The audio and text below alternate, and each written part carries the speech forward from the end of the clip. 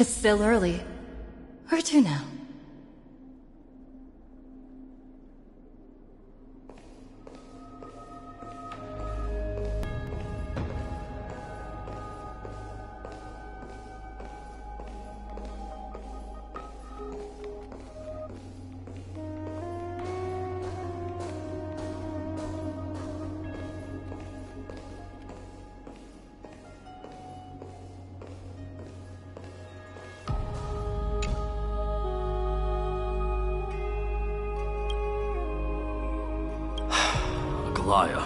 With all due respect,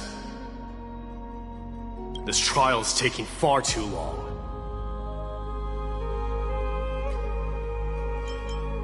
How did you even arrive at that number? What do you think of this, Trinan?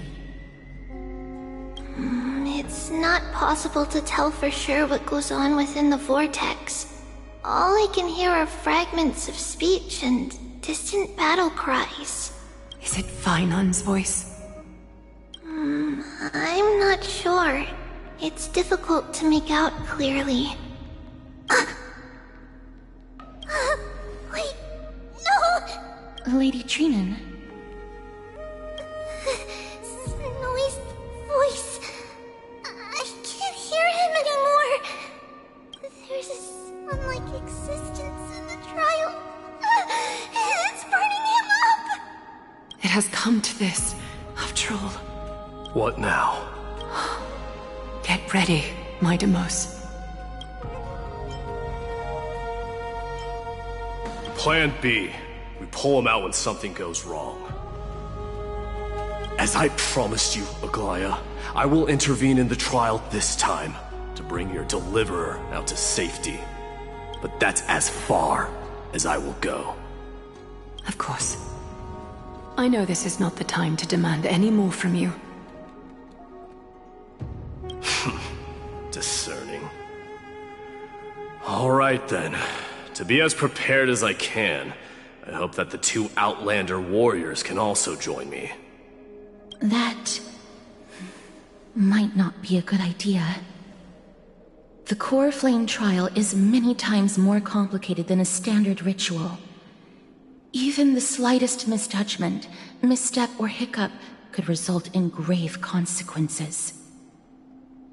Our two distinguished guests are not obliged to risk their lives for the flame chase journey. Let me join you instead, Lord Mighty. No. Someone should stay outside in case we need help. Things have taken a critical turn, especially so with Finan's life on the line. Of course, we Nameless will do what is necessary. How should we help? Assuming we survive Nikador's wrath. Join me in the trial to look for Finon. And when we do, Aglaya's golden thread will guide us back out. Assuming we survive Nikador's wrath. If something bad were to happen, Casterus, your priority is to ensure the safety of these two. I can find a way out on my own. Yes, Lord Mighty. Thank you both for your valor. Time to get to work then. Let me have the honor of taking the lead in this battle.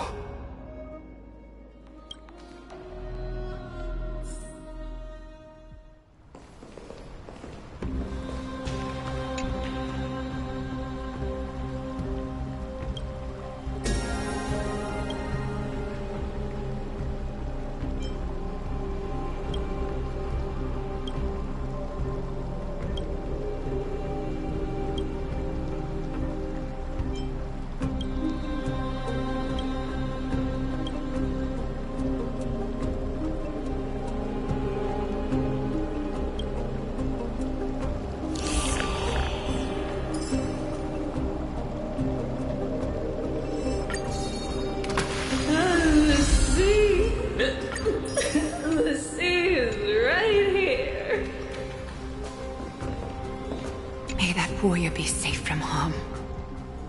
When you are ready, I will preside over the ritual on Trinon's behalf.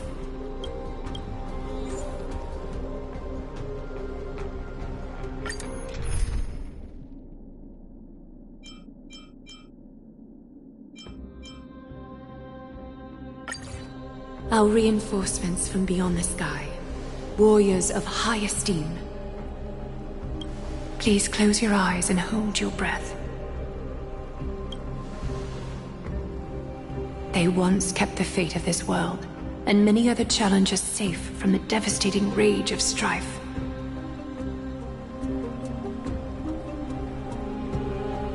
They now seek to venture deep into the trial of divinity and prove that the heat and impact will leave behind scars, and between them, a demigod shall rise. Very well. Come forth then. Souls foreign to this realm, and warriors in the making. Follow me into the mist and flames, and come face to face with the greatest fear in the depths of a warrior's heart. And with thy strength, banish the darkness, and usher in sunlight. Let all lost souls find courage on a long journey back home.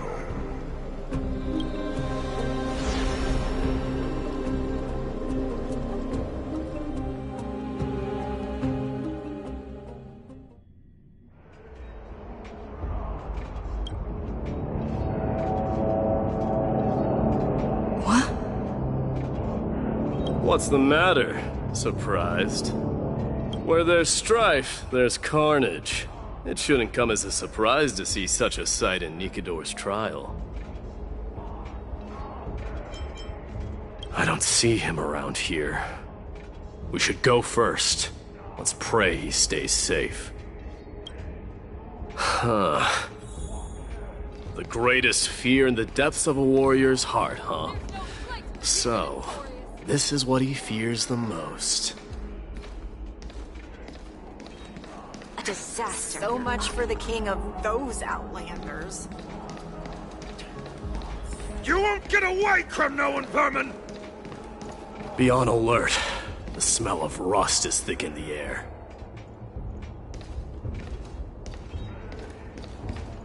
Tell me your name, brute. Your demise shall be a tale I boast about at the feast table.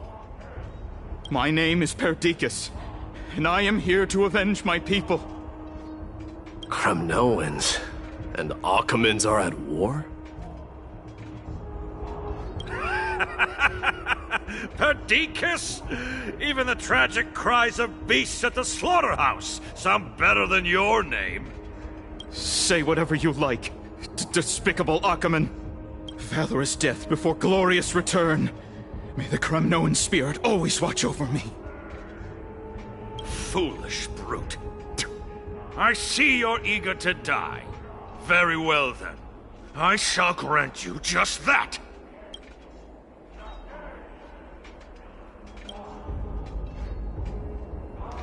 You are...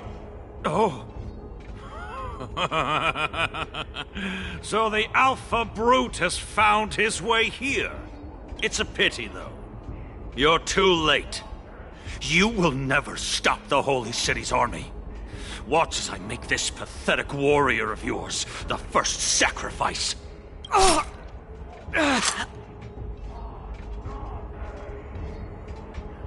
Mightimos, my king, avenge me.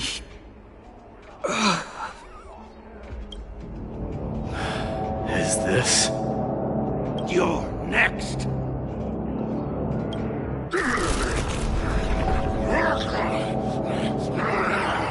Face your death, cowardly king!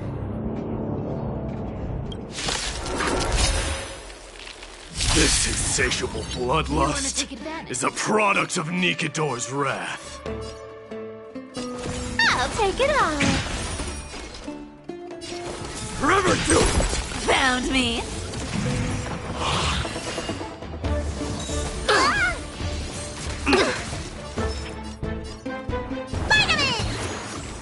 I can't die, but thanks. Fight so I can leave early. Rules are made to be broken. You can't run. Come to me. Let This place witness. Let me tend your wounds.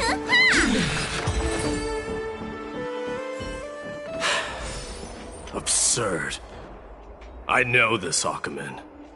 Strife contorted an honorable warrior into this perverse and twisted being.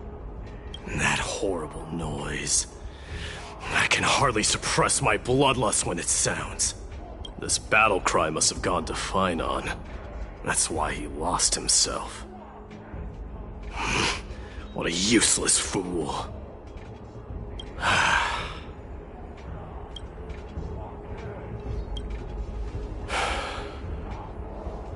It's nothing. Let's go. That voice is Cartonis? Not you too, Cartonis. Mighty Mouse you are. Destroyed all the wicked king. Here to take my life finally. I won't ask how this happened, nor will I hurt you like you said. I just need you to tell me where Finon is. All of this you know very well. Leave our city, cursed son of Gorgo! I have no intention of hurting you, Cartonis. Humiliate me you shall not! Leave! Get out of Okima! Get out! Symbol of your sovereignty, take it! Signet of Kremnos, bask in blood-soaked glory, your kind alone! This is... Mother Signet? It's here again. I knew it. Ha! Finally gone mad, despicable vermin have. With your mad king, perish together in that maelstrom of battle! Enough! Be quiet! You are not at all Cartonis! Look out!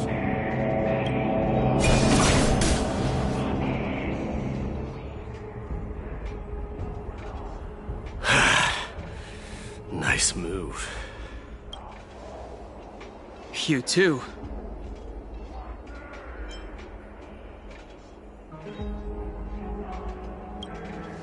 Wait. He seems calm and composed. Unlike the rest. Sane enough to communicate, it seems. Hey, gray-haired warrior. Tell me, what was the last thing you said to me before I parted the waters at the Scale Gorge waterscape? Parted the waters?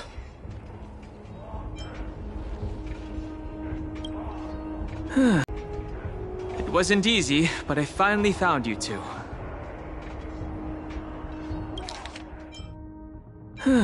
That sounds like something the real you would say. It wasn't easy, but I finally found you two. So, you are Dan Heng.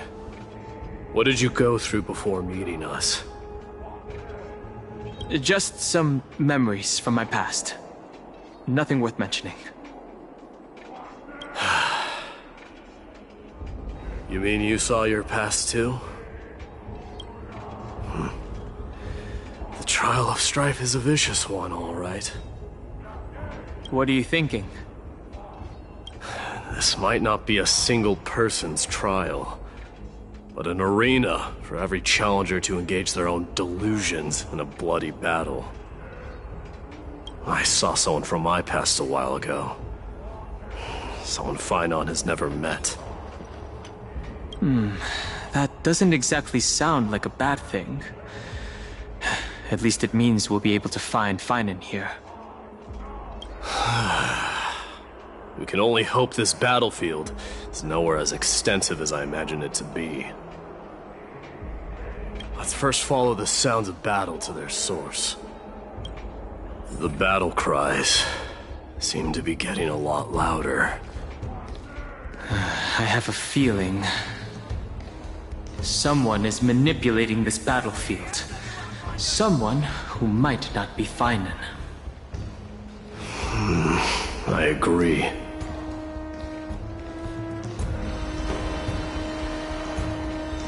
Go find your friends in hell!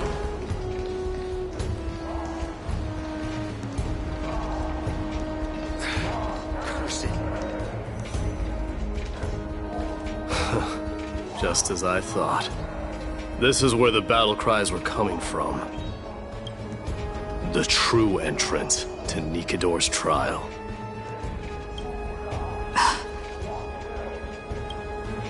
What's wrong with you two?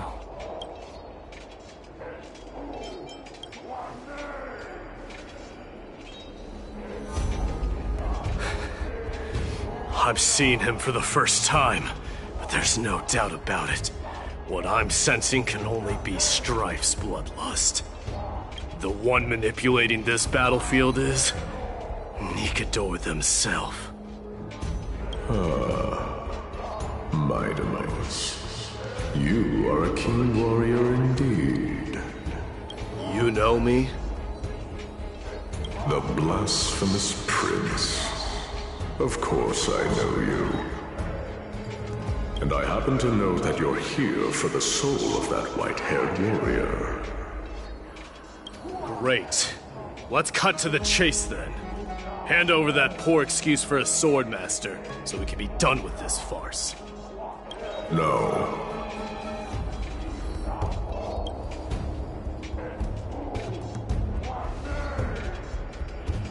I applaud your courage and strength for coming this far, but you have chosen to besmirch the dignity of one who has fallen, and I cannot turn a blind eye to that.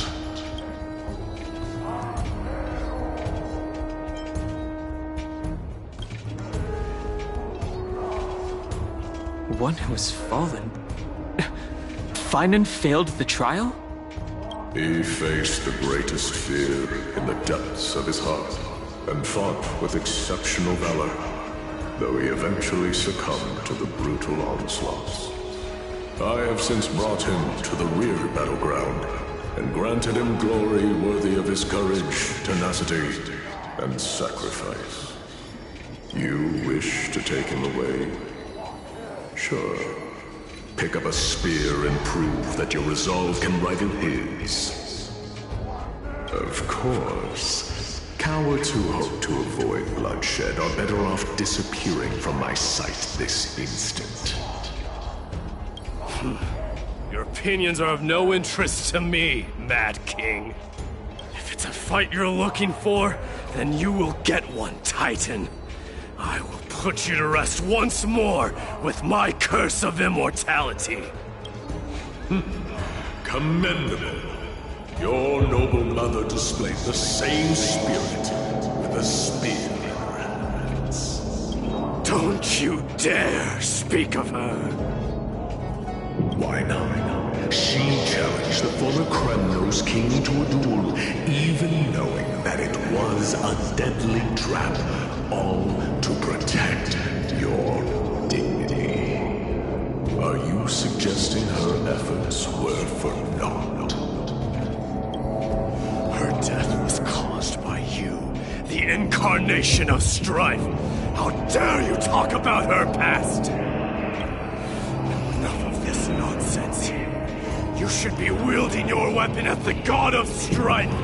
Battle me and put a swift end to this!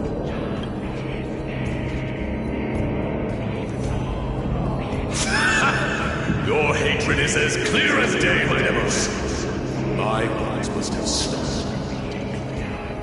But thanks to them, I have also come to realize this is why you killed your father for the throne, only to let your signet sink to the bottom of the Sea of Souls, refusing to let the glory of Kremnos live on. This is why you use the Strife Titan, only to reject the core flame, letting strife continue instead.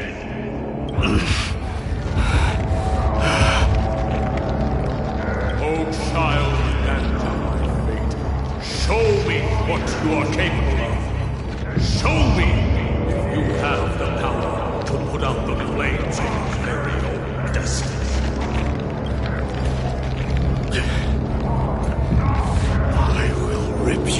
chest apart, Titan. The same way I ripped apart that former king. I see you wish to repeat this. Come at me then. Ignite the flames of your fears and step onto the battlefield. Take this fierce battle to the boundaries of strife and consume me. Or lose yourself in the fight. Watch your defeated corpse burn to ash. But remember this. The son of Gorgo will be crowned in blood. Very great. Conscious moment. Ascension. To you, the successor of Kremnos.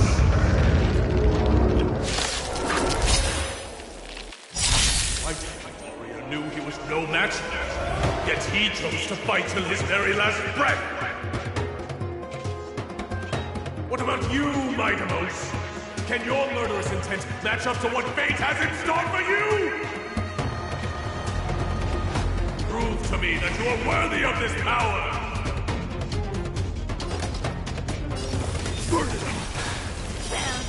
Mournful cries. Miserable wails.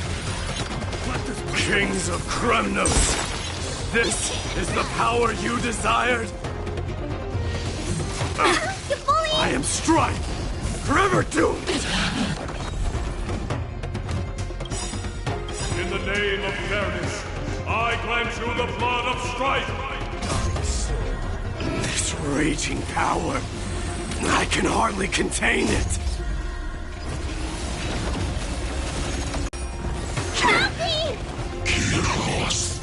Forever doomed! Found me. Let me tend your wound. Time to show you what's in your prescription! Thanks. That feels way better. Vitamin! I can't die. Thanks.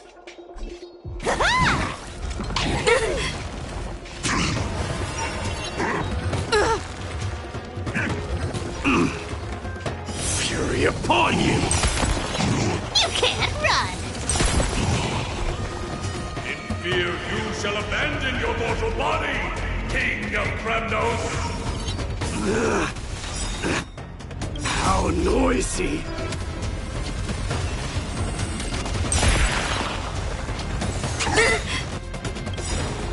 Rules are made to be broken. You want to take advantage? Come to me! Our cute play session is with enough believers. Lies become reality! Gotcha! Forever doomed! Found me!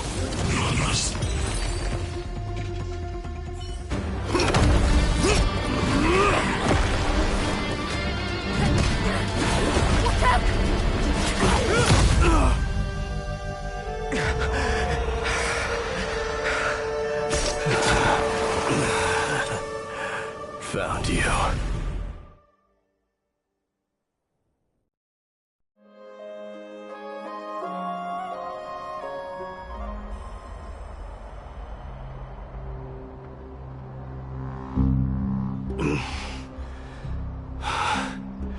I did my best.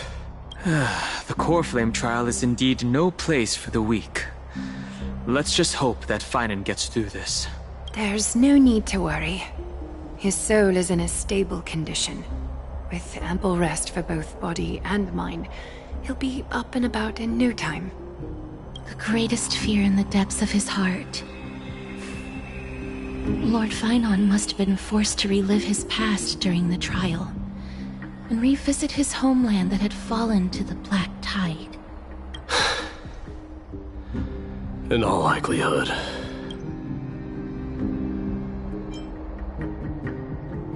Since coming to Amphorius, we have heard many talking about this black tide. Could you tell us more about it? It is one of the culprits that drives the people of Amphorius to madness. It was during the Era Bellica that this unspeakable thing first appeared, like a plague, alongside the three titans of calamity. Nobody knows where it came from or how it came to be. What we do know, however, is that it is steadily encroaching upon what little remains of this tranquil land, much like a rising sea closing in on an island from all sides. It is for this very reason that it became known as the Black Tide. Those who succumb to it lose their reason and humanity, becoming vicious, mindless monsters. Mortals are not the only ones susceptible to its influence. Even gods and titans cannot escape from it. According to Naias, Nikador, though one of the embodiments of Calamity, also bears the responsibility of fending off the Black Tide. Perhaps that is also why Lord Finon threw himself into the trial of strife so readily. But now, we must look for alternative means of igniting the flames of strife. So, Aglaya, what should we do now? You know very well the decision doesn't lie with me. As the successor to Krymnos, Mighty, you know better than anyone that if it was simply about emerging triumphant on the battlefield of strife, you and your people could manage it with ease. But ultimately, the heavy burden of divinity can only be borne by one. It is foolhardiness and indecision, not the unclaimed seat of divinity, that pushes this world into the deathly fog. The Black Tide.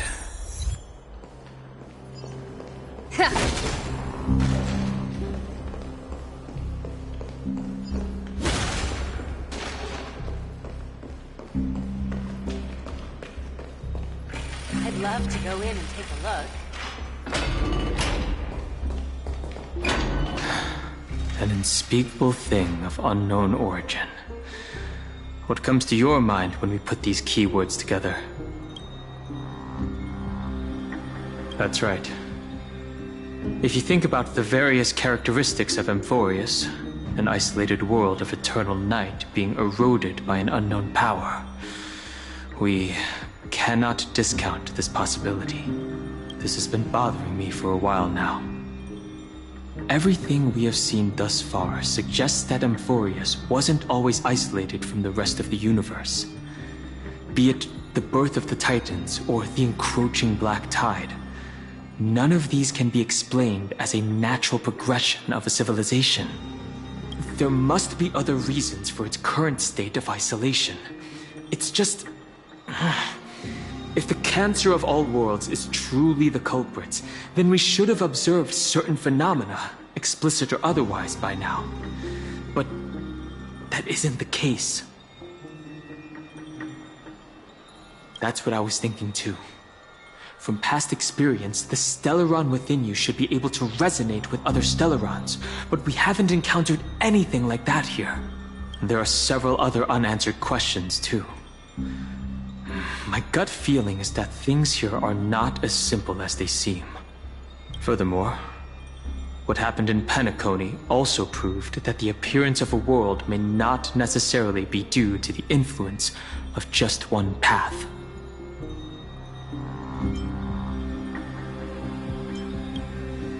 Not even the history fictionologists would dare to spin a tale like that. For now, let's just take things as they come. The Black Tide could be a good starting point. Since Nikador has fallen, those who were suppressed by them will no doubt begin to counterattack now. It seems our trailblazing expedition is growing in significance.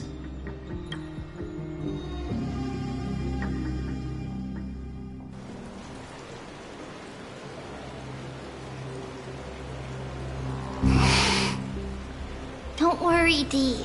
This isn't the first time he's been like this. A long time ago. I'm not worrying about him. Oh, alright.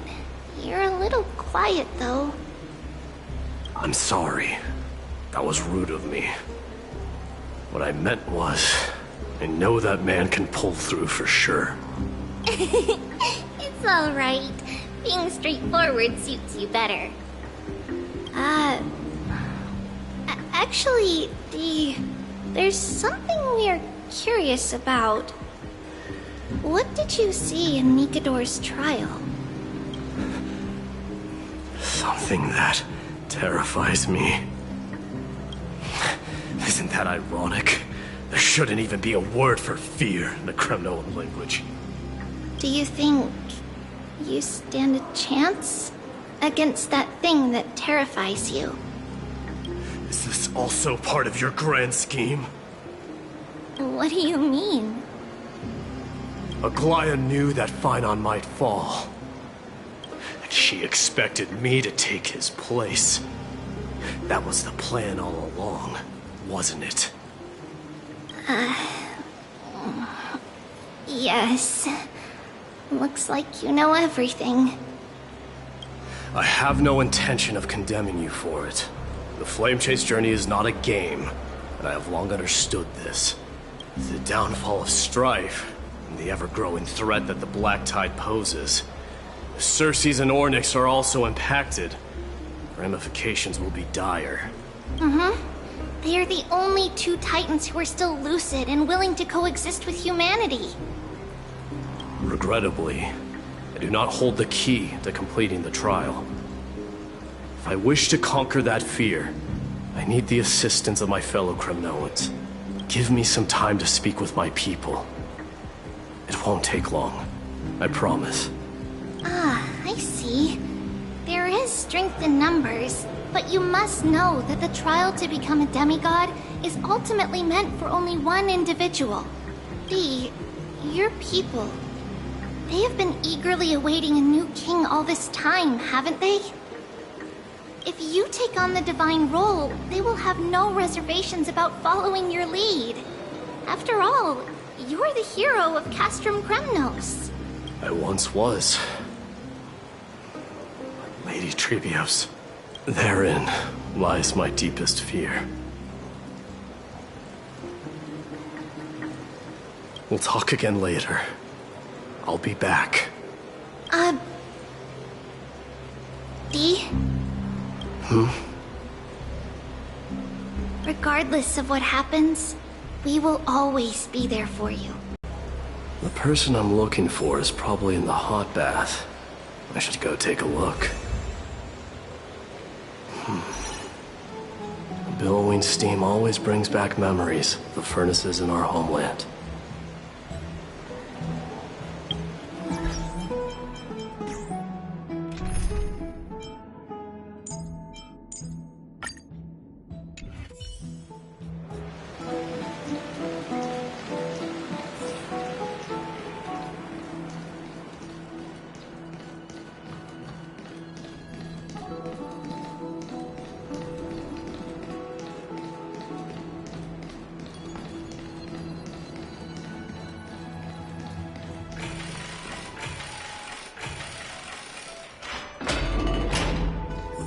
Children left unattended by their parents?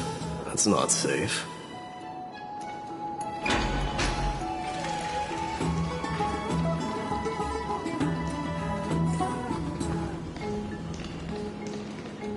You shouldn't run around in here, kids. Hey, it's the Crown Prince! Are you also here for a bath? I want to hear stories about princes on the battlefield. The Crown Prince? Are you Kremnoans? Yeah, we are! The grown-ups said we used to live next to the arena. Well, next to the parts next to it anyway. My dad is a centurion with the Hydra Lancers, and my mom is the bravest warrior in the God Shield Brigade. We used to get tons of silver coins from Mr. Krateros. My parents are serving in the Holy City garrison now. As warriors of Kremnos, they're braver than any Achaemen. Why are you kids here alone? Where are the grown-ups? Mom and Dad were asleep, so we snuck out to play hide and seek with Mr. Krateros. That old man can be such a child sometimes. Do you know where Krateros is? I happen to be looking for him. Sorry, I don't. Come to think of it, we haven't seen him in a while. Did he get lost while trying to find us? No way! Mr. Krateros is a member of the King's Aegis. He's the best at hunting down enemies. He was counting near Verax Leo when we went to hide. I thought about taking a peek, but who knows if it might be a trap he set. It was prudent of you to be cautious. So, which Verax Leo was he with? It's, just take a few turns after you go out from here. It's close to the bats.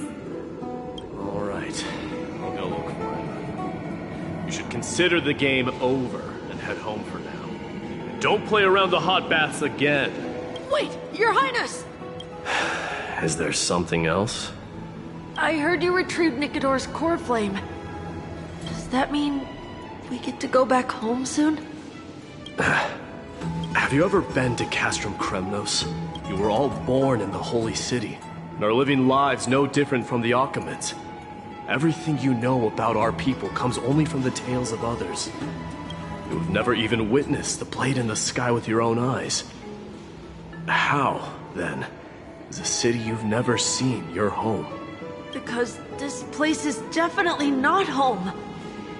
Mom and Dad told me that the children of Kremnos are born to wield swords and fight on the battlefield. They also said that the Kremnoan detachment led by the Crown Prince is the bravest army across all of Emphorius. No one can defeat them. The kids in the Holy City don't play with us. The moment they find out that our parents are Kremnoans, they shun us. We don't care. We all know that the Crown Prince will take us home one day.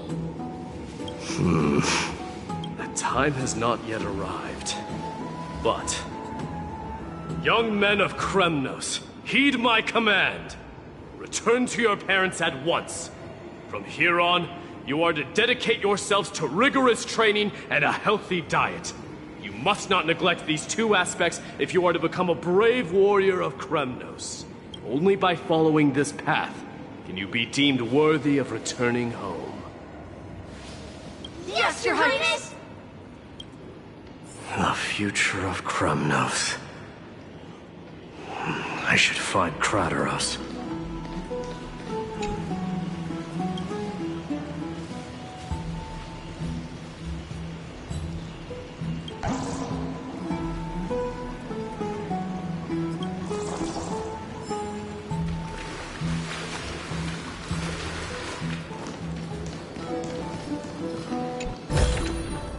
You may have it. Consider it your reward.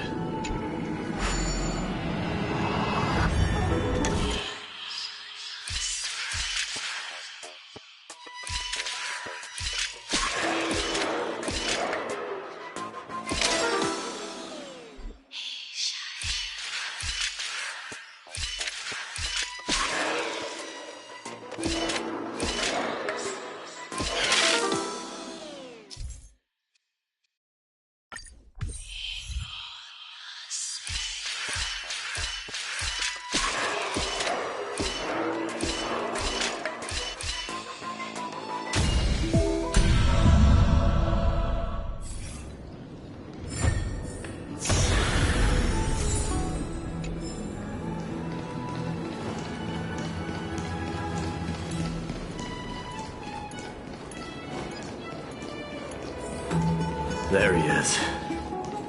Is he engaged in a debate with that foolish lion?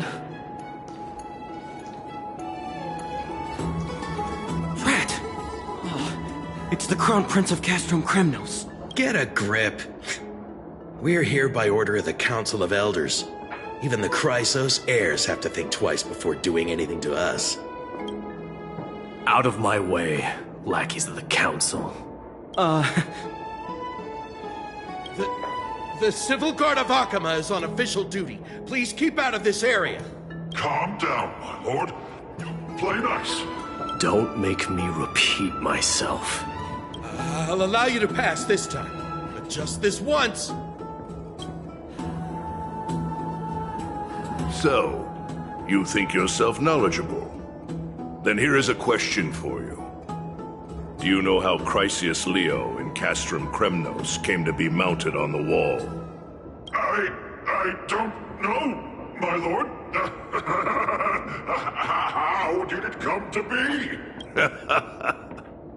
Let me enlighten you.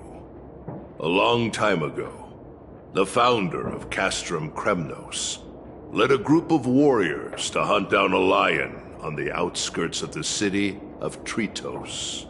That vicious beast had been a menace for years, and the bones in its den were stacked even higher than the peaks around Akama.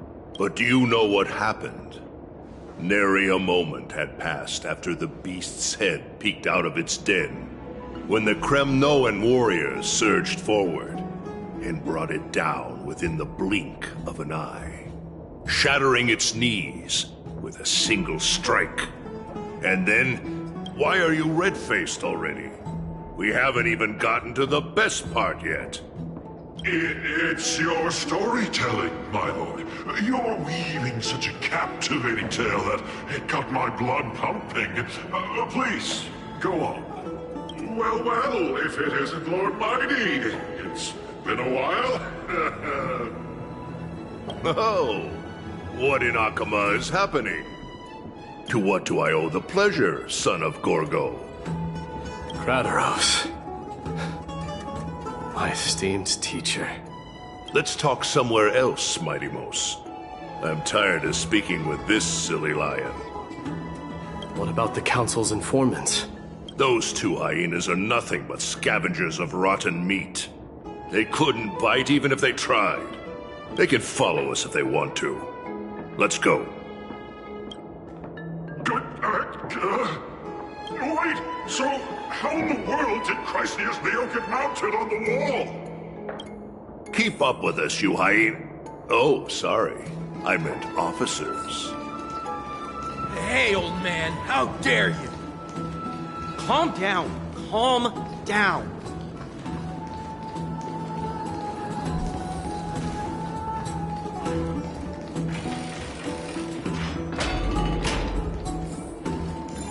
Don't fall behind now. Unless you want to upset our...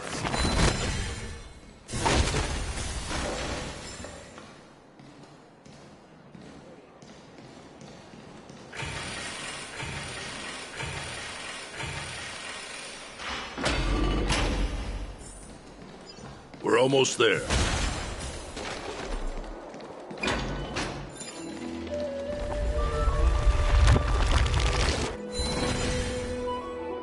Why have you stopped? This is a nice spot for a private chat. Shall we, sir? Let's do it. What are you up to? Someone help me! Some privacy at last. So, tell me, why have you come to seek this old man's counsel? I came to discuss the future of the Kremnoans. Interesting. I heard the core flame of the Lance of Fury has been restored, though not by your hand. And you're even considering giving up Nikador's divine power. Is this true? Those rumors are not entirely groundless. In other words, you did entertain the thought of giving up the throne of Kremnos and forsaking your people. The divine power is not equivalent to the throne. The path of strife is also not our people's only way. Enough with the word games. You, of all people, should understand the plight of the Kremnoans. Think about all the warriors of the Kremnoan detachment who left their homeland with you. Think about their children. Only the yearning for our former glory days has kept us going all this time. If they ever learn that the Crown Prince they look up to so much is actually toying with the notion of stepping down, think of the disgrace it would bring upon your departed mother, Marty Mos. You best remember that she died for you because of Europon's schemes to restore the glory of Kremnos. Since you've brought that up, tell me, who is responsible for my father's death? Are you trying to shame me, Mighty Mos? I may be old, but I haven't become so decrepit that I've forgotten it all. Of course I remember that Europon died when the Kremnoan detachment surrounded him. You drove the spear into his chest with your very own hands. That was merely the final outcome. Do you still not see it? What led my parents and our people to their downfall is none other than the strife we speak of. The quest for glory. The tenet of valorous death before glorious return. This is the creed of every Kremnoan, no matter whether these beliefs are justified or not. Don't be ridiculous. The only thing that could slay a king is a spear. Even an infant knows that much. I swore to your mother that I would guard your crown with my life. I never foresaw that the son of Gorgo himself would be the first to turn his back on the Kremnoan spirit. Gorgo. Your mother bore that name. The name of the great founder of Castrum Kremnos. And she upheld that name with honor. If you choose to turn your back on her legacy, like a wretched deserter, do not fault me for withholding my loyalty, Mighty Mos. I came to discuss the future of our people with you. But it appears this is not the right time yet. Go, Mighty. Yeah, that's what those Chrysos heirs call you, isn't it? Go down the path you have deemed correct. Deep down, you have always been one to do as you please. And I am well aware that no one can deter you once you've made up your mind. But don't you ever dream of renouncing the traditions of Kremnos. We may reside in Akama now, but we remain eternally bound to strife by blood. Bloodlines no longer hold any significance in this era of destruction. My young lord, always bear this in mind. Never, especially when it wields power enough to dominate the entire hunting ground. Euripon, the boy did nothing wrong! This is murder! Do not sully the noble name of Kremnos with the blood of an innocent child. You mustn't reveal your weaknesses to the enemy. Enough! My decision is final. We must use this child's life to preserve the soul of the great Nikador. We must save Castrum Kremnos. Don't be absurd! Those tiny hands lack the strength to even lift a spear. Do you truly believe him a threat to Castrum Kremnos? You'll be ending the bloodline of Kremnos if you do this. Our millennia-old glory will become nothing more than a joke. Have you forgotten that we Kremnoans place no value in bloodlines? It is through pure bloodshed and slaughter that the kings of Kremnos have ascended to the throne. As for our millennia-old glory, it has always been a joke in my eyes. Glorify it all you want, but it will not alter the nature of slaughter. Those who revel in it are but murderers. They are no more noble than the most monstrous beasts in Amphorius. Enough with your words! Among all the kings of Kremnos, which one did not inherit the crown only after plucking it from the lifeless body of his father? But listen to yourself now. Do you truly believe you can cleanse the blood from your hands through mere words alone? Nay, quite the contrary. I will end this cycle of bloodshed. Starting with this child. With these blood-stained hands, I will end it all! Your failure is inevitable, Euripon. You are just a coward who can only raise his blade against his own child! A beast that murders his own kin. King's Aegis and Empress of Kremnos! You cannot sit idly by and watch this atrocity unfold!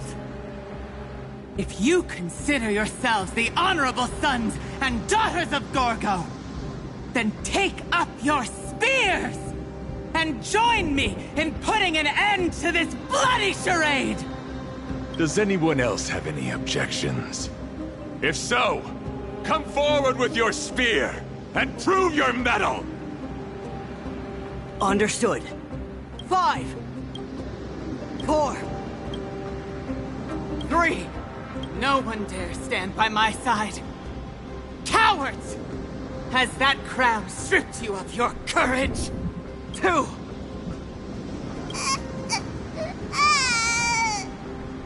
What? It appears there are no objections. Then, in accordance with the Kremnoan Council's principle of tacit consent, the decision is final. With all present as witnesses, this child shall descend into the Sea of Souls, where he will nourish the Lance of Fury and join the fallen heroes. May fate and the gods await your arrival, my son, Mighty Mouse. Stop! If you have more to say, then speak. On account of the life we have shared together, I grant you this one final chance. With the Blade of Fury above us and the Council bearing witness, I, Gorgo, hereby move to challenge the crown in accordance with the laws of Kremnos. O unworthy king, in the name of the Council of Elders, I demand that you duel me! Very well. We shall see who the Kremnoan blade strikes down. Mightimos, my son, they all tell me to forget. But how could I ever? The son of Gorgo will be crowned in blood.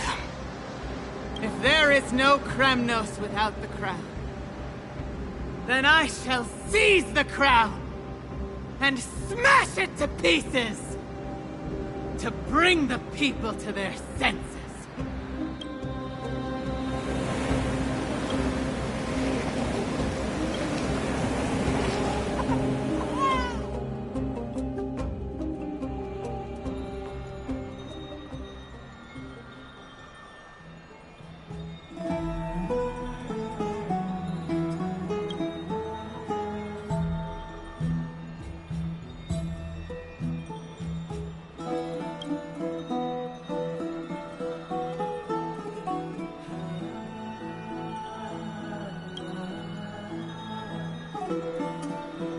Miss, you're awake.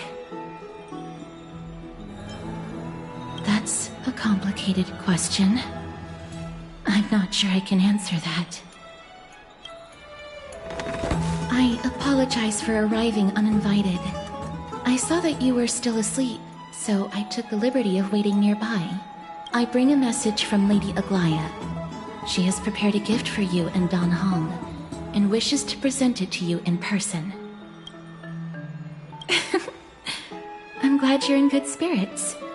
All right, let's set off.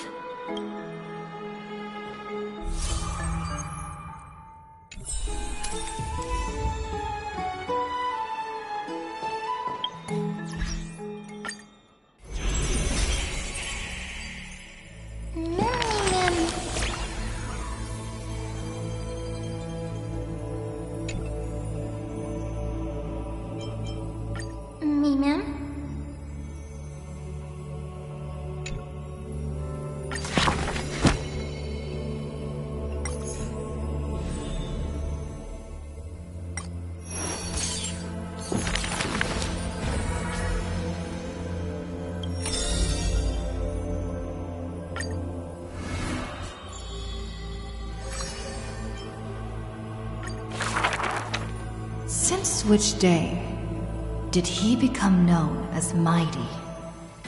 His strength rivals all lands, but the man pays it no heed.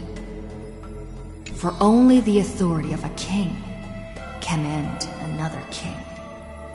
And only strife can end strife.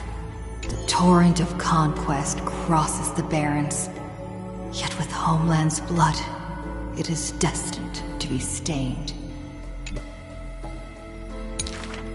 None dare to shake his hand in greeting, for his hands burn as the blazing sun, soaked in the might of the flames. What a mighty feat it is. In the aftermath of defeat, the man digs graves for the deceased soldiers, burying thousands with his own hands. In that fight, he crushed all invading blades with his fists. A body immortal may never fall, but tears of pain in his heart still flow. His years of drifting made him detest water's waves. They say that is the reason he's so unwilling to weep. But in Idonia's blizzards he once did cry. A tear shed among the storm and frost that bloomed into a lily stained with blood. Like his undying body, the flower never wilts. In time, the entire world will turn to ash. This haughty man shall be the one to leave behind the world's final beauty. Though none are willing to believe. Unlike his kin, those patterns are carved with his blood. A matter so suspicious, it stirs the ambitions of the mundane. A blade that can cut through the mighty must be enough to slay gods. The people to this day still seek it. Yet, it is simply a tradition he follows closely. Do not let your enemy notice that you're bleeding, and thus convince them that you are someone unsurpassed, a warrior supreme. The stories of the past forged his body. Apart from Kremnos' traditions, what do you have left? The white-haired friend once asked. The man goes silent and still, his gaze burning into the horizon, looking for a distant past. In his days of wandering, this same question was asked by thousands upon thousands, and he never denied. That is why I walk on this path.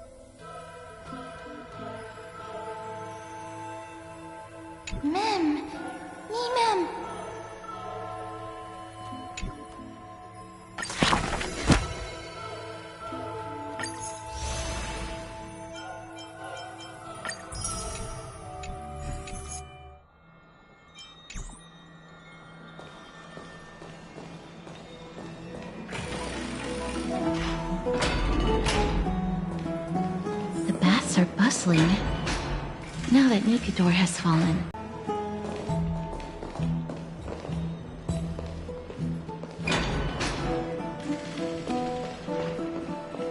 Have you heard? It seems like all the rooms. I don't know how long I'll be able to live like this.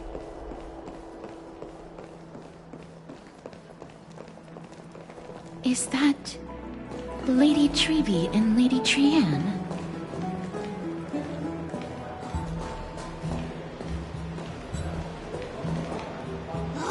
You must have forgotten.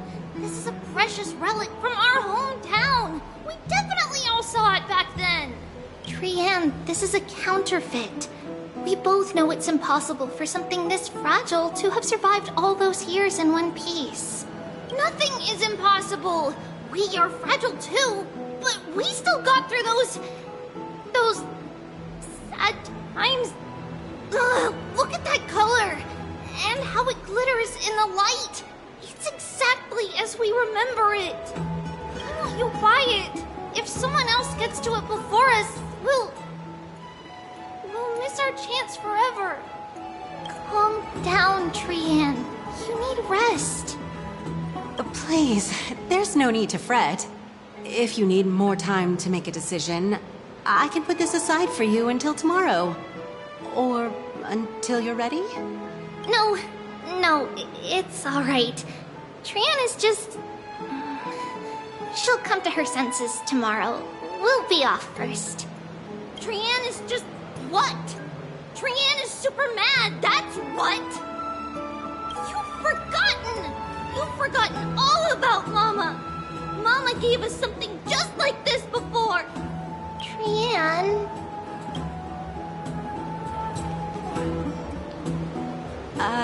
See you tomorrow? I hope you two patch things up soon. See you tomorrow. May the winds of fortune bless you.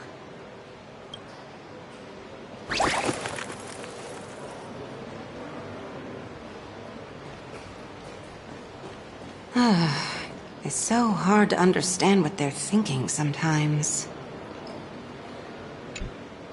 Excuse me. If you don't mind, could you tell me what Lady Treby and Lady Trian were discussing just now? Oh, it's Miss Castoris. It's been a while. Well, honestly, I'm not quite sure myself. See, I have a little hobby of collecting handicrafts. Some time ago, I found this trinket being sold at the Memorial Market, and bought it to use as decoration at my stall. When Lady Treby and Lady Trian walked by earlier, Lady Trian happened to catch sight of it, and promptly insisted that it was a precious memento from her hometown. But Lady Treby believed it to be a counterfeit.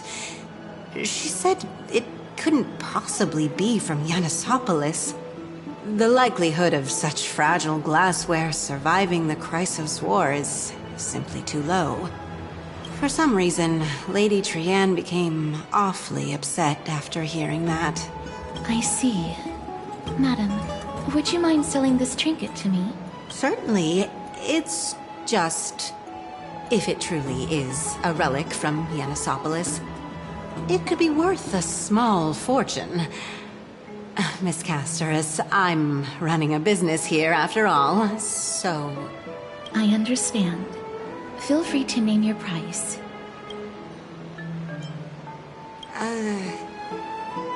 I suppose I can sell it to you at cost as a sign of goodwill, Miss Castoris. Just promise to support my business in the future. Much appreciated. We're lucky that she has a good heart. I'm not one to venture out often, and while I have some savings, it takes a lot out of me to even talk to people, let alone haggle. Had it been another merchant, I would have been set back plenty. The authenticity of the piece isn't important. What matters is that it holds special meaning for Lady Trian and reminds her of her hometown. I've long wished to show my gratitude for Lady Trian's care, but I haven't been able to come up with any ideas for a suitable gift. This chance encounter today feels like divine intervention. Perhaps this is the gift I've been searching for. Still, this trinket is admittedly rather fragile. I will have to make some adjustments and stitch it onto wool felt to protect it. That way, no matter how much Lady Trian runs around, it won't break easily. Alright, back to business after that little detour. Let's keep moving. Don't stray far now. We've already kept Lady Aglaia waiting long enough. What are you folks going to do next?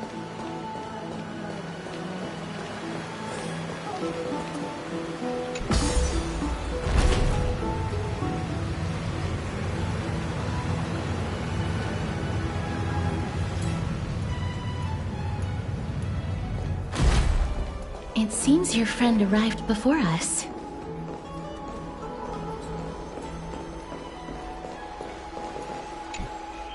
Ah, you're finally here.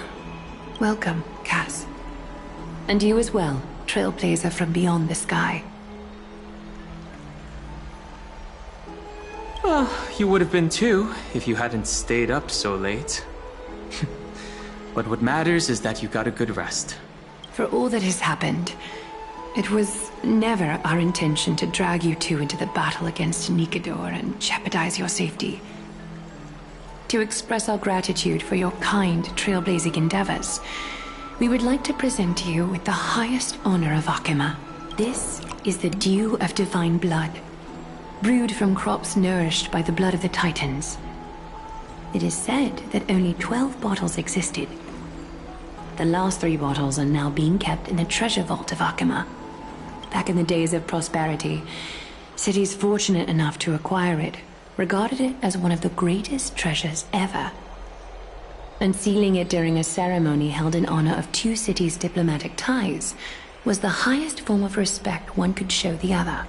And now, in keeping with tradition, Akima dedicates this drink to our esteemed guests from beyond the sky in appreciation of what you have done for us.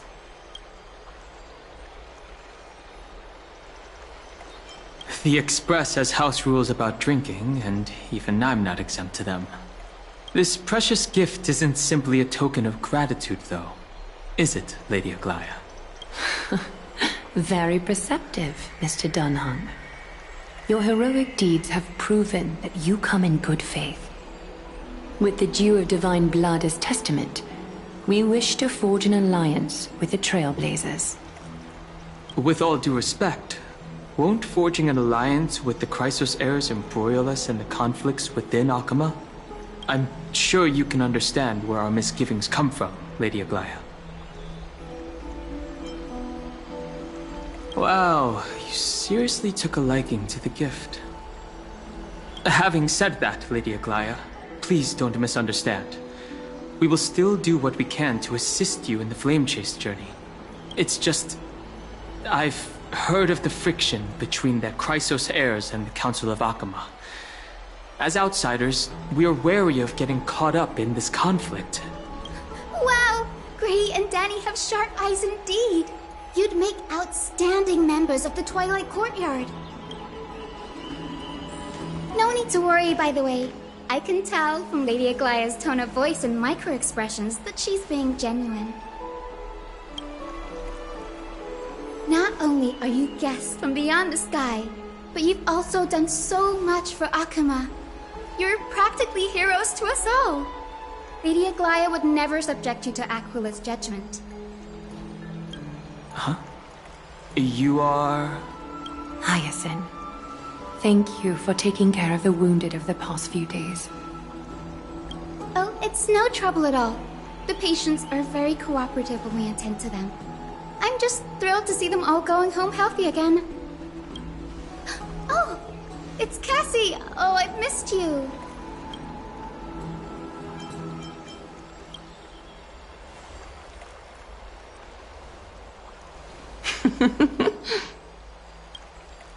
Miss!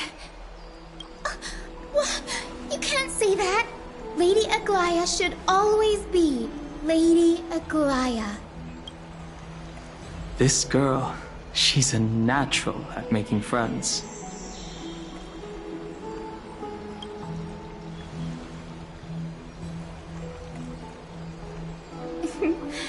As an acolyte of Aquila, I'm here to bring healing light to the world. Plus, I've heard you're also children of the distant skies. Fate must have brought us together.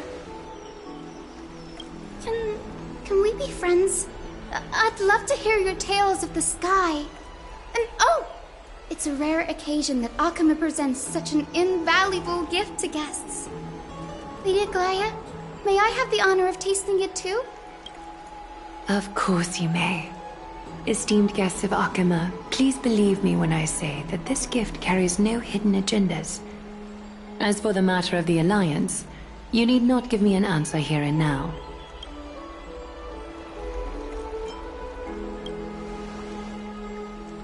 You're mistaken. The capable Lady Aglaia doesn't need my help with things like this.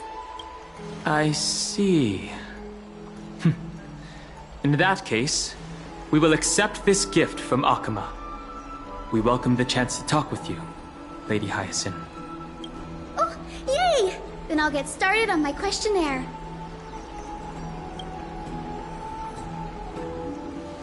Pardon the question, but I've been meaning to ask this for a while. Micro-expressions, tone of voice, questionnaires, are these all part of the usual skill set for Aquila's priests? Allow me to do the honors. This young lady is Hyacinth, assistant lecturer of the new sporists at the Grove of Epiphany and head nurse at the medical institution known as the Twilight Courtyard.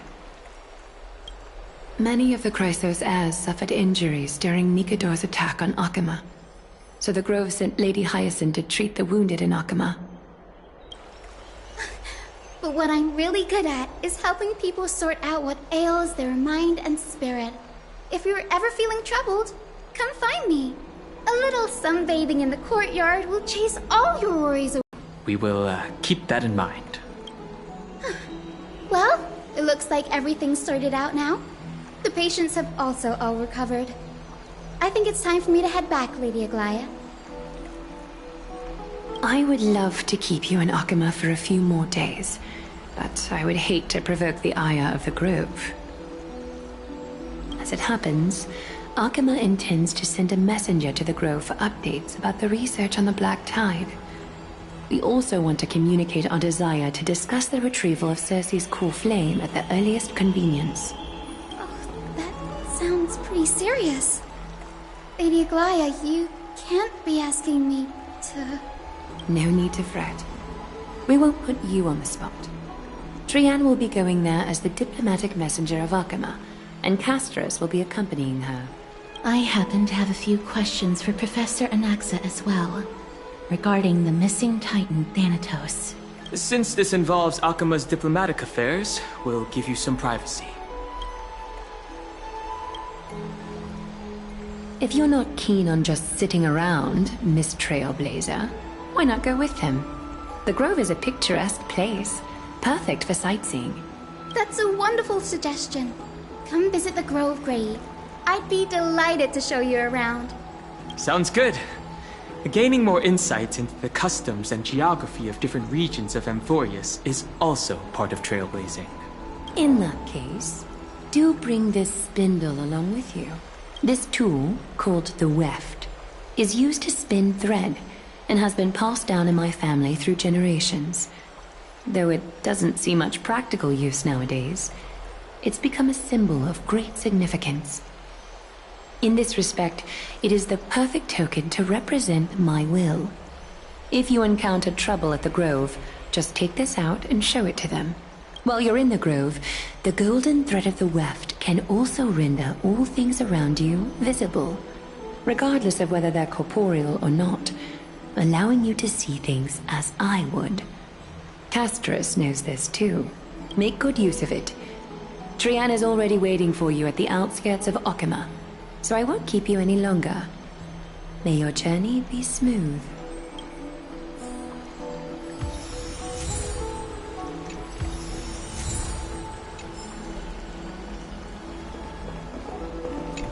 I'm glad to be in your company again, miss. Thanatos controls my fate, in a sense. The curse I bear came from them, and they have something of mine. Something of great importance that I must get back from them. When I was studying at the Grove alongside Phynon and the others, Professor Anaxa was responsible for teaching us about the Chrysos heirs and the Titans. That's also when I met Miss Hyacinth. She was Anaxa's teaching assistant then. The Grove of Epiphany is Akama's partner academy. They look after the core flame of Circe's and are the organization at the forefront of researching phenomena such as the Black Tide and the Titans. They also provide academic research support for the Flame Chase journey. Several Chrysos heirs are based in the Grove, including Miss Hyacinth and Professor Anaxa. Oh, I came here with a colleague from the Twilight Courtyard. I've asked her to pack her luggage in advance, so she's already waiting for us by the city gates. Let's go meet up with her.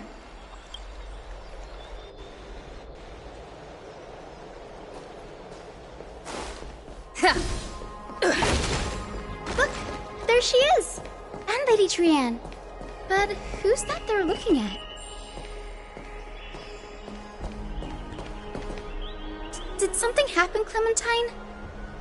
Oh, that's a serious injury. Miss Hyacinth, this man was discovered by Trianne! Trianne was in a bad mood this morning, so we went to the outskirts of Akama for some fresh air. But then we found him collapsed on the roadside.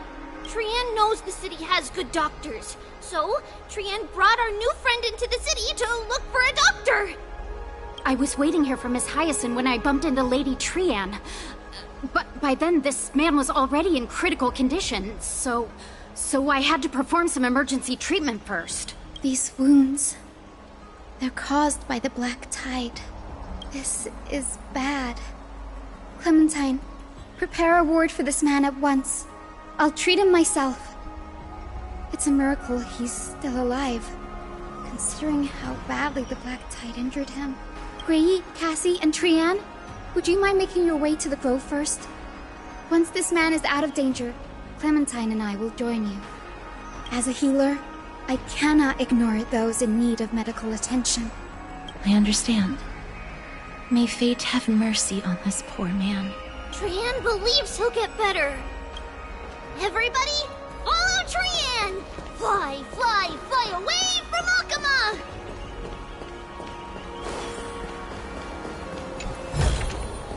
Is that all?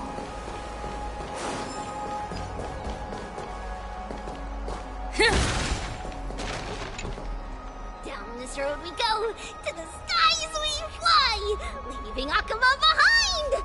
Little Cass, little Grey, are you ready? You might not be aware of this, but using the sentry gate takes a significant toll on Lady Trianne. Mm-hmm.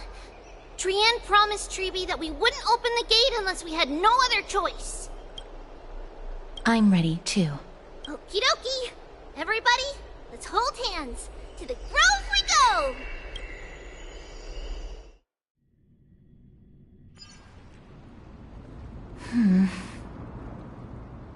It's harder than I thought to sew gemstones onto Wolfeld. Cass memmy memmy mem. Memmy mem mem mem. Mem wants to try sewing. Here, why don't you give it a go? Sure. Memmy mem mem. Mem cheer mem mem. Oh, this is amazing. It seems as if their voice has become more intelligible after the battle with Nikador. After spending the last few days together, I feel like I'm gradually gaining the ability to understand what they're saying. Even if it's just a little. Mem mem mem mem memmy mem mem. Memmy mem mem memmy mem mem mem. Memmy mem mem mem mem mem mem mem.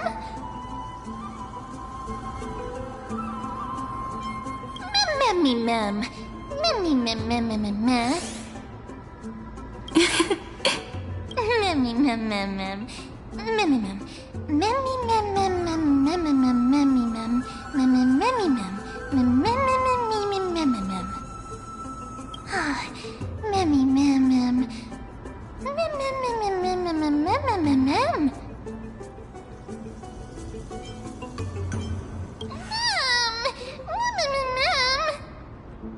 Cute. Is everybody awake? Little Grey, little Cass, and a little pink puppy? Puppy? Memmy mem mem mem mem mem. Memmy mem mem mem memmy mem mem mem memmy. It's already action hour. Lady Trianne, I hope you're well rested. You were talking in your sleep. Did you dream of many things? Sleep talking? What did Trianne say? Something like, Mommy, doll with sword, let's fight together. We'll be brave. Ugh, it's so embarrassing. Please don't make fun of Trianne. Of course not. Wasn't Lady Trianne's mother also the Holy Maiden of Yanisopolis? Uh-huh. Mama was the strongest holy maiden in all of our history. She also gave us the prophecy of deliverance. And she had red hair that looked like a cute red mushroom. But Trianne can't remember what Mama looked like anymore. Not even in the dream just now. Memmy mem. Memmy mem mem mem memmy mem mem.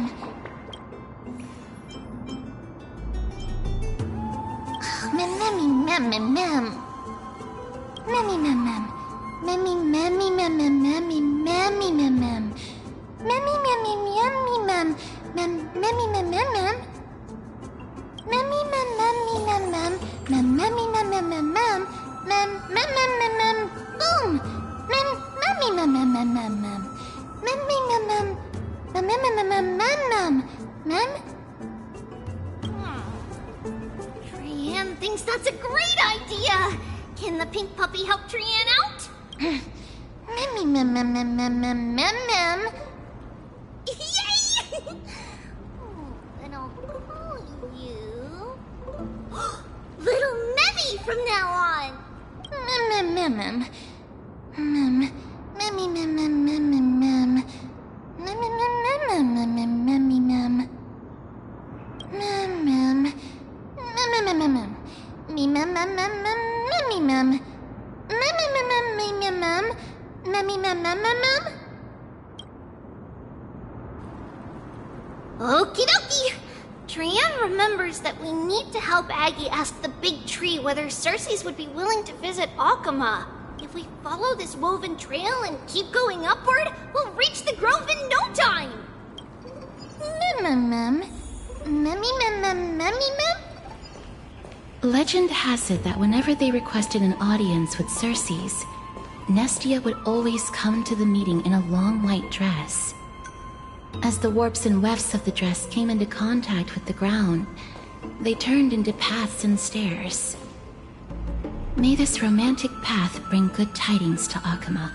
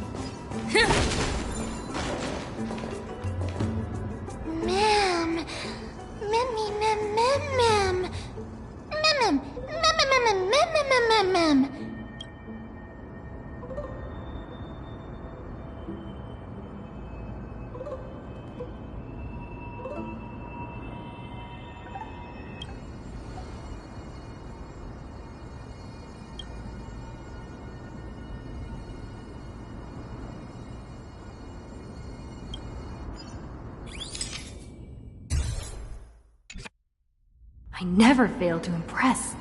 This photo deserves an award. Memmy mem memmy mem mem. It's the Bough of Rift, the divine body of Cersei's. Flora began to grow where they planted their roots, and this flatland basin upon which we stand gradually became a large verdant forest. A long time ago, Thelesis, the first scholar, led the masses to build a garden and courtyard in the forest, naming the site the Grove of Epiphany. There, people sought mental clarity, knowledge, and enlightenment. Trianne knows this. Everybody says that was how this big academy came to be.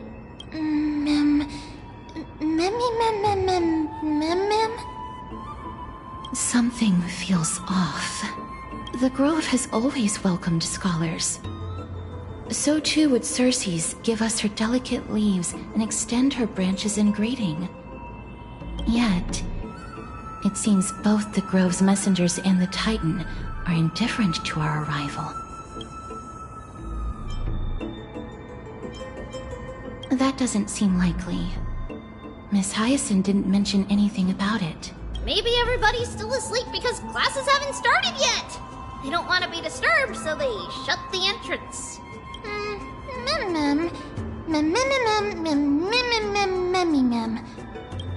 This place is too quiet. What in the world is going on?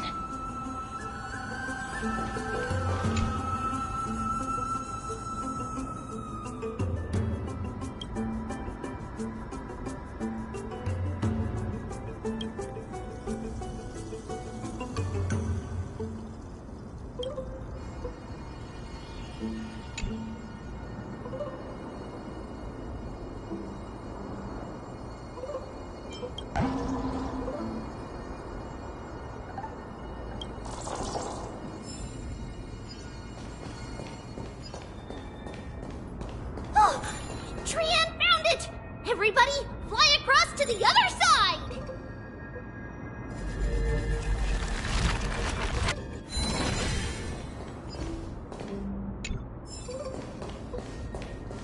The entrance on the other side.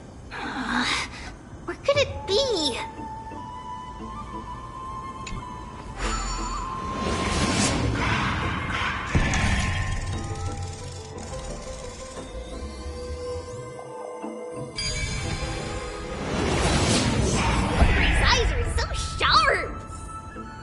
I knew you would find it.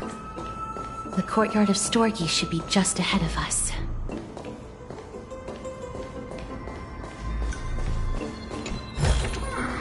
Is that all?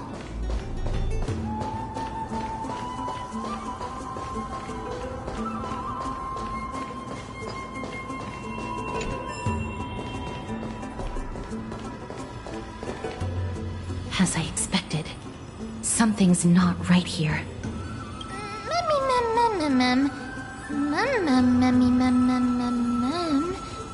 Not to mention that this whole place is also eerily quiet. There is no way she would have neglected such an important diplomatic matter. Hello? Is anyone there? No one's here. I have an idea. Lady Trian, could you lend me that golden spindle? Do you remember? Lady Aglaia said this. While you're in the grove, the golden thread of the weft can also render all things around you visible, regardless of whether they're corporeal or not. This is achievable because the grove is not only where the roots of Circe's are, but also where the chrysalis of gold manifests. Oh, Nestia, with the weft as my vow, I beseech you, entwine my body with your golden thread and affection. This is a proverb that was recorded in the handbook of Nestia's priests. If I'm not mistaken, we should be able to draw power out of this butterfly exuvia with the golden thread. There isn't a reaction. Did it not work? But that shouldn't be.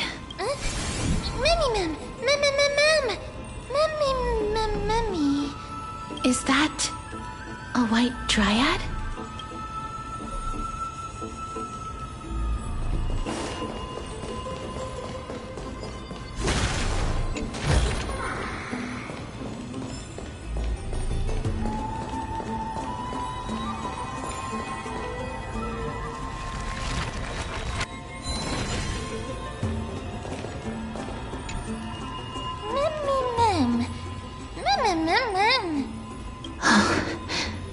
No, it isn't a white dryad.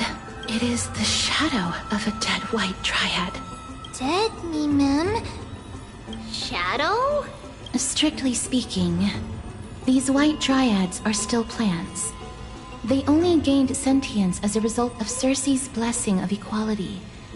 But their sentience is minimal when compared to that of humans. These flowers have already died. What you see here are just faint afterimages of their souls. However, this also means that the golden thread has definitely connected with the Titan's presence. Without the golden thread's outlines, we would not have been able to see them at all. But what happened to them? Why are there only tiny shadows of them left? Mem, can you read their memories? Let me try. Mem.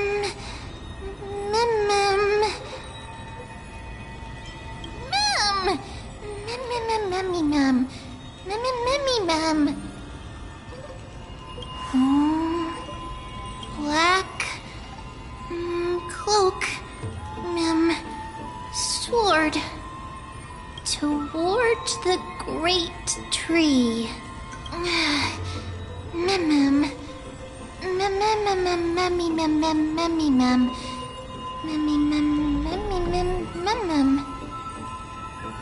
I have a bad feeling about this. The deathly fog of Thanatos is fast approaching. Oh! Trianne will be on high alert!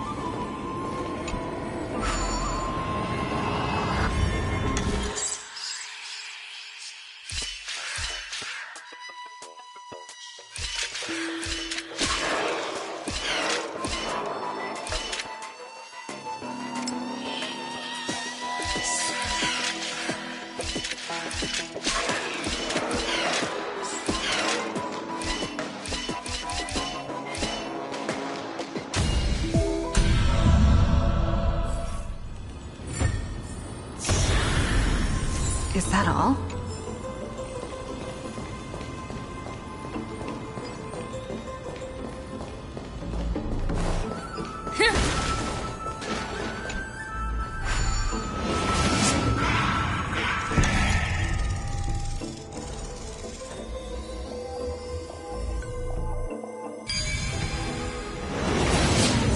The smell of death is becoming more and more intense.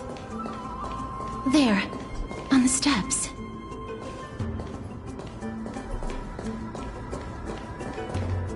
This looks really scary.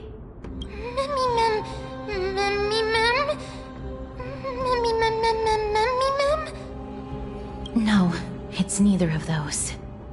This is a creation of the Black Tide.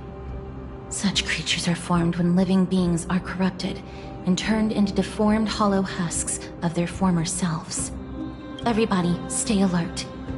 Regardless of what has happened to the Grove, the fact that we're seeing the remains of a Black Tide creation here definitely doesn't bode well. Should we inform Aggie about this? Mem! Memmy Mem! Memmy Mem Mem Mem!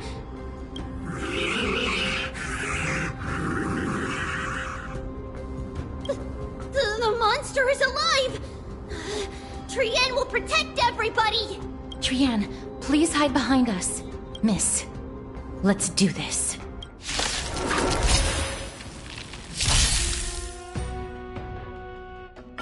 As expected, the words black, sword, and cloak, they're talking about the Black Tide. Found me. Is that all? With enough believers, lies become reality. You defeated it! Little Gray! Little Kaz! You're so strong! Memmy Mem Mem. Memmy Mem Mem. Memmy Mem Mem. To think the Black Tide has spread this quickly to the Grove despite its remote location. I'm afraid a world where strife has fallen is far more dangerous than we ever imagined. Oh no! Does this mean that Akuma is also in danger? Looking at this mess, it seems the scholars at least succeeded in fending off the first wave of attacks. But at what price?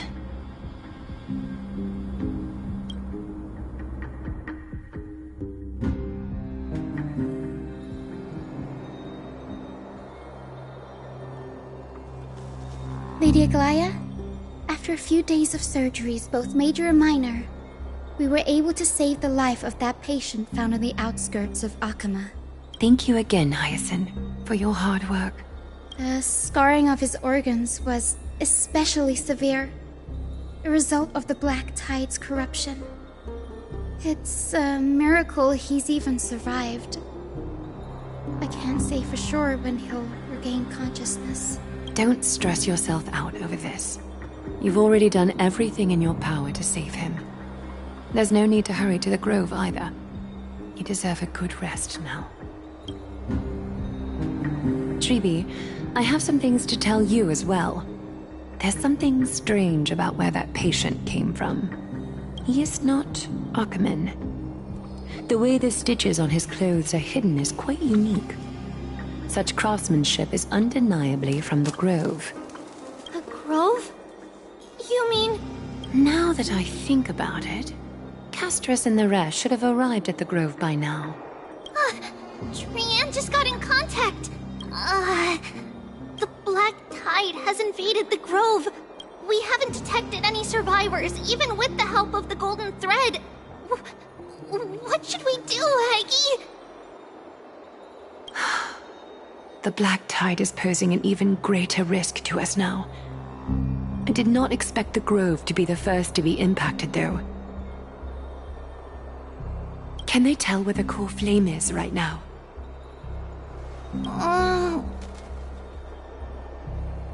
We see it. The core flame is still there, but... But... what? But they can't say for sure whether the Titan has also been corrupted by the Black Tide. Please let them know that for now, the most pressing task is to identify the core flame and transfer it to a safe place as quickly as possible. We must also search for survivors and find out exactly what happened to the Grove. Oh, and find Anaxa. Unless something went terribly wrong, he should still be alive. They've set off. Please, stay safe, everyone. I pray for their safety too. Aggie, how do you know that Anaxa is still alive? I know that man all too well. If that blasphemous performer knew that he was not long for this world, he would most certainly try to seize the core flame and drag the Titan down with him. Is this a joke as well? No, I'm being serious this time. We're facing threats from both within and without Akima. The merciless carnage may have ceased, but Akima's nemesis continues to sharpen their blades even now. They may have even prepared the gallows from which to hang us already. You mean... Even if the divine authority of strife is as yet unclaimed, the Black Tide is advancing more rapidly than I expected. I fear this tragedy is more than a mere natural disaster. Alas, it's too late. The Council will likely take this opportunity to do something... I will try to keep this under wraps for now. But you must also take care, and be prepared for anything that may happen. All right. Should I inform Hyacinth about this? Not for now. She must be exhausted after performing surgeries non-stop for so many days. I don't want to overwhelm her with this bad news. We can only hope that the Grove weathers this crisis with as many survivors as possible. That being said, based on the condition of this patient, Tribi, we should prepare for the worst. It's likely he is the only one who managed to escape from the Grove against all odds. Everything will be fine. The people at the Grove are really smart. They'll definitely be able to chase away the Black Tide.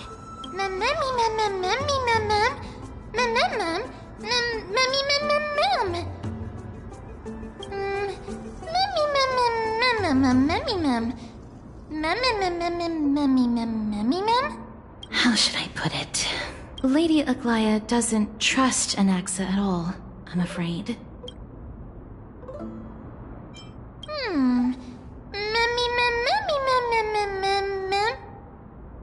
Believe me, she is far nicer to the two of you than she is to Anaxa. Despite being a Chrysosaur, Anaxa resolutely believes that Titans and prophecies are a load of nonsense. During our regular citizens' assemblies, he always votes to oppose the Flame Chase journey.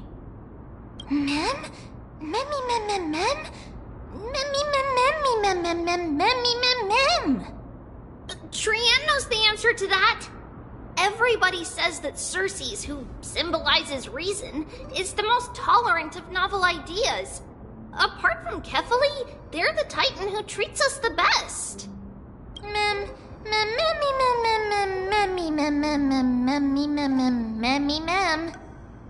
Yes, that is how we formed an agreement with these Titans who bear no harm toward humanity.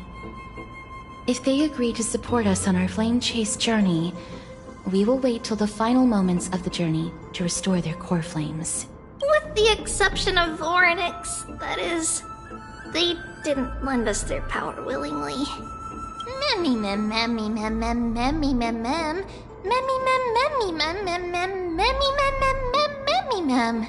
That is true.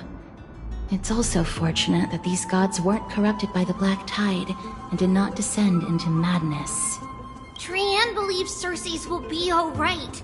After all, everybody says that the people of the Grove are really smart. So, Little Gray and Little Cass, just leave the task of finding Anaxa and everyone else to Trian. It's easy for Trian to look for people because we can fly. Good idea. In that case, please bring the weft along with you, Lady Trian. The golden thread will be much more effective from up above. Please promise us that you'll take care of yourself. Okie doke. If Trian gets in trouble, we'll look for all of you. In return, if you get in trouble, remember to call for Trian, okay? We'll come right over and open the gate for you. That's the other thing I wish to mention. Do not open the gate unless you have no other choice, Lady Trian. Your body is not in good shape at the moment. Okay. We will keep that in mind. Trian was just trying to help. Of course, we know that. After all, Lady Trian is a demigod, the most powerful among all of us here. Remember all those brave heroes and the tales you've heard. they would always save their strength until the very last moment. That way, they could ensure that nothing went wrong with their plans. Isn't that right? Mm-hmm. In that case, brave Trian shall clear the way for all of you. Memmy mem memmy mem mem. Memmy mem mem mem. Memmy mem mem mem mem mem mem. Mem mem mem.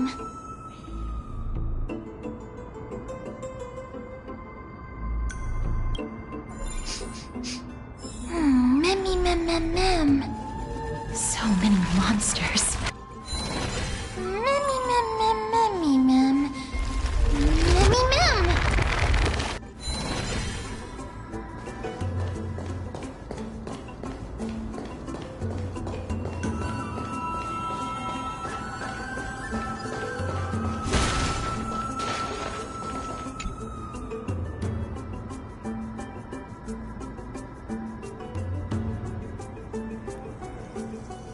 Mem.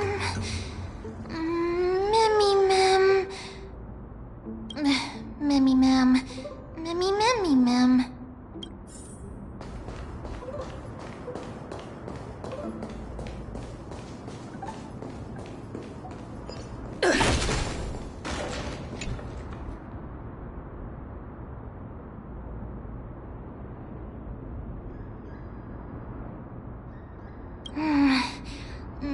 Memmy mem mem mem memmy mem.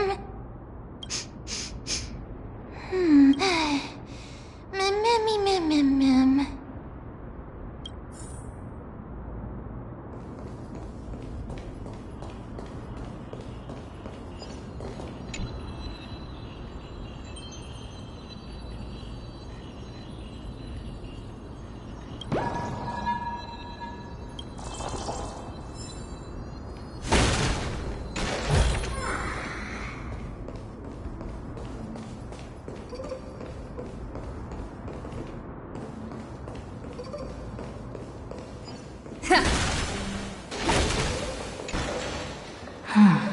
It's locked. I can't open it. It was probably sealed in order to ward off the black tide. Save your energy. Yanis's power is far stronger than we could ever imagine. Memmy mem mem memmy mem mem. Memmy mem mem mem memmy mem. Are you serious? Just a mere door, and your first instinct is to call on the gods? Memmy! Before you try unlocking the door, perhaps you should first find a way to clear the fog that clouds your vision. Memmy! Memmy mem mem? My name is Anaxagoras, one of the 7 sages of the Grove of Epiphany, and the founder of the New Sporists. Before we go any further, rule number 1. Do not call me Anaxa. Mem mem mem mem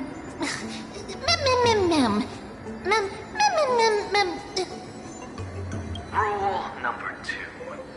Never interrupt me. Silence is golden. Mem. The person standing here and conversing with you right now isn't the vestiges of a memory. Rather, it is the culmination of the greatness of science and the pure, irrefutable, and undeniable exalted truth.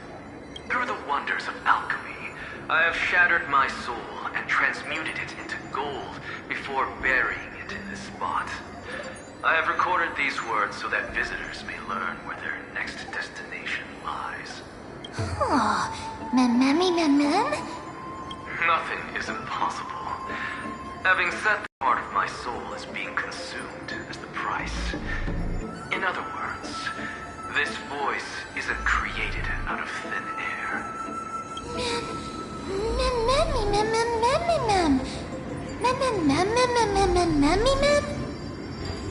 That's because my precise calculations account for every possibility.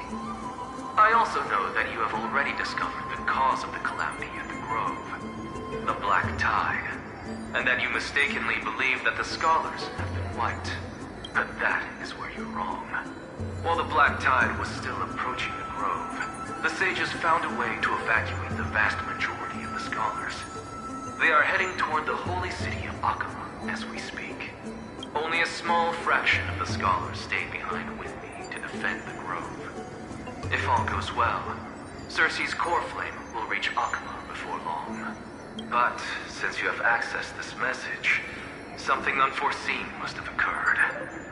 For now, you should continue onward to the Luminary Throne, where you may retrieve the core flame. And our mortal remains. And now, the objective is complete. That is all.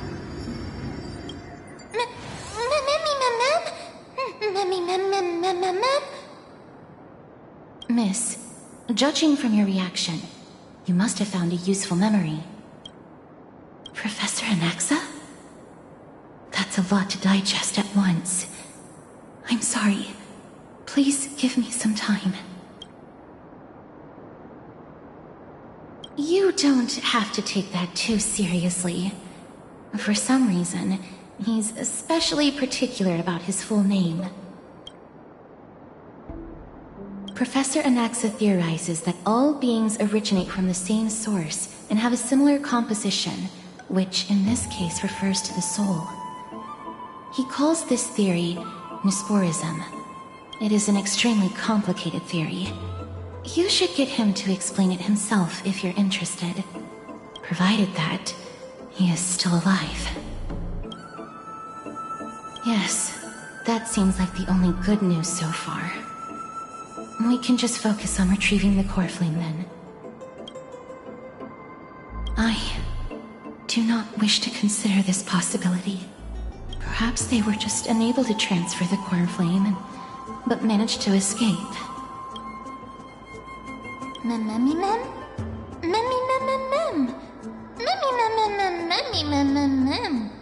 It is located at the top of the giant tree, and is where Cersei's core flame is kept. According to Anaxa, the core flame should still be there, but making our way there won't be as simple as the professor made it sound.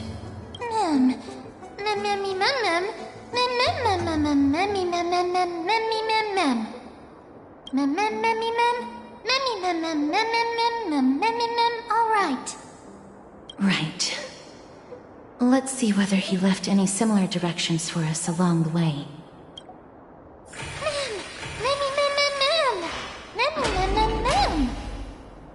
Alchemy is truly incredible.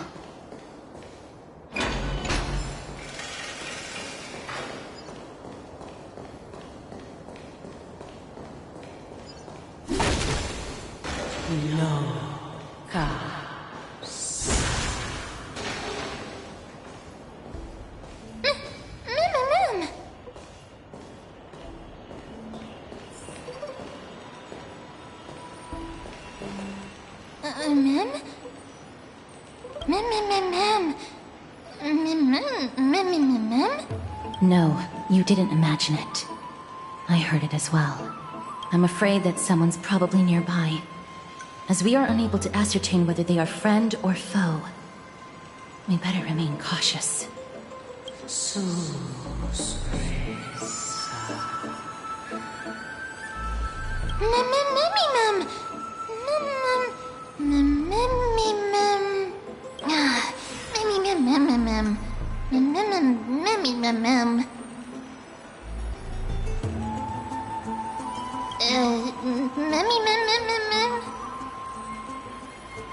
Found it. The voice is coming from over there.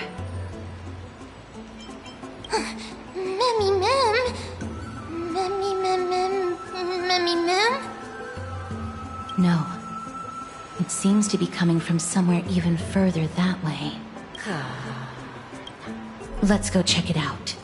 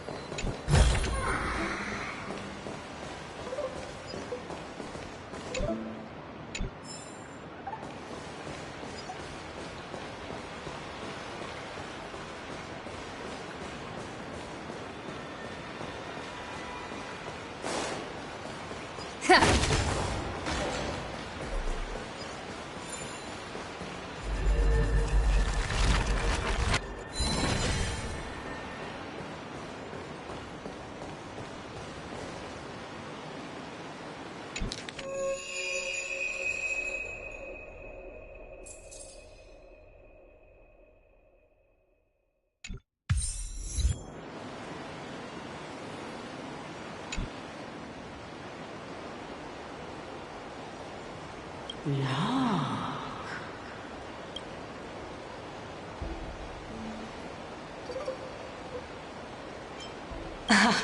Regardless of what you do, a stone won't be able to speak. Mim! Such a lively little bunny. You even smell a little familiar.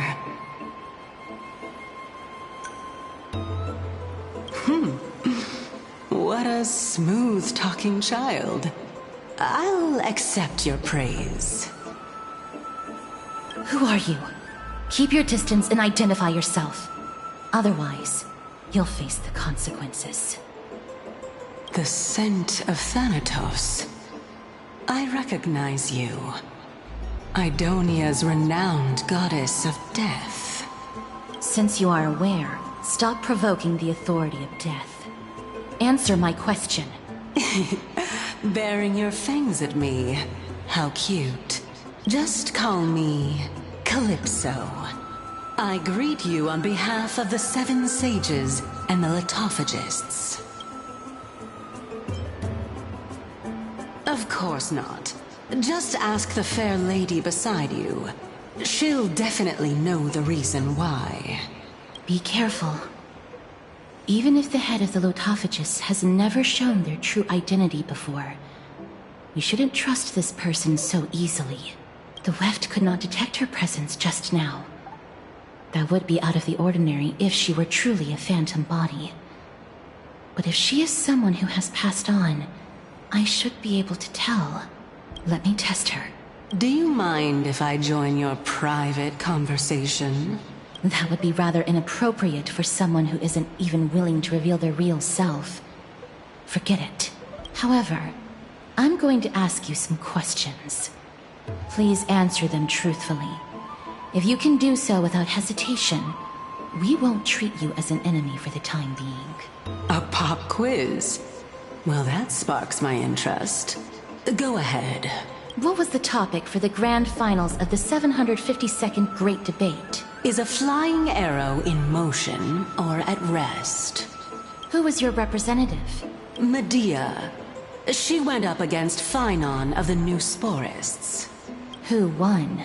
Nobody won because the 752nd Great Debate never took place. What I just mentioned happened during the previous debate. Phynon emerged victorious and obtained his 10th consecutive debate wreath. Also, to alleviate your worries, I shall provide you with a piece of information that's more valuable than the Great Debate. Anaxa the New Sporist is still alive. I saved him, and he is now recuperating at the Luminary Throne. So, are you satisfied with my answers? This dumbfounded expression of yours is much more adorable and likable than the previous one. As the saying goes, seeing is believing. Why don't you follow me to the throne and take a look for yourself? I'll keep my eyes on you at all times. Oh, that's truly an honor.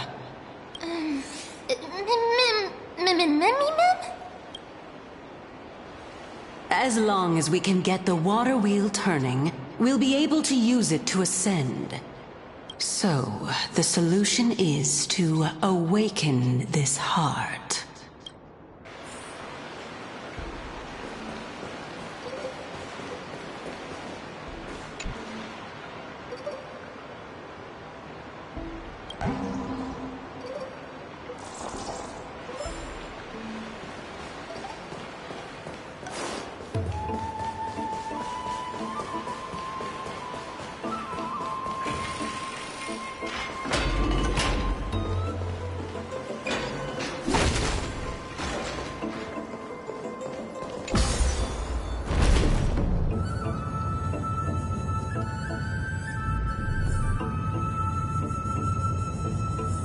Is that the Chamber of Purifying Tears?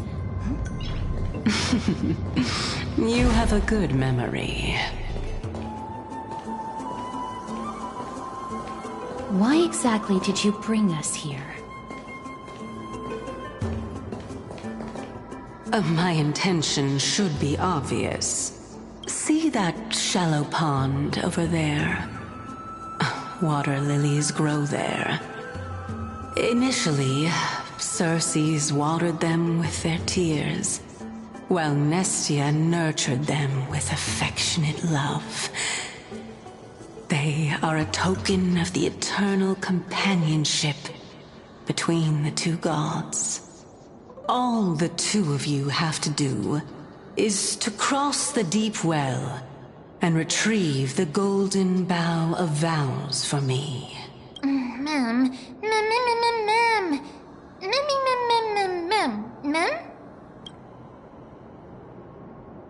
Indeed. Could it be that you actually do not know how to proceed? We can retrieve it, but I advise you not to waste your time on any schemes. Oh my. I'm helping you to eliminate your worries and obstacles, and yet I receive nothing in return. Besides, the bow is essential for awakening time. We can just remain trapped here for the rest of eternity.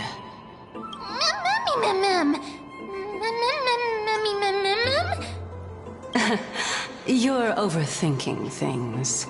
We're all in the same boat.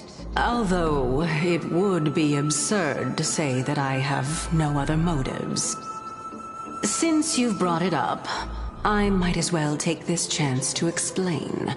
I'm simply making use of this opportunity to see what you two are made of. So, is that truthful enough for you?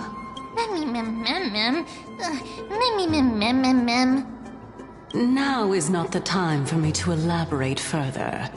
So, please proceed. As a student of Anaxa, equivalent exchange should be something that you are familiar with. I cannot deny that. Miss, since our interests are aligned right now, it's better for us to do as she says.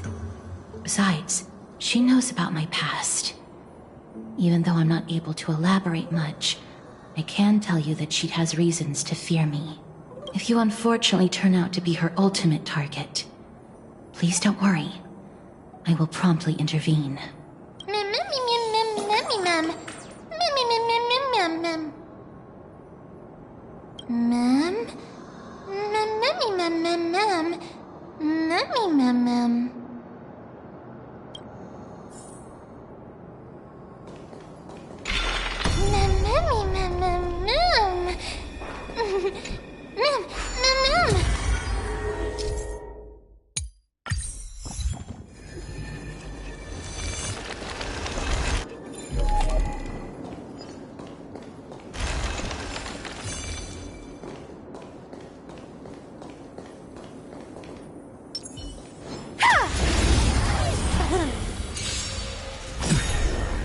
Take it off. A will forged in ice never falters! Just a scratch. Found me. Come to me. With enough believers, lies become reality. Gotcha.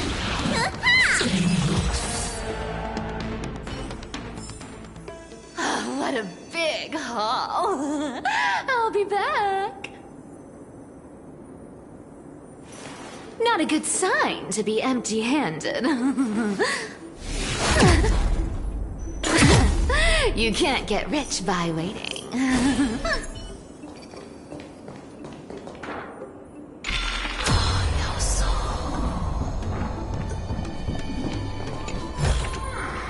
Is that all?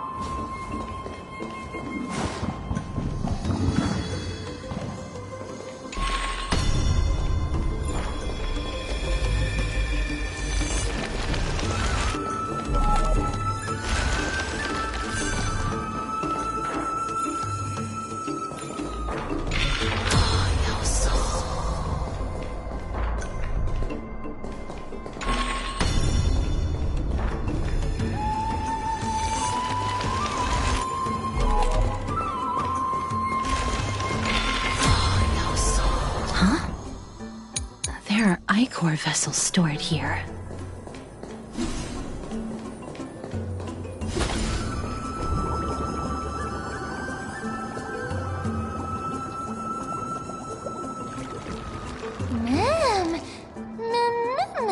Flowers, ma'am.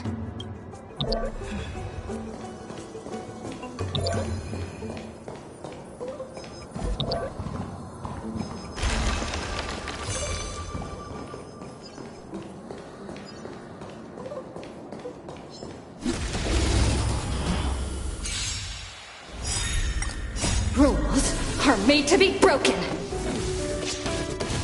You can't run. I'll take it off. Is that all?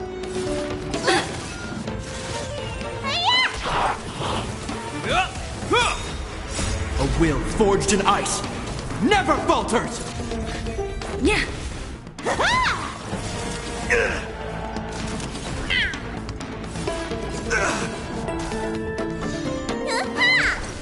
Found me.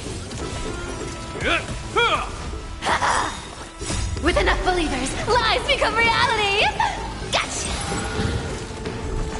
Come to me! Is that all? What's in your prescription?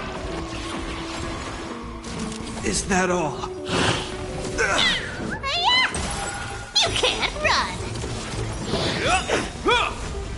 A will forged in ice never falters!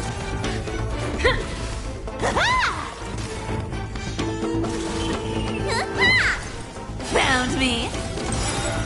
With enough believers, lies become reality! Gotcha!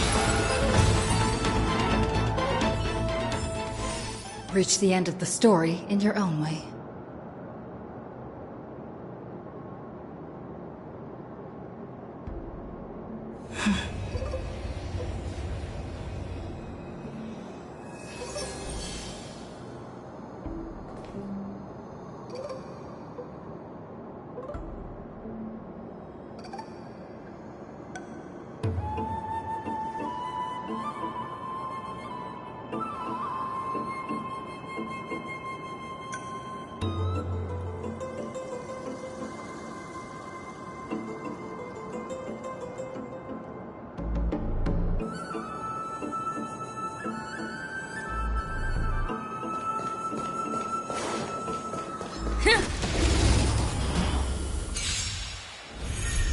I'll take it off. Rules are made to be broken. You can't run. Stay off! Yeah.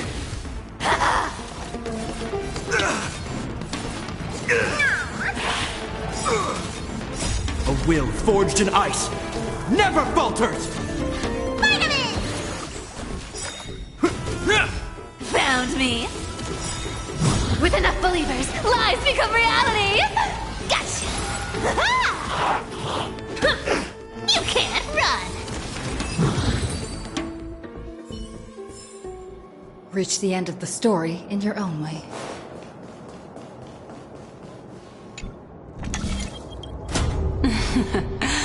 How smart.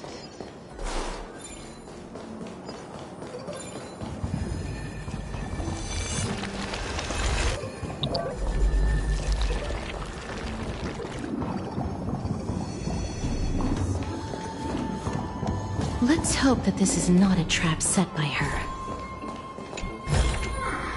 Looks good. So this is the Golden Bough of Vows. I hope that the Titan will not take their anger out on us.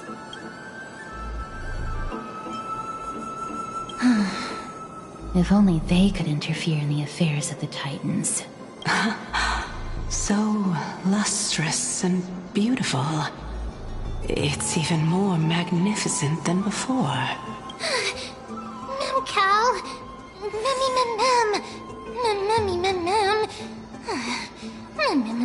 Mem. Understood. My apologies, Pink Bunny. Memmy Bunny, Mem? Memmy. Is this the legendary Golden Bough of Vows? We'll know once we test it. There's a secret passageway behind the pond. It's faster if we take that path. How do you know this place so well? Well, I'm one of the 7 sages after all.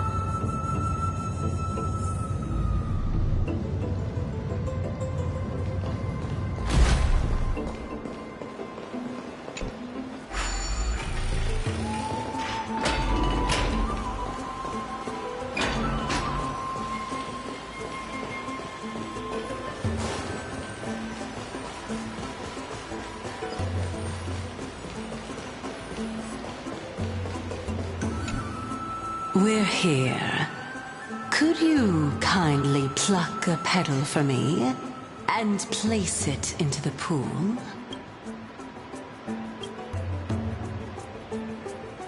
Now, can our little goddess perform that again? Huh? That being the oath of Nestia's priests. Right. Got it. O Nestia, with the weft as my vow, I beseech you, entwine my body with your golden thread and affection. Ma'am! Mammy lit up. It's just an ancient promise between the Titan and humans.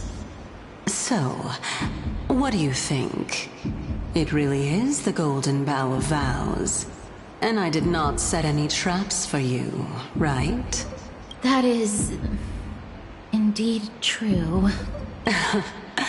You look like a sad, lost puppy. Even if this is indeed a scheme to get you to lower your guard, you don't have any other choice but to play along, do you?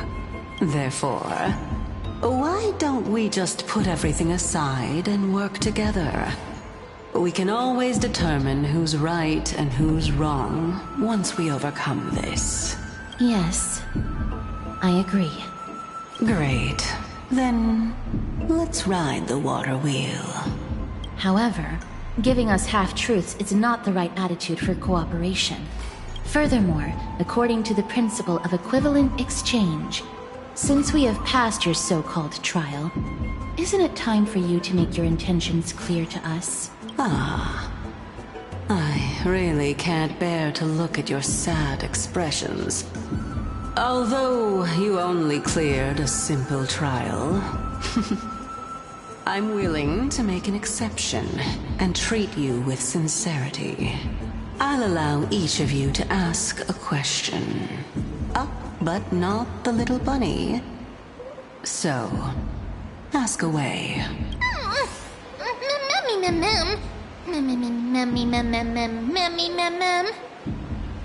Well, in that case, miss, please go ahead.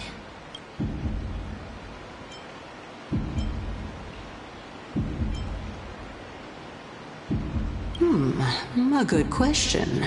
It's an inability to do so rather than an unwillingness. For me to appear in my true form, I'll require your help. Well, it's your turn now, little goddess of death. My question is, was your previous answer the whole truth and nothing but the truth?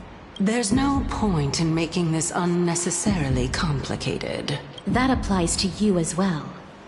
However, we do not harbor any hostility. We merely want to avoid any potential harm to us. Lady Calypso, if you want us to work together more effectively, I advise you to answer my question honestly. All right. I was completely truthful in my response just now. I have not deceived you, nor will I. With all due respect, omitting facts can also be considered deceit. Is that so? Regardless, I still stand by my previous response. Then please lead the way. After all, facts speak for themselves. The truth will come to light once we arrive. I originally thought that you were just a beautiful flower planted in the mortal realm by the hand of Shadow. But now, I see you have some prickly thorns, too. I'll just consider that a compliment. Indeed. I'm complimenting your charming naivete. All right, go ride the water wheel. I'll wait for you up there.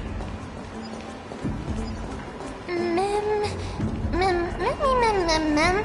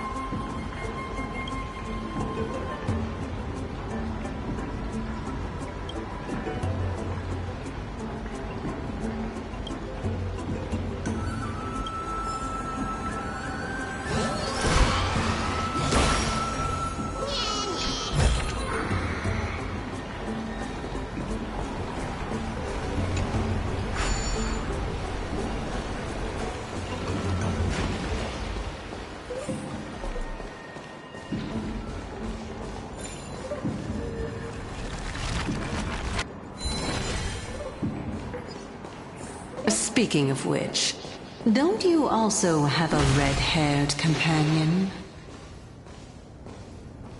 Mem. Not too much. It's just that I seem to hear the sound of a bee buzzing around. Lady, your metaphors are not worthy of praise at all.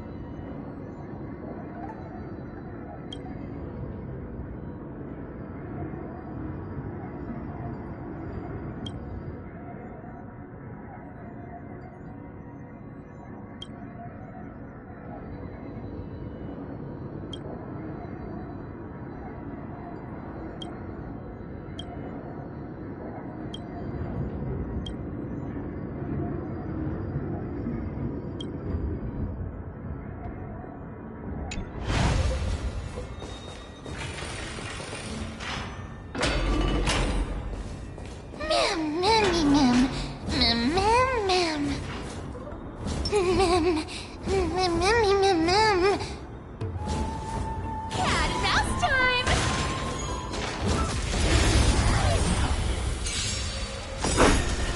I'll take it off.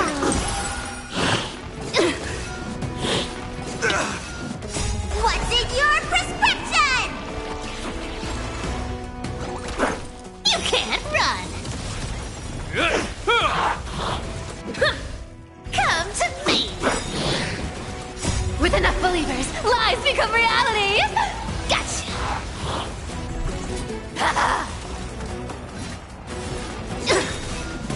Rules are made to be broken. Found me. Is that all? A will forged in ice never falters!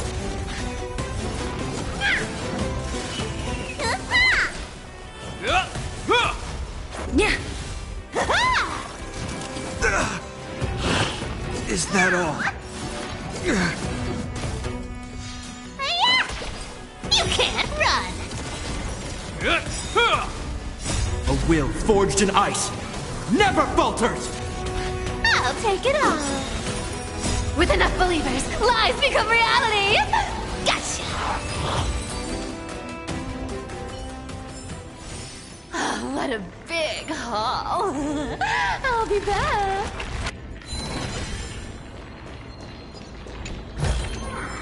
The kittens are gonna eat well tonight.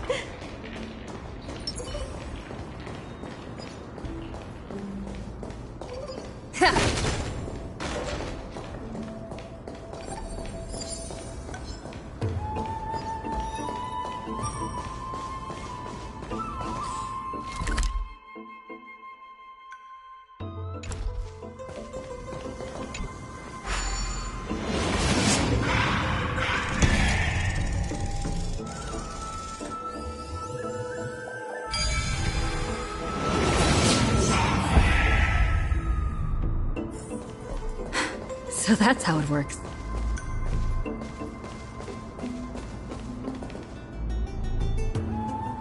Whoa! It's little Gray, little Cass, and the pink puppy!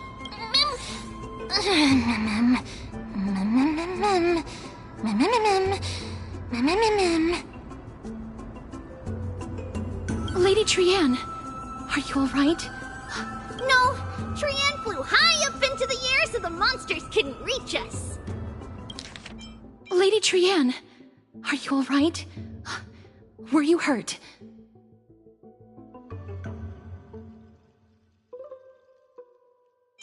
No, Trianne flew high up into the air so the monsters couldn't reach us.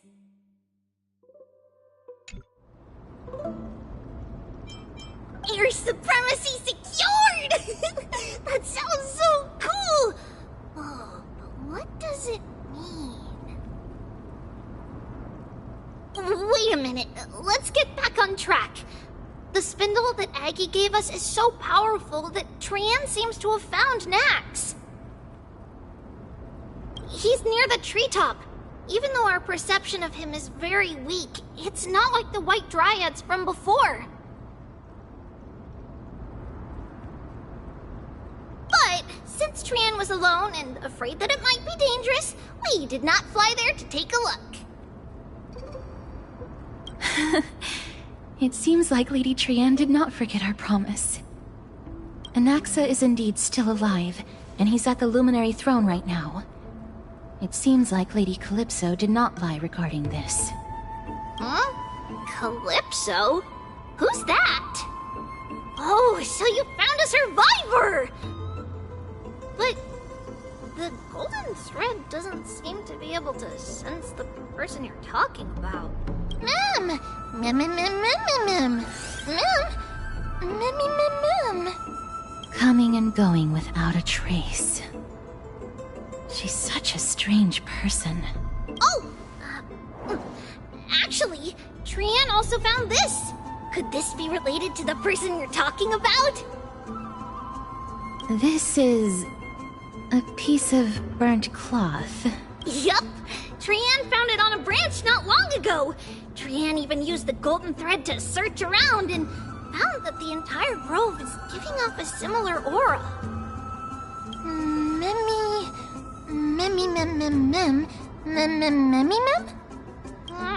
Trian doesn't think so. Because when Trian picked it up, we didn't see anything at all. And judging by the golden thread, the aura seems to be all around. Lady Trian, where is the aura gathered at right now? It seems to be... Oh! A little higher and a little ahead of us! The Dome of Devotion. Calypso, just what are you hiding?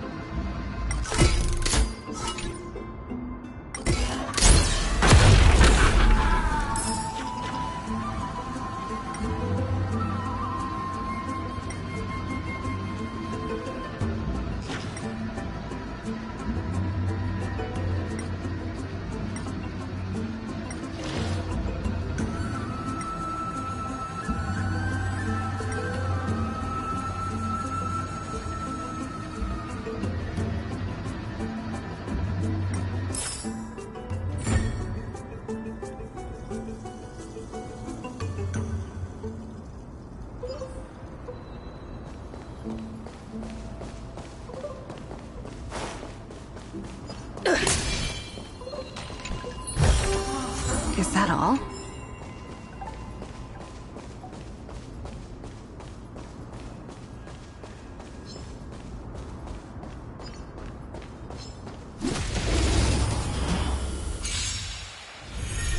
You wanna... I'll take it off. Is that all? Amateur. You can't run.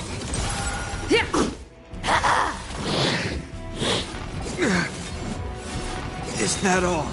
With enough believers, lies become reality. Gotcha. Vitamin. Found me. A will forged in ice never falters! You can't run. Reach the end of the story in your own way.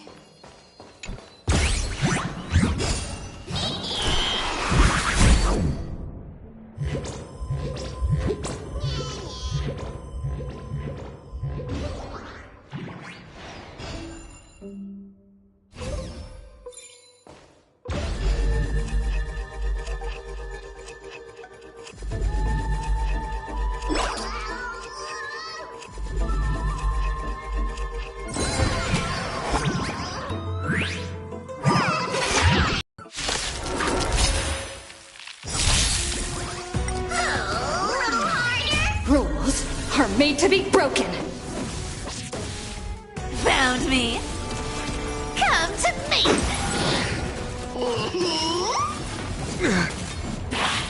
Is that all? With enough believers, lies become reality. Gotcha.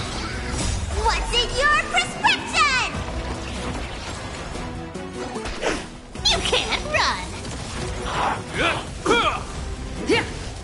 I'll take it off. Found me. A will forged in ice never falters! You can't run. That's it.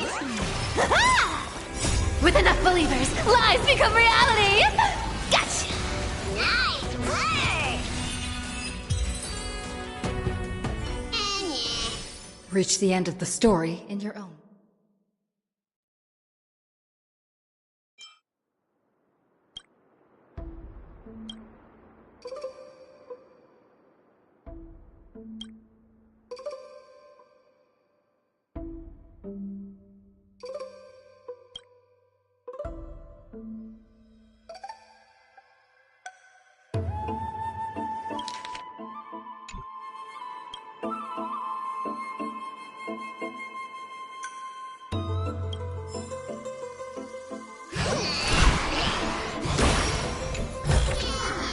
Looks good.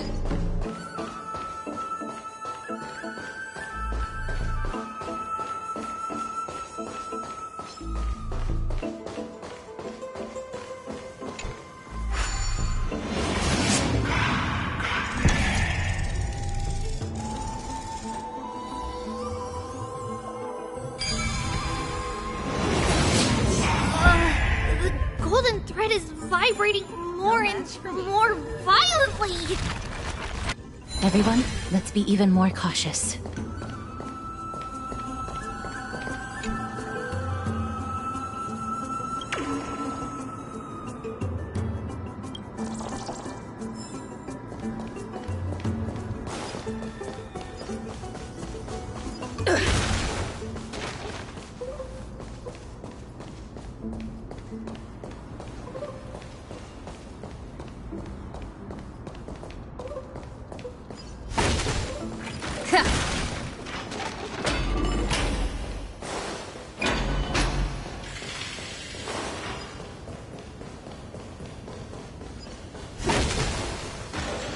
There's no one... Hold on. The butterfly of divine mind is gone?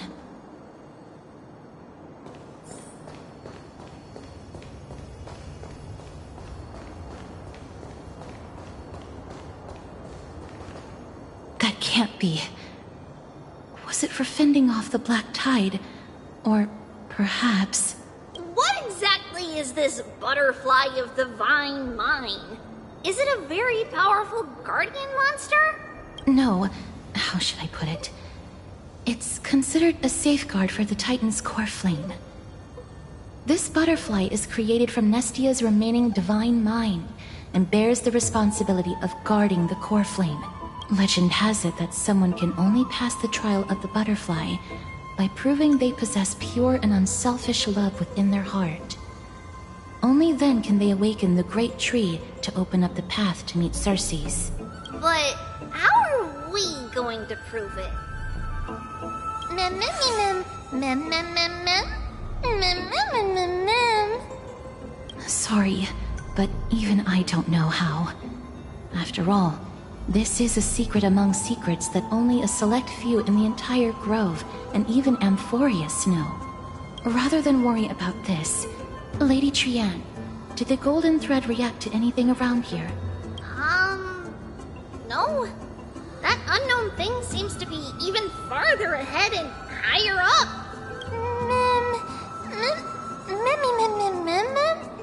Perhaps we can try again. Let's see if the butterfly will still react to the golden vow of vows despite having dissipated. If it's indeed the token mentioned in the legends, there should be a reaction.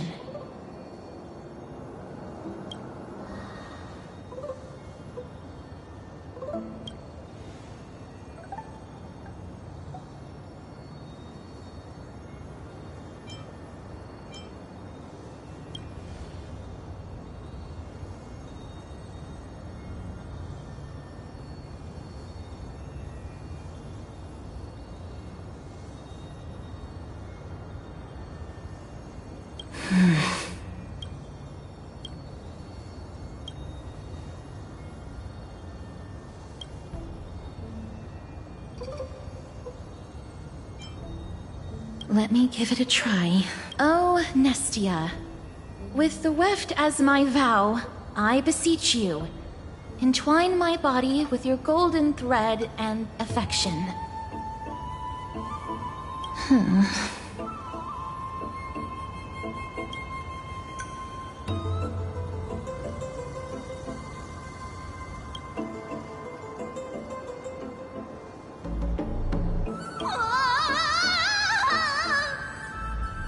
Lady Trianne. And even Mem? Where have they disappeared to? Little Gray! Little Cass! Look over here! Quick! Mummy! He is about to burst into flames! The voice seems to be coming from the Star Chase atrium.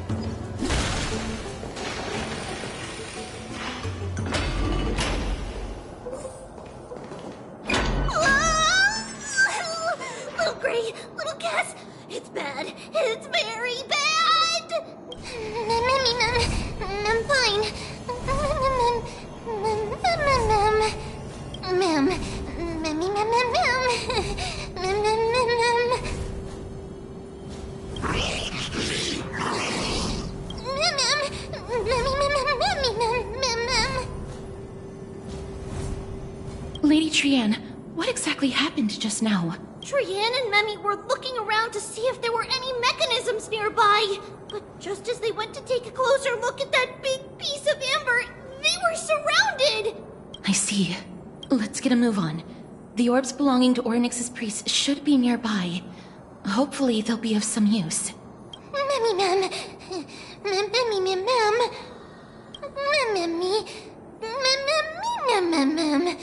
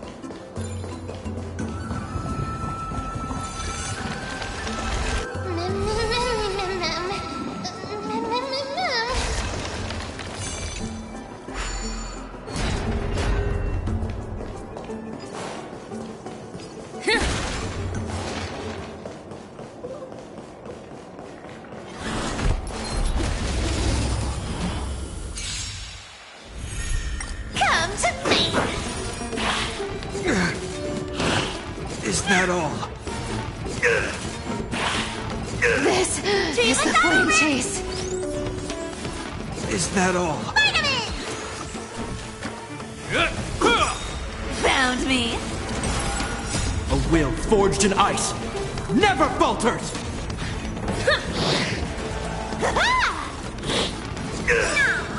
With enough believers, lies become reality! Gotcha!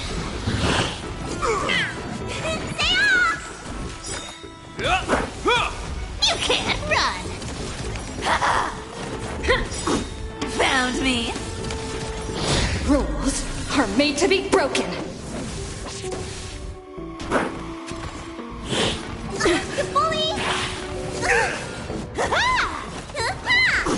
You can't run! With enough believers, lies become reality! Gotcha! Reach the end of the story in your own way.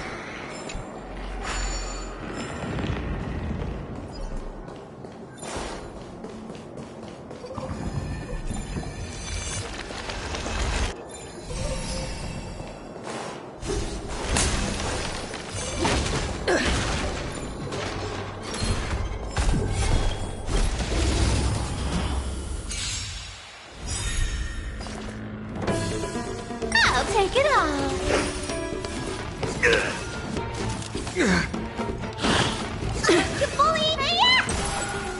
Found me. A will forged in ice never falters! You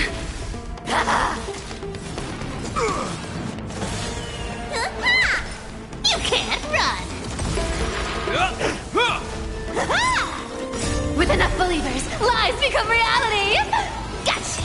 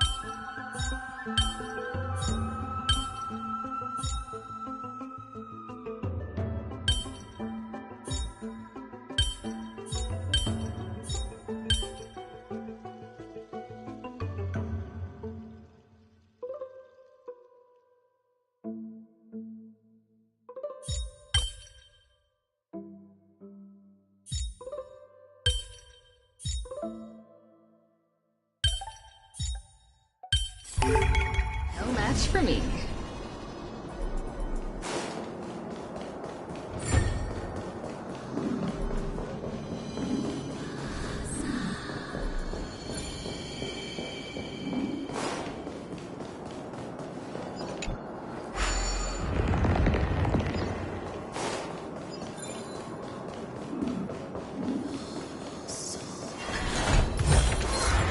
Looks good.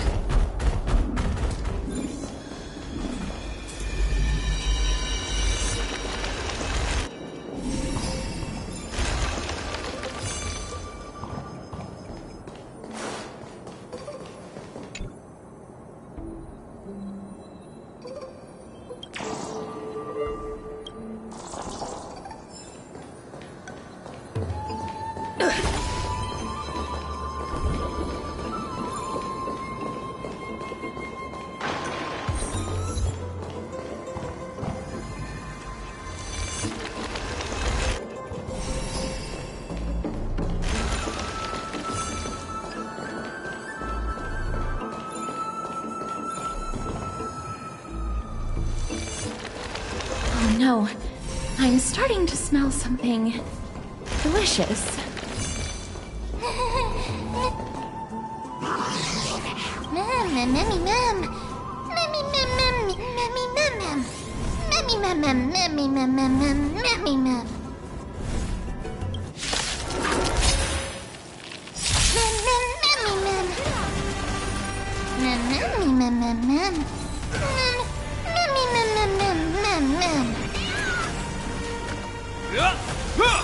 You can't run!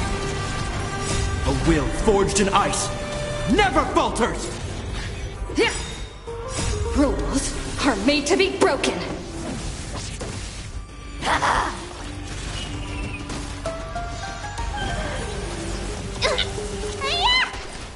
Found me.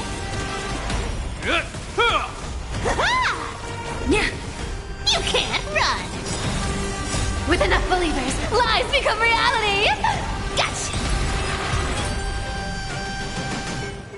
Mem, memmy, mem, mem.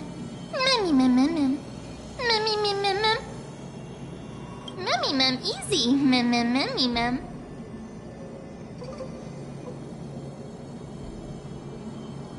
Oh, mem. Memmy, mem, mem, mem. It's alright. Trian will I'm glad that everyone is all right.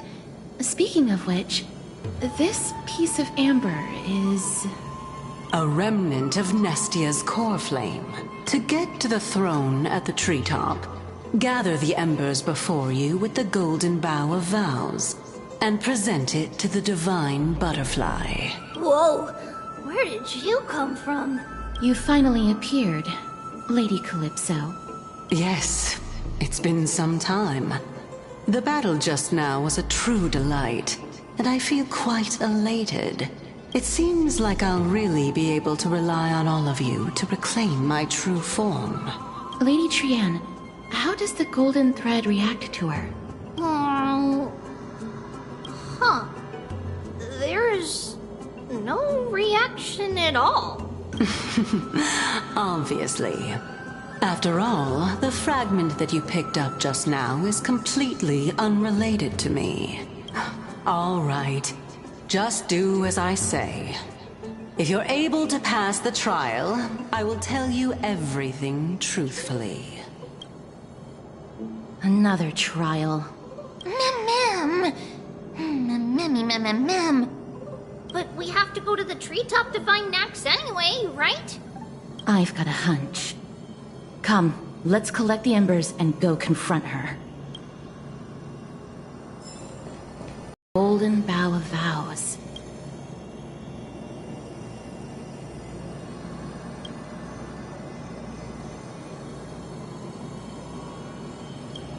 How incredible. Mem?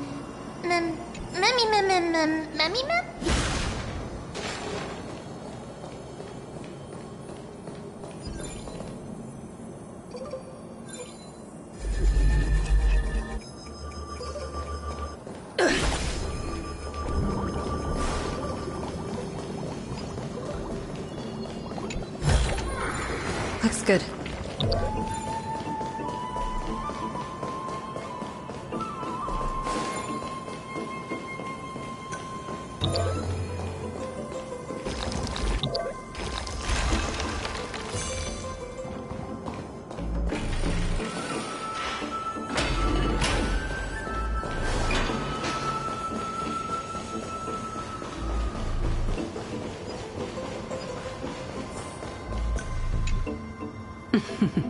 It seems like you managed to gather the embers. In that case, just offer it to the divine butterfly. It'll be fine. Let's just do as she says.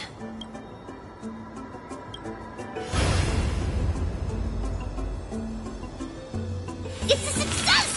Path has appeared!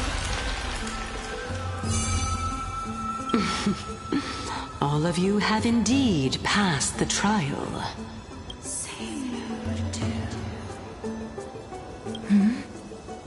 The sound of a butterfly's wings.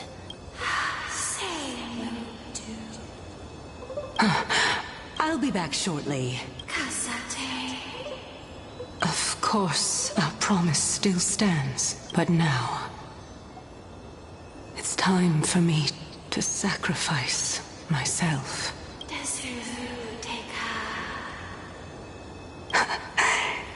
If the West Wind ever ends, let that be the place where we reunite. Farewell, my love. Lady Calypso, this is... It's nothing much. Thank you so much for your help. Now, it's time for me to fulfill my part of the promise. Well, in that case, I can start. You're actually Cersei's, right? Mem? Oh my. The children of humanity have passed the final trial at last. I was wondering when you were planning to expose me. How did you know? The riddle-like trials. Your distrustful yet sincere character, referring to Nestia as your love, and the head of the Litophagus is actually called Medea and not Calypso.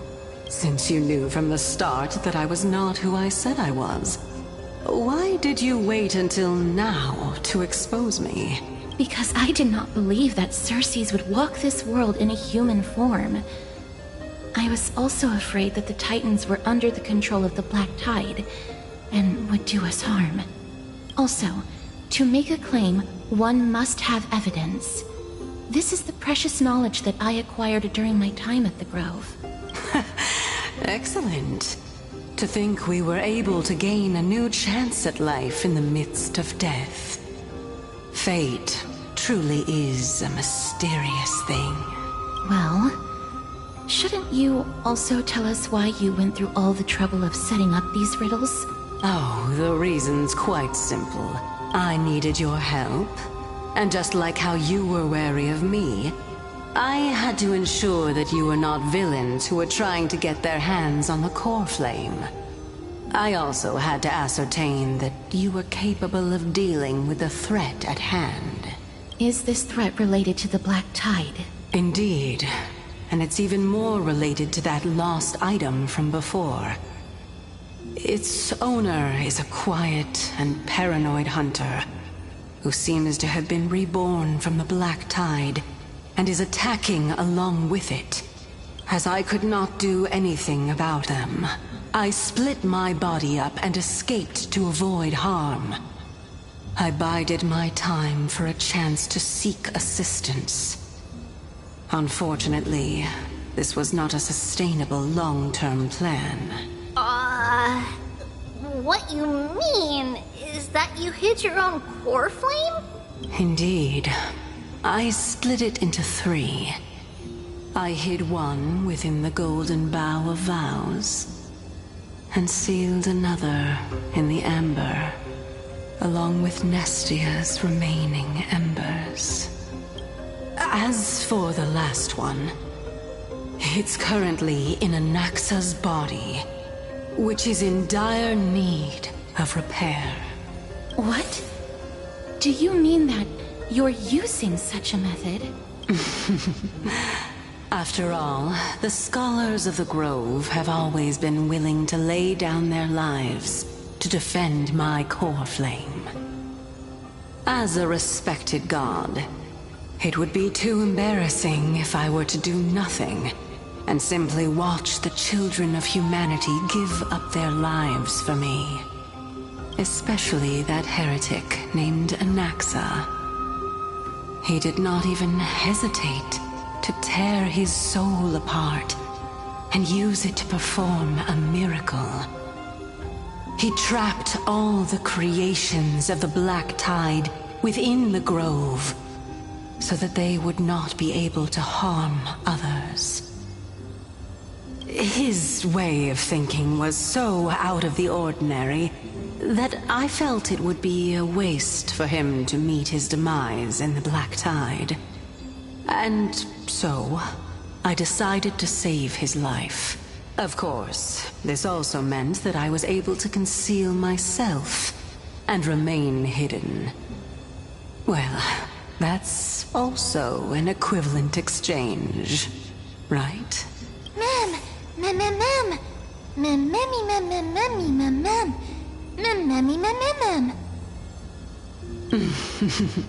What a smart little bunny.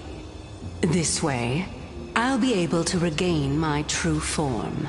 And you will be able to bring the core flame and your teacher back to Akama.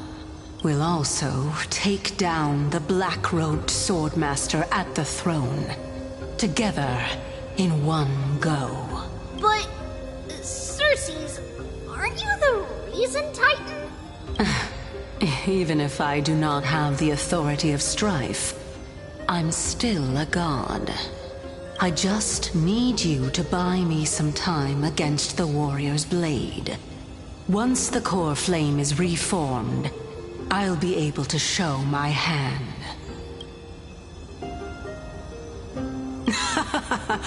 Excellent. Then just continue climbing to reach my throne. Turn the Golden Bough of Vows into firewood to reignite the core flame of reason.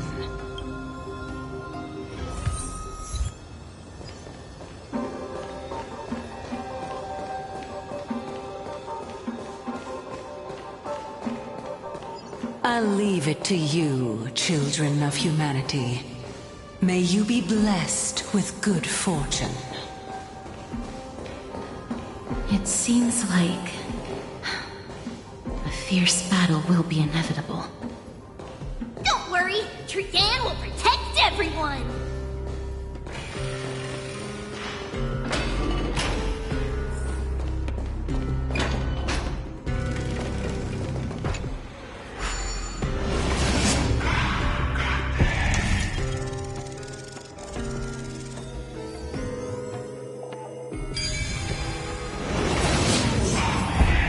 Ahead lies the Luminary Throne, and also the battlefield that we're about to step onto.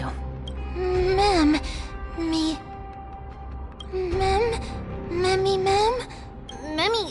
what's wrong?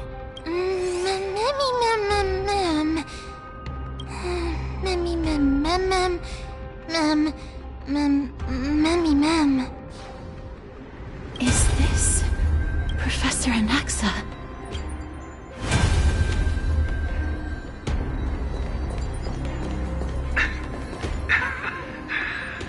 My eyes can no longer see.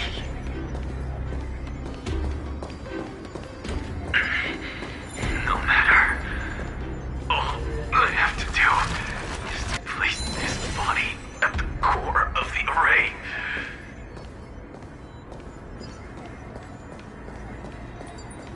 For the sake of Amphorius. Die with me, Titan.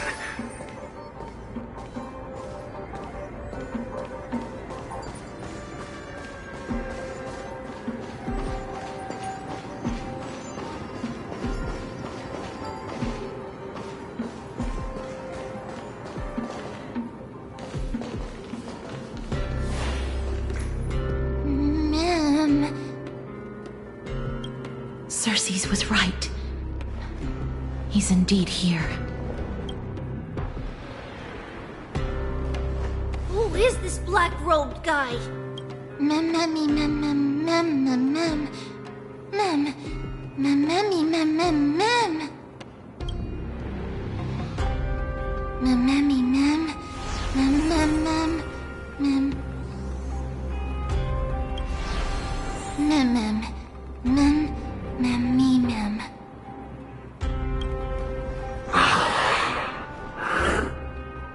Everyone, brace yourself. This must be the hunter reborn from the black tide that Cersei's was talking about. The black sword and cloak. The owner of the piece of cloth. The north wind that sent over the deathly fog of Thanatos.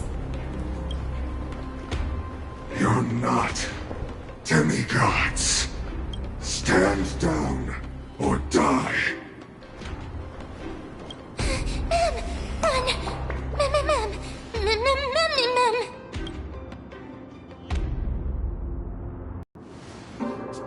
Trian will also protect everyone! Trian is brave! Miss. Only this time, may death protect us.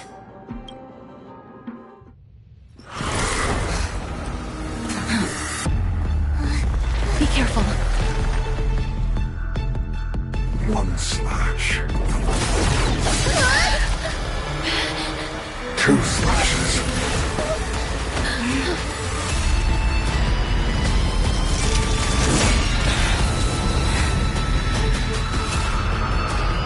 3 slashes are enough. Who exactly are you? It smells and come to me! Bless. Time to what's in your prescription! Much better. Found me! Hope you're prepared.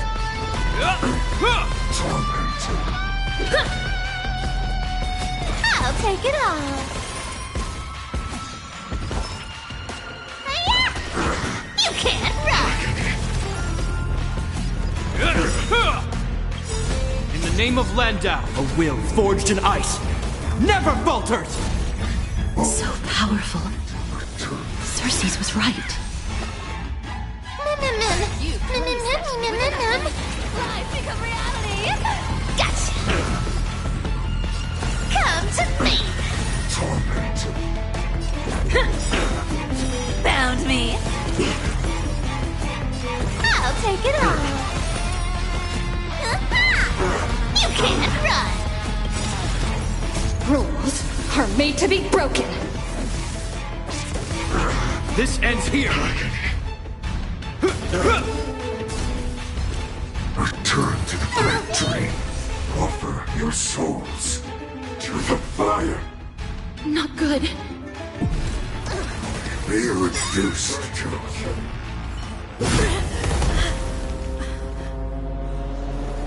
In that case...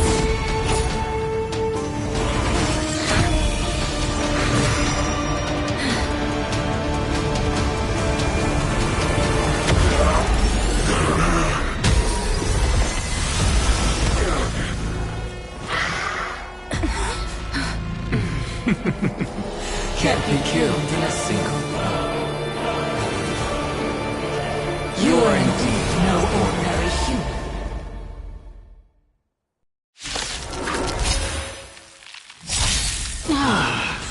How annoying. Children of humanity. Since the ambush failed, it'll be difficult to find another opportunity. What a pity. Professor Anaxa? No. It's Cersei's. Never falter! Your prescription! Thanks. That feels way better. Found me! Let's go. Yeah. You want to take advantage? I'll take it all! all with one day to return to the great tree. You can't run! This ends here. Don't fight so I can leave. Come to me! Are cute, like with enough believers. Lies become reality! Gotcha! That was tough. I'm truly exhausted. Everyone, watch each other's back. You want to take advantage? I'll take it all. Let me tend your wounds. You can't run! No! Look out, everyone! This is bad. Century gates, open!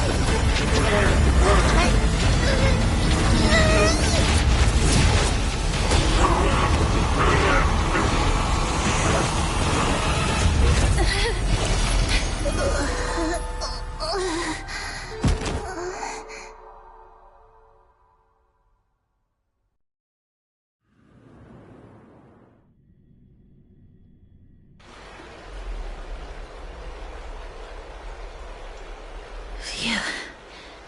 That was a close call. Thank goodness that we returned to Akama unharmed.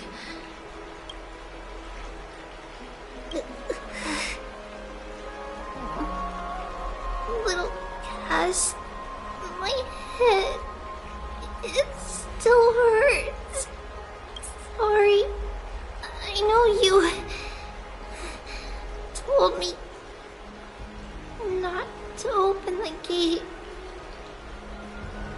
Please don't blame yourself, Lady Trianne. If it weren't for you, we would have already met our end at the Grove. I feel awful. I need to go back to get some rest. Lady Trianne, you haven't been well since you woke up. Are you sure you can make it back on your own? All this noise and commotion. Akama hasn't changed a bit, has it? Are you... Professor Anaxa? There's no need for doubt. The Titan no longer speaks. It is I, Anaxagoras of the New Sporists. Indeed. You are the only one who would refer to yourself like that. Professor, let me be frank. The mission Lady Aglaya entrusted us is to search for survivors, uncover the truth about the disaster at the Grove, and retrieve the core flame of Circe's. That does not surprise me. And now, I'm a survivor who witnessed the entirety of the disaster, as well as the defenseless bearer of a core flame. Are you going to bring me to Aglaya to fulfill your duty? That is indeed my duty, but I prefer not to present you to her as a captive or spoil of battle. Fine. There's no need to make your life difficult. I'm not against meeting that woman. But I have some things to take care of first. The families of some of my fellow Grove scholars live in the Holy City. Before we meet Aglaya, I want to visit them. Because Lady Aglaya will probably be against it. Let me guess. That woman will not only prevent me from visiting the families of the deceased, but will also suppress any information about the Grove. She's always been that cold-hearted. My fellows at the Grove gave their lives defending the core flame and fighting the Black Tide alongside me. Their families deserve to know the truth. You intend to do it without her knowledge? Do you really think that woman would treat me well, even if I behaved and proved my loyalty? I wouldn't mind seeing a bit more anger on her face. Are you going to stop me, Castorus? I will accompany you, but please understand that Lady Aglaya has her own considerations. You truly have the makings of a fine scholar, putting yourself in other people's shoes like that. Let's go. I won't go overboard. So, after all these years, you and Lady Aglaya are still... Neither of us is narrow-minded. You should know the root cause of our conflict.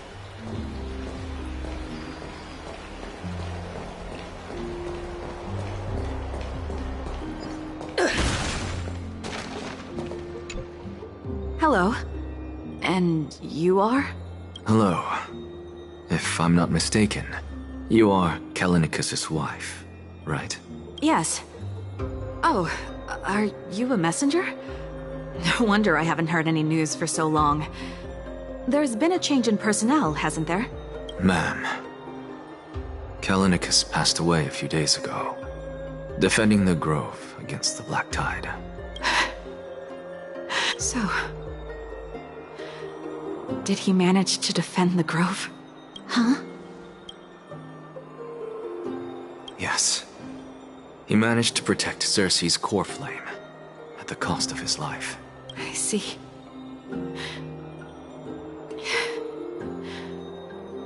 I'll select some of his possessions and pick a nice resting place for him. Please let us know if you need any help, ma'am. I come from Kremnos. Death and sacrifice are things I've learned to face with composure. You know, Kallinicus, even though he was a scholar, he'd always ask me to teach him how to fight whenever he came back. Isn't it funny that a Chrysos heir like him wants to learn from an ordinary person like me? I've been prepared for this for a long time. In times like these, any ordinary goodbye might just turn out to be a final farewell. I'm really sorry. There's nothing to be sorry for. I was once a warrior, and I'll find my way back to the battlefield someday. With the coming coronation of the new king of Kremnos, I'll take up my lance against the creatures of the Black Tide, and seek vengeance for my husband.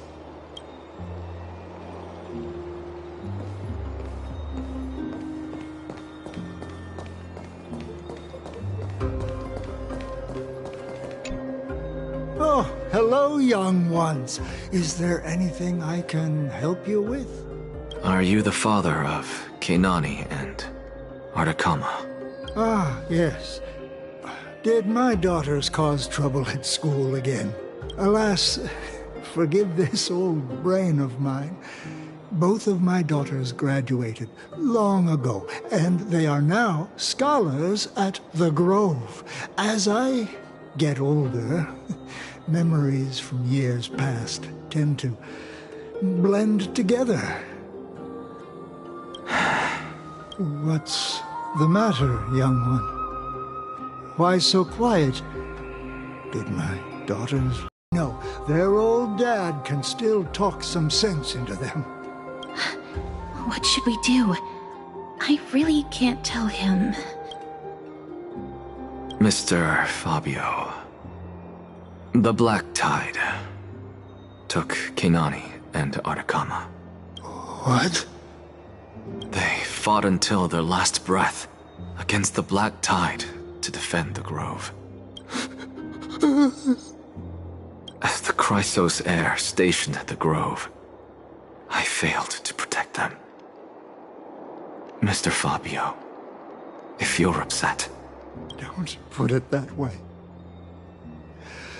Even if my Artakama wasn't one of the Chrysos heirs mentioned in the prophecy, she was still a heroine, wasn't she?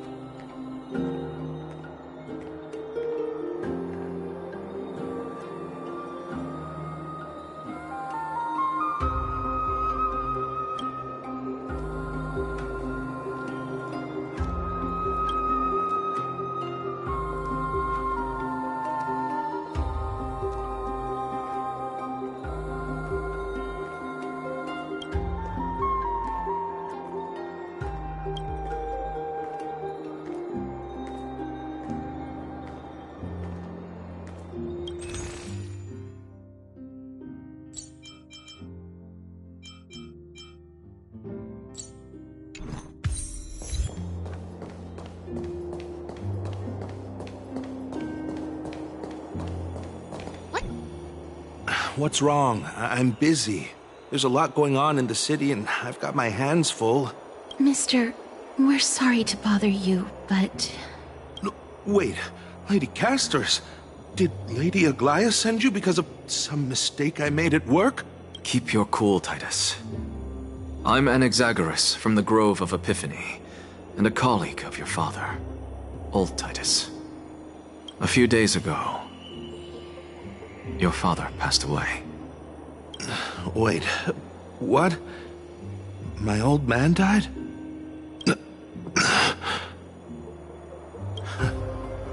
That's no shocker.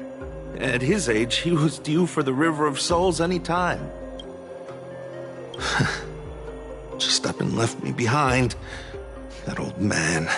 I've been telling him for ages to stay in the Holy City and enjoy his retirement. But no, he just had to go off to that grove and mess around with those scholars. Still wouldn't budge after all those arguments. That stubborn old thing. I already got him a retirement home and was waiting for him to come around.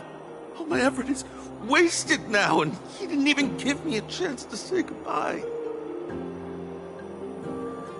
That bull-headed old man, stubborn as a mule.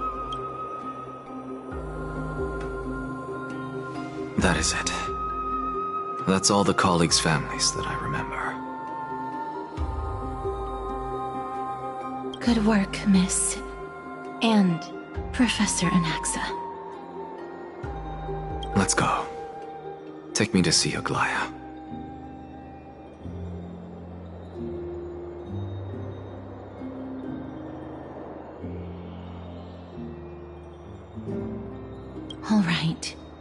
I'll lead the way.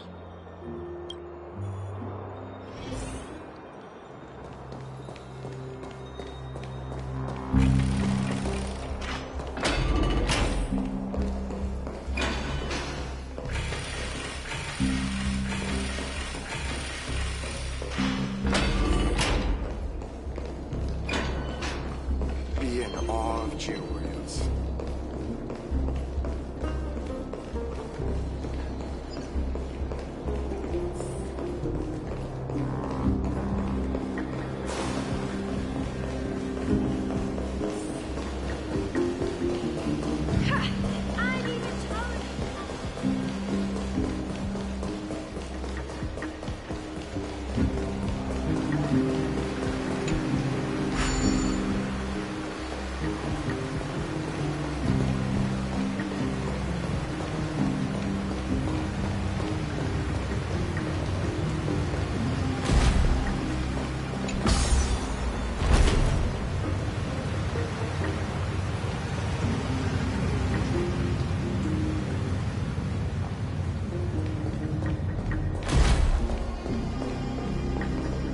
Miss Castoris, my lady, you're back.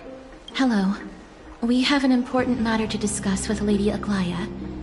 May we trouble you to inform her of our presence? My apologies, Miss Castoris. Lady Aglaya has just informed me that she has no time to receive anyone at the moment. That's just great. She refuses to even see me. Answer me this, friend. Did Aglaya order you to take me directly to prison?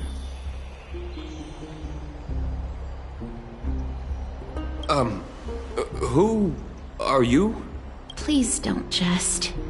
It's possible that she really is busy. Let's wait here a moment, and I'll try to contact her using the slate.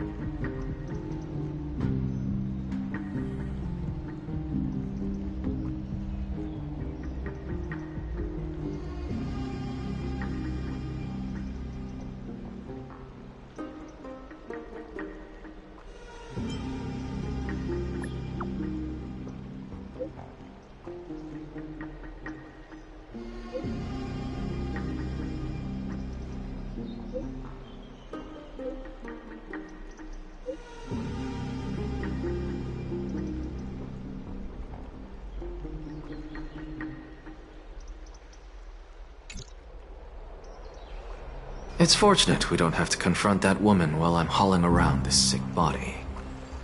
Castoris, and this friend I haven't gotten the chance to know, I'll take my leave for today.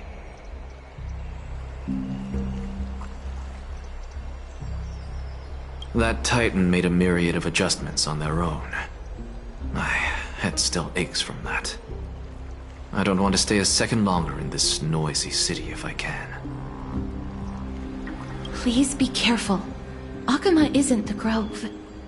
This place is covered by her golden threads. I know. That woman is extremely confident I won't escape her grasp. Don't worry. As I said before, I'll mind my behavior. Miss, so many unexpected things happened on our journey to the Grove.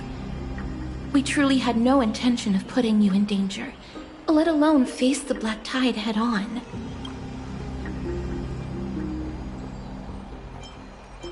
The Black Tide is not just an enemy of Akama, but all of Amphorius.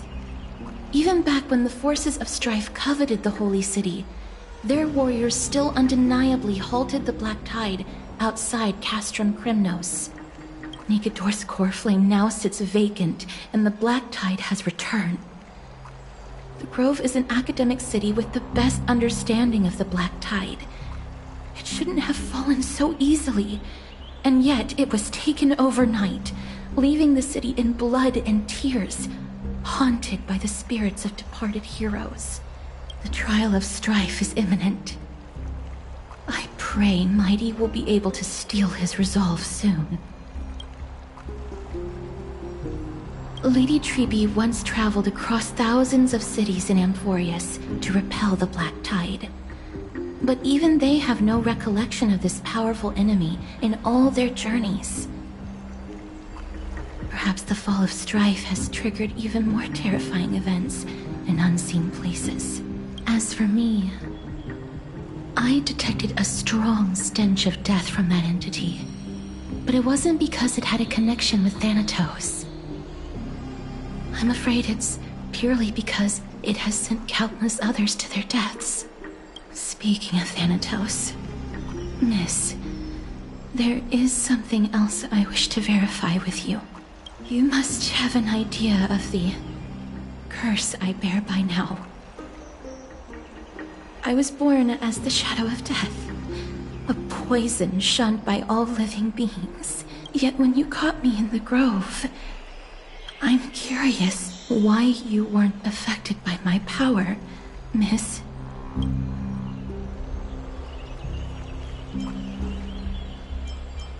My apologies for the abrupt question. For all my life, I've always wondered, what is my connection to death? And why am I inextricably linked to Thanatos? Miss, you must be tired after being on the move these past few days. Please set aside the tragedy at the Grove for now, and rest for the day. Castris is right. I should get some rest. Mem is probably exhausted too. She hasn't made a peep. I wonder how Dan Heng has been holding up these past few days.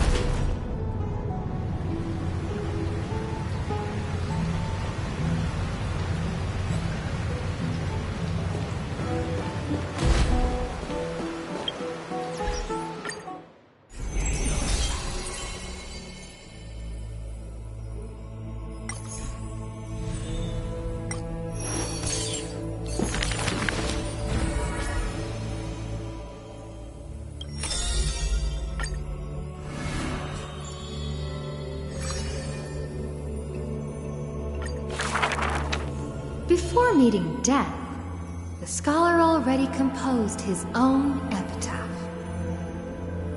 This person's name was seldom mentioned by others.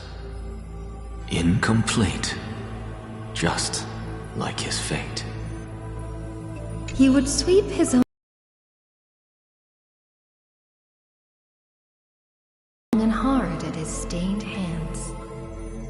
Hands that never seek the benediction of gods, accepting only the tricks and plots his brain presents.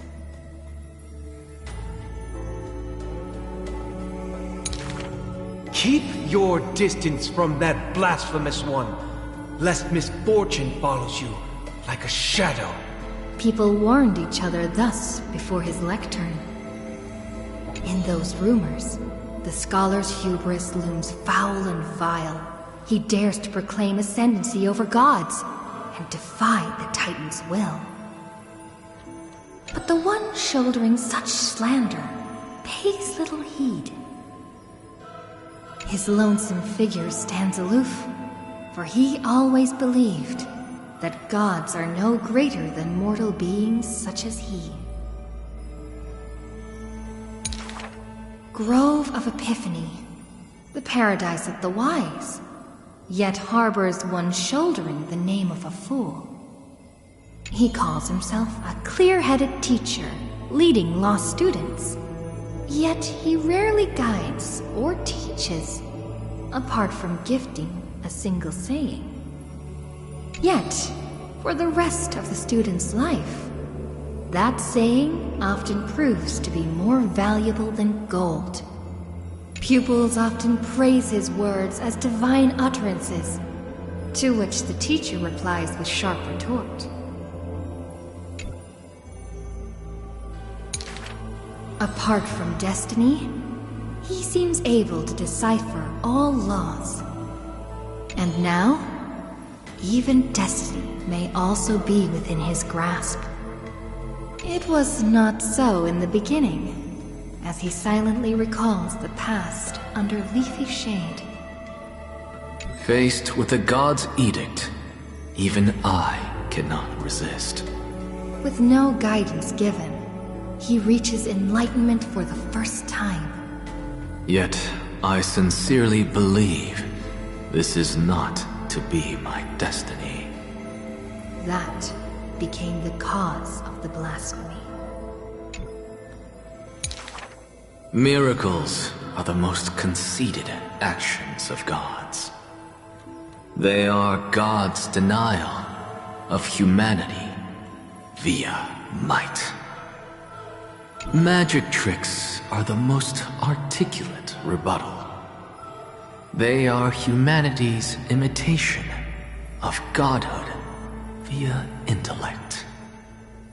He habitually describes the feats of mankind as magic tricks, proving that the enlightened can step beyond the boundaries of reason. But magic tricks cannot afford to fail, even after 1,000,000 times. And for that, the blasphemous co-conspires with a god. Using the final trick, they wish to create a miracle to end all miracles.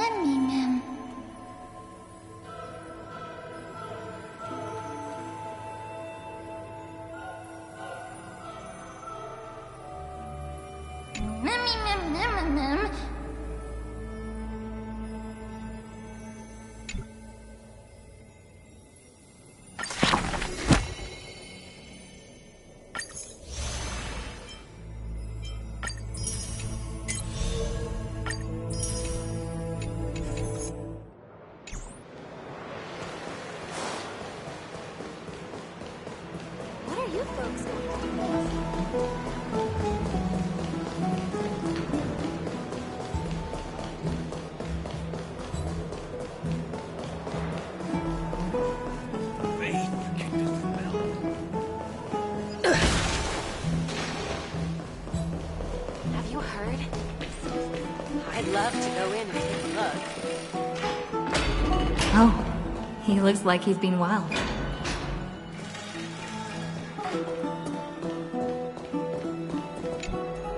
Ah, long time no see. I've heard about what happened from Finan. You've been through a lot. I wasn't expecting Amphorius to temper the will of the Nameless.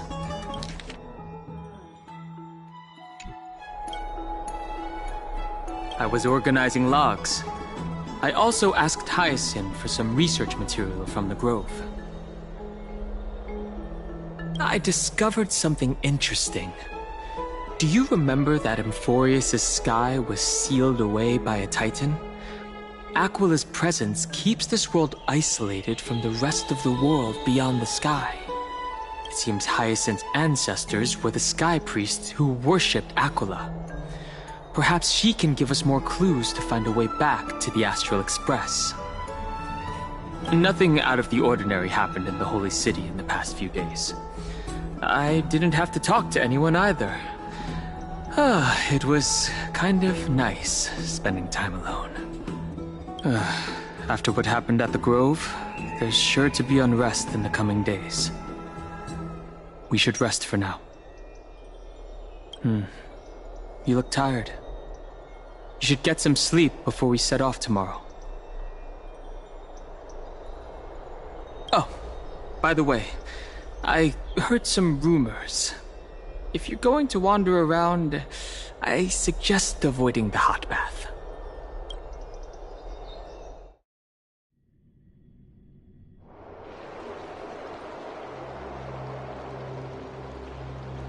Trian? What's wrong? Is there trouble at the Grove? Yes, I sensed something. It was fleeting, but very strong. It feels like they're in some big trouble. Trian used the Century Gate again. Can you see what's actually happening? No, it's fuzzy like always. But the enemy's aura has disappeared. Maybe they've moved to a safe place? Let's hope that it's just a false alarm. We should place our trust in her and Castor's teacher. They will keep Trian safe. Peggy, you're talking like we are little kids. One day, Trian will reach her limit, and Trebi will take on the role of gatekeeper from her. We are all aware of that. I am just a little concerned about her state of mind. Trian was already unable to speak, even in short sentences when they left.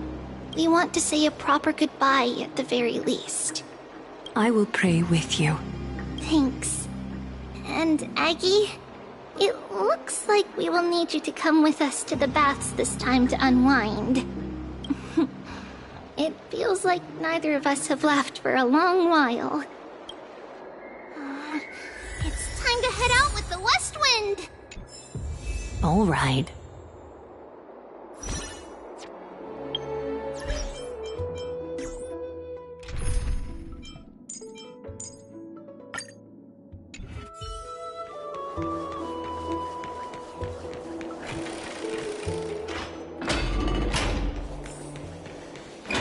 Here's really hot and heavy.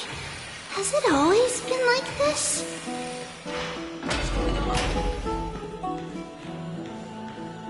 Is someone injured over there? What's going on?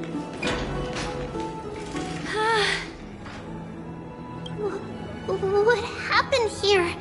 Watch out! Watch out! For the Kremnoan! Kremnoan? This is their doing? Aggie, now's not the time to dwell on that. Let's help the injured people first. Excuse me! Coming through! Oh, you two are here as well. That's a relief. Even the Twilight Courtyard is involved? What in the world happened here? I actually just came to relax. But as soon as I got here, I saw all these people lying on the ground. I've examined them, and they don't seem to be seriously ill. It feels like they've just spent too much time in the hot water.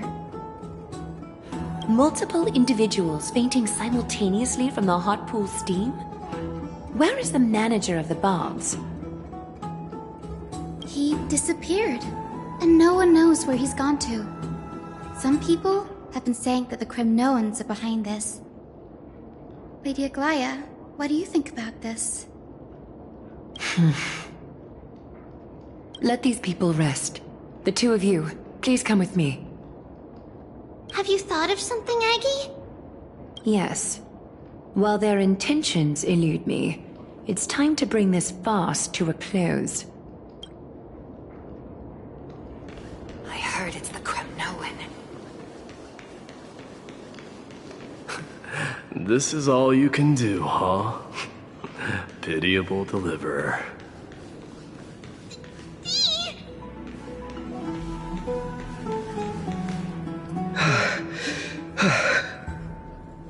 Snowy! Even Snowy! The culprit. The culprit is Mightimos. Oh. Dee!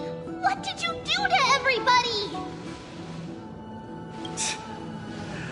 just another duel where I claimed victory. Duel? As I expected. On the surface, these two are the mightiest warriors in the Holy City, but they're still impulsive youths at heart. Speak up, Mighty. Tell us exactly what kind of foolishness you and Finan indulged in this time.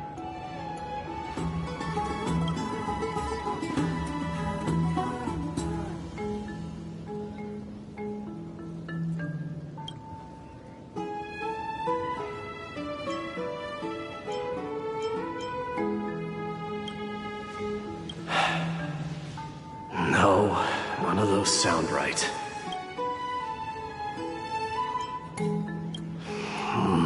Forget it. Am I seeing things? Is the magnificent deliverer finally deigning to step outside? Usual response. I don't feel anything special from you. Have you passed the demigod trial? The ritual hasn't reopened yet. In case you forgot, it hasn't been that long since I pulled you out of the trial. I didn't forget.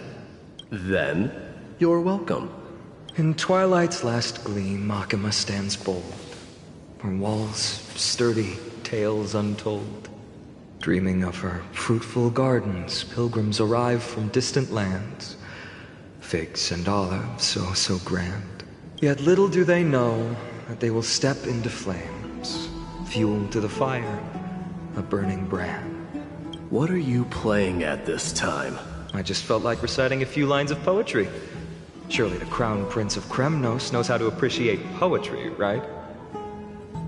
Kremnoans steer clear of such weak literature. But my library doesn't lack collections of this kind. These lines express the poet's yearning for their home, just as Akama is distant from many people's homes. I know how to interpret poetry, Hyugas. There's no point in pretending to be profound, my friend. Thank you for helping me out when I was in a tight spot, but it seems to me that you aren't prepared for the trial either. Don't compare your situation with mine. My people are still relying on me. I can't ascend to godhood on my own without first resolving their issues. So, are you suggesting that you, the mighty Mightimos, and the heir to the throne of Kremnos, wish to defy tradition that has endured among your people for millennia? Still thinking about what I should do. Never mind. It's probably not my place to offer you counsel. An idea does strike me, though. Go ahead. Let's see what terrible ideas you've come up with this time. Maybe we both need to relieve some stress. Come, Mightimos, let's recommence our previous competition. This time, we'll see who can stay in the super hot bath for longer. What? Are you chickening out? The phrase chickening out does not exist in the Kremnoan language. I just find this situation absurd, that's all. All-knowing historian, are you not aware that we Kremnoans use boiling water from sword forging for our baths? Looks like I'll have to teach you some royal etiquette today. And thus, an unprecedented sauna battle commences! With unparalleled resolve, the two warriors' determination even alters the very hue of the steam. Flames intertwine with scalding vapor, reaching toward the heavens, shrouding the sky and the sun. The spectacle is so magnificent that none dare gaze upon it directly. Since we can't see what's happening in the competition, why don't I regale you with a tale of kings to pass the time? Do you recall the legend of the Gorgo lion mentioned by a certain veteran? The central figure, the main character, was not the sole sovereign of that. that land. An oryx stood as its formidable rival. Long before the dawn of Era Chrysia, the two beasts started their timeless battle on the plains of Tritos. The lion regarded the oryx as its food, while the oryx perceived the lion as a scornful, oppressive, and challenging barrier that it swore to topple with its antlers. For tens of thousands of years, without respite, the two creatures thus continued their relentless pursuit and rivalry. It fixated on its rival's fleeing form in the chase.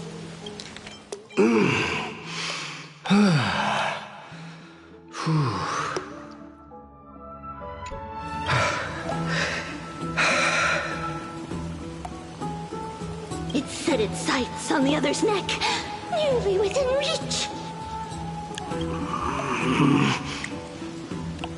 It was stuck in a corner. It had nowhere to escape.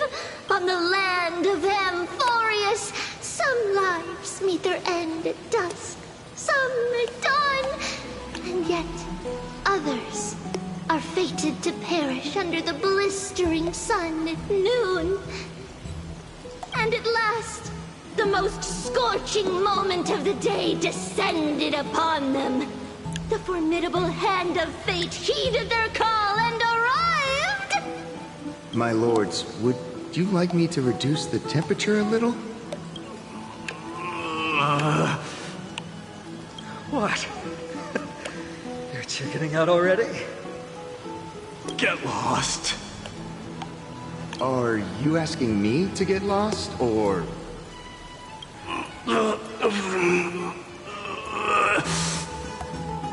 Do whatever you want.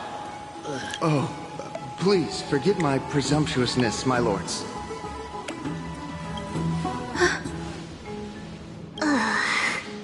What a spectacle of folly. This is what you get for daring to challenge a Kremnoan without understanding your own place. What I'm saying is, your little game dragged down quite a few innocent souls alongside you. We will personally escort back home the customers left awestruck by our formidable presence. This isn't fair. You are wearing way less than I am. Is this the latest trend now? Getting into the baths while dressed in full armor? Don't look at me like that. It was he who challenged me. There is no word for flee in the Kremnoan language. Very well. Let us bring this farce to a close, shall we? Warriors, it's time to get moving.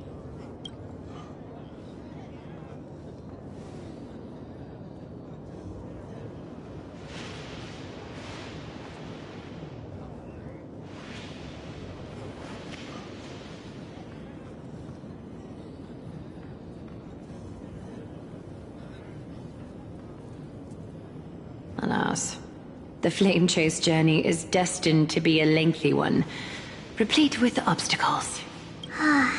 But thanks to those two, all the gloom has vanished into thin air. Oh, we just had quite the commotion. It's not every day we find the Marmoreal Palace this serene. Shall we continue with our previous plans? Hyacinth, would you care to join us? Such an empty bath is indeed a rare sight. I was looking forward to unwinding after work. I'd be delighted to accept your invitation, Lady Treeby. How about we go to the biggest bath?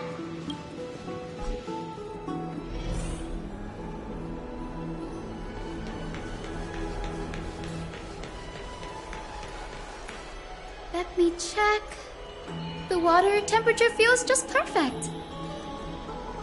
So, how is the feeling of having the entire bath to yourselves? It's so good. But, Lady Treeby, aren't you going to soak in the bath with us? We will have to pass. After all, we've become children. Please understand that she can no longer endure the heat of this pool due to the blessings of Yanis. Oh. Are you curious about us, Hyacinth? I am, but something tells me that it might be better to change the topic. Don't get all nervous. It's not something we can't discuss. The truth is, a long time ago, we were a mature adult just like Aggie. Then, because of reasons, we inherited Yanis's divinity and gained the power of passage. And in return, the price we had to pay was the splitting of our soul. Each opening of the Century Gate intensifies the strain on Treeby and the others. They are gradually regressing towards infancy, both in body and mind. We don't know what awaits us at the end either, but anyway, that's why we've turned into children. In that case, when you opened that giant sentry gate above Akuma during the battle against Nikador... Well, there's no way around it. We all know that the flame chase journey won't be a smooth ride. Maybe we can find a way to fix it. The primary research focus of Noosporists is the soul. We explore its depletion and methods to restore dispersed souls. As long as research continues, there might be a breakthrough that can help. We will do everything we can. So your first reaction is in fact denial. You're indeed an Access student. I look forward to your good news, Hyacinth. Now there's another reason to look forward to tomorrow. Lady Treeby, what's wrong? Something's off. It's that strong feeling again. Is it Trian? Wait, no. It's not Trian this time. It's Trinan. Trinan is a danger.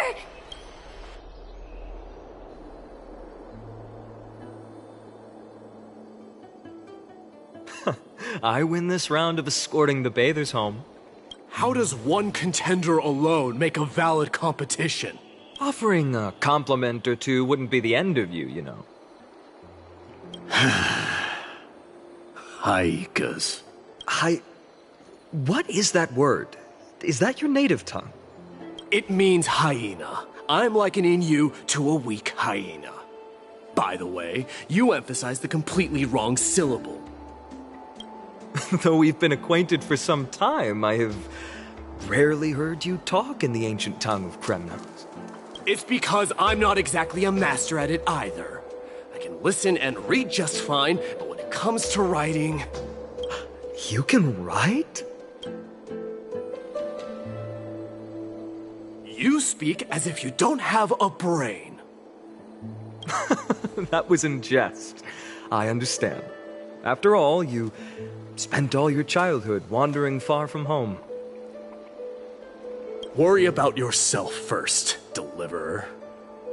You also never mention your hometown, apart from when you need to introduce yourself. Well, it's because there isn't much to say. Ides Elysiae is simply a tiny village that disappeared many years ago in the flames of war. The only times I get to see it are in my dreams, and in the trial from the Lance of Fury. I knew it. Yes, I saw it all. Ides Elysiae ablaze with everyone. My family, friends, and my kin, lying in a sea of flames. A blood-red half-sun hung in the sky, just like on that day. And before my eyes, that murderer killed Cyrene. But I saw its form this time. A black cloak, an eerie mask, and a broken giant sword. that carried an ominous aura.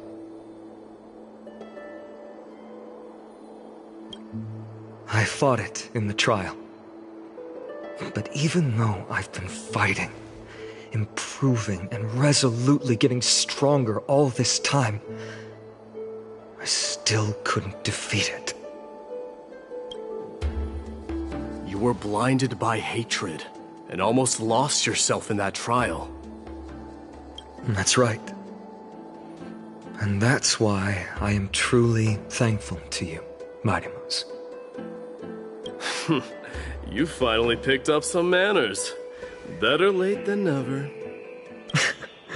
Then what about you, Mighty? What did you see in that trial? What do you fear? There is no word for fear in the Kremnoan language. I'm getting the feeling that your language has no words at all. But to answer your question, I saw Akuma in the trial. As well as... my old comrade, Hephaestion, Perdiccas, Ionius, Ptolemy, and Possesta. Ever since I returned from the Sea of Souls, these 5 have been by my side. We faced life and death together during our days in exile. Those 10 years were arduous, yet filled with moments worth treasuring. Each night, we would gather by the campfire, savoring honey brews and singing our hearts out. The wind in the wilds of Amphorius smelled like rust. Hephaestion would always tease me about adding goat milk to the honey brew, claiming I ruined the blood-red color of the drink. He had a scrawny figure, but was a relentless force on the battlefield, dispatching foes without so much as a blink. Perdiccas was an expert in concocting medicines, delving into all those strange folk remedies. Ionius was a swift runner, always spouting off in chapters and verses. When we left Kremnos, he made off with a stack of ancient tomes from the Grand Library. Not like it mattered, as my family owns the library. And then there was Possesta. He was the silent type, but a truly masterful musician. This is the first time I've heard you mention these 5, and their names. They died on the battlefield before the Kremnoan detachment managed to join Akuma.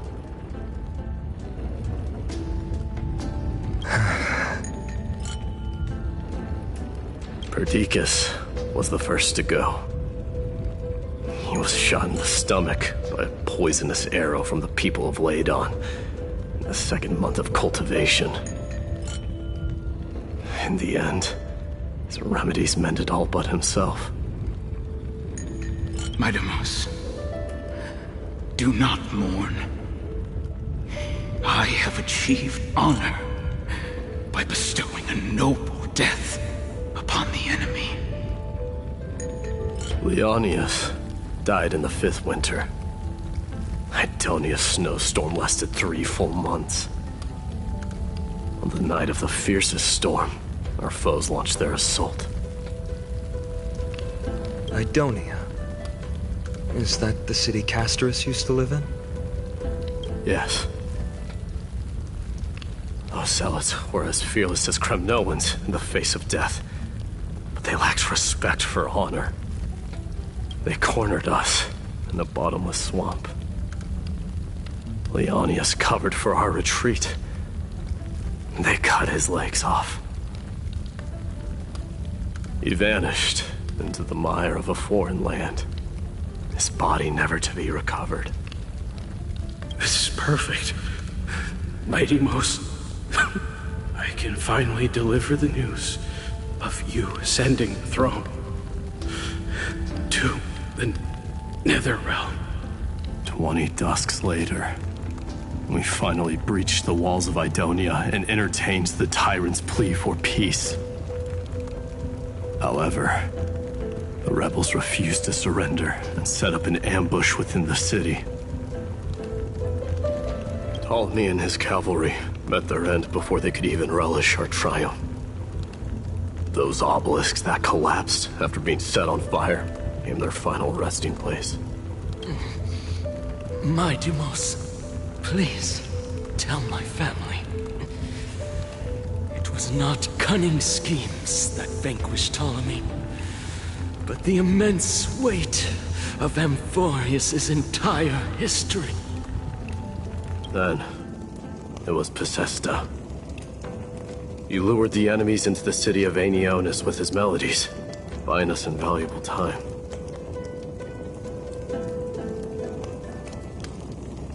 Our enemies, consumed by indignation when they discovered the trick, set the entire city and my soldiers on fire. His final words were recorded on a small clay tablet, fractured by the flames. My Deimos, don the crown. And at last, my most trusted friend, Hephaestion. He was supposed to stand by my side through it all. But a sudden relapse of his illness hit him on the eve of my duel against my father. He hid his condition from me. By the time I returned victorious, he had but a breath left in him. A Kremnoan, dying on a sickbed. I would be a laughingstock to everyone. Hephaestion, my dear friend, spare your strength. I'll go get a physician. No need. Even if Perdiccas were here, he couldn't stop destiny from taking me away. No! None can take you away.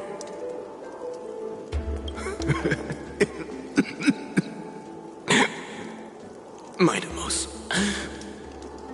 our king, do not shed tears for me. It's not befitting of your status. Farewell, my dear friend.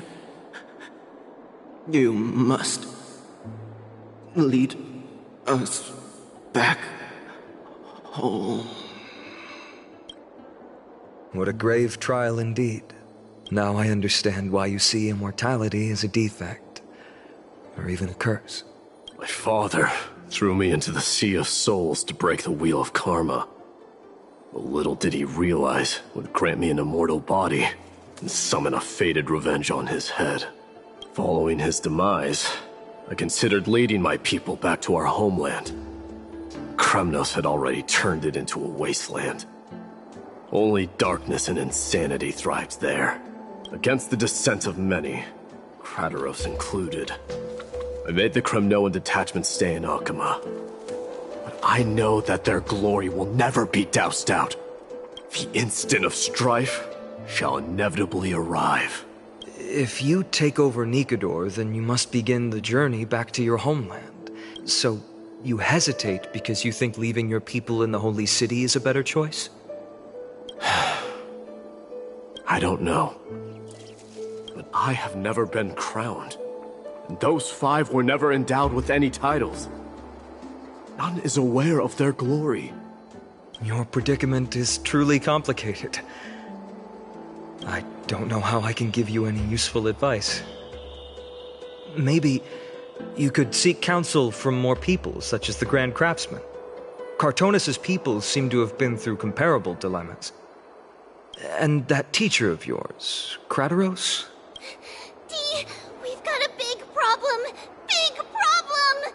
Lady Triby, what's making you so flustered? Hurry up and go save Trinan! She got abducted by Crateros! Crateros! What's going on? My Deimos. It seems I was the one who exposed my vulnerabilities first. Aglaia, I demand an explanation.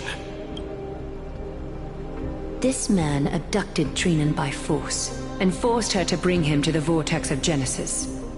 He then brazenly stepped into the trial of the Lance of Fury, and naturally failed. She telling the truth? Why did you do that? Because I don't want to wait anymore. Your hesitation made me desperate. If you want to run away from your destiny to become king, then keep running. Someone will eventually stand up and fill in the gap left by strife.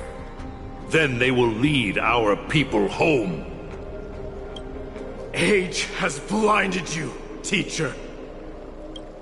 Can't you see that I'm hesitating because of this very recklessness seared into your blood? Krateros, do you truly believe you're worthy of entering the trial? To blaspheme against the prophecy? Does the mission we Chrysos heirs bear seem like child's play to you? Do you know how the Kremnoans see you, Aglaya? You're a hypocrite and a megalomaniac. The prophecy of Genesis and the Flame Chase journey are just excuses for you to seize power. Silence! Krateros! Do you even know what you're saying? Are you defending this woman, Mighty Mos? How many wars did people start because of her and her so-called prophecy? How many cities fell in the past millennium? Their people massacring each other. Even if this so-called Genesis really exists, will there be a place for the Kremnoans in that new world?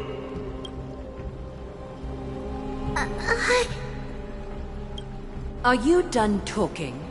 By agreement between the Chrysos heirs and the Council of Elders, those who trespass upon the Vortex of Genesis need not be tried by the Council. I am allowed to pass judgment alone. Krateros, your actions are unforgivable. I hereby sentence you. Aggie, wait! We have a proposal! Someone has to resolve this conflict between the cities. Lord Krateros did not use violence to harm us. We can sense that his anxiety stems from his concern for his people's future. Please, Aglaya, hear us out first. I'm listening. I'm sorry, Lord Krateros. We were so preoccupied with deciphering the fragments of prophecy that we neglected those of you not favored by its message. Your accusations were harsh, but justified. We wish to earn your trust, and those of the Kremnoans. I think the best way to do that is to take you to witness the source of the prophecy for yourself. How are you going to show me something that has no form? You've heard about that Outlander, right? She has somehow made a connection with Orynyx and can completely replicate scenes from the past. We will ask for her aid. Tomorrow, at the Abyss of Fate in the Temple of Yanisopolis, we will show you everything from that distant memory, Krateros. A fair proposal. I accept. Until then, you will be stripped of your freedom. That is my one condition, and I will brook no argument. It is not the first time I've been made someone else's prisoner. Do as you please, demigod. Teacher, why did you do this? Forgive me, young master. But I just cannot wait any longer. Ever since your father died, our people and I have been waiting for a day to revive Kremnos. We placed all of our hopes in you, but never received an answer. This obsession for returning home has become a sickness for our people. Wise as you are, I refuse to believe that you can't see the truth.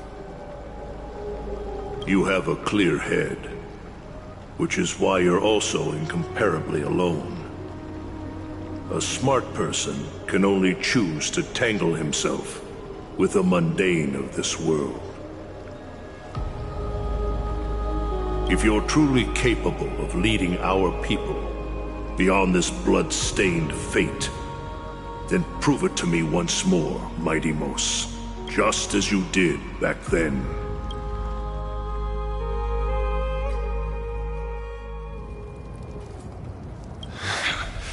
A fierce fighter. I did not expect such heroism from a feeble Akaman. Fulfill your duty as the victor, warrior, and tell me your name. I seek an honorable death from you. As if you have any honor! Listen closely. I am the leader of the Kremnoan detachment, Mighty Mos. I'm here to finish you, father. It's you. The beast spurned by all. So you did defy death. The prophecy was true. You will bring an end to my Kremnoan dynasty. Defy? You're wrong. Death fears me. It's the reason I have this body of steel. As for you, you already stand at death's door, father. You tried in vain to enslave a titan, and the one who desecrated the body of the god. Haikis! You're a weak king. So weak that even the lowliest hyena is a more noble existence than you. And now, fate's reckoning is upon you. Then swing your blade. Take my crown. Coronate yourself with an old king's blood, and inherit it all. Become the new rightful king of Kremnos. No. I don't want the crown. Listen. If there's only one end for the kings of Kremnos, then the crown means nothing to me. All I want is your life. To avenge Mother and my comrades. But the walls of Kremnos won't fall with me. Do you truly think you can escape fate's grasp, my son? You and I, we're both the same. We feast on strife and fear. Now kill me! The son of Gorgo is destined to be crowned in blood!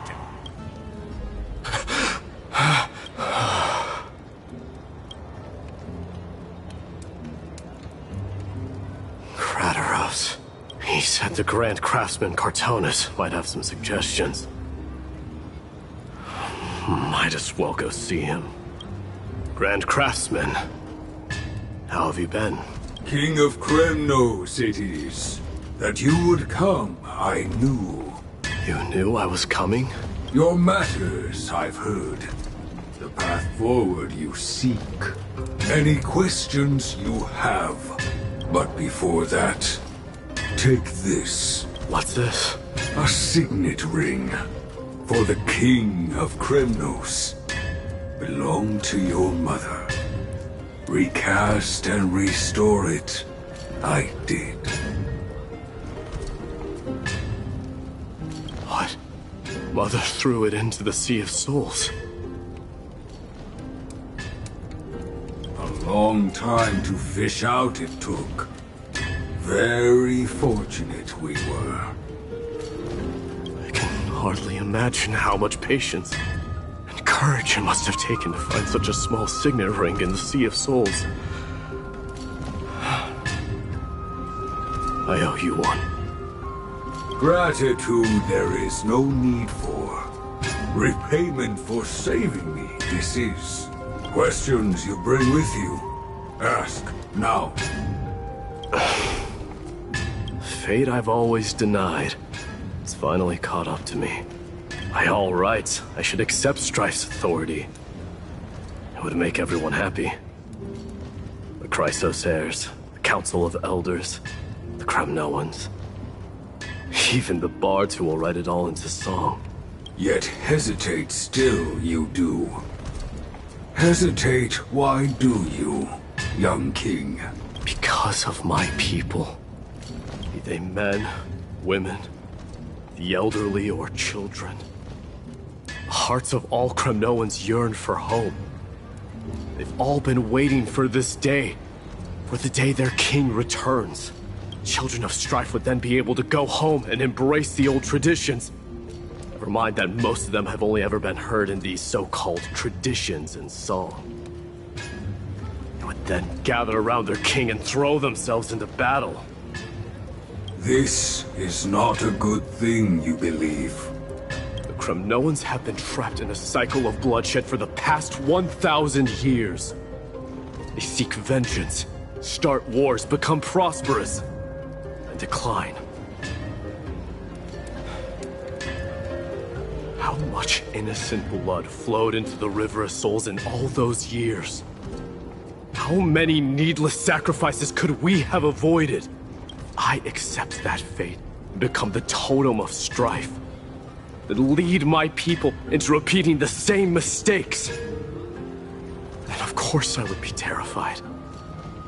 I'd be terrified of becoming king. A different kind of Kremnoan you truly are.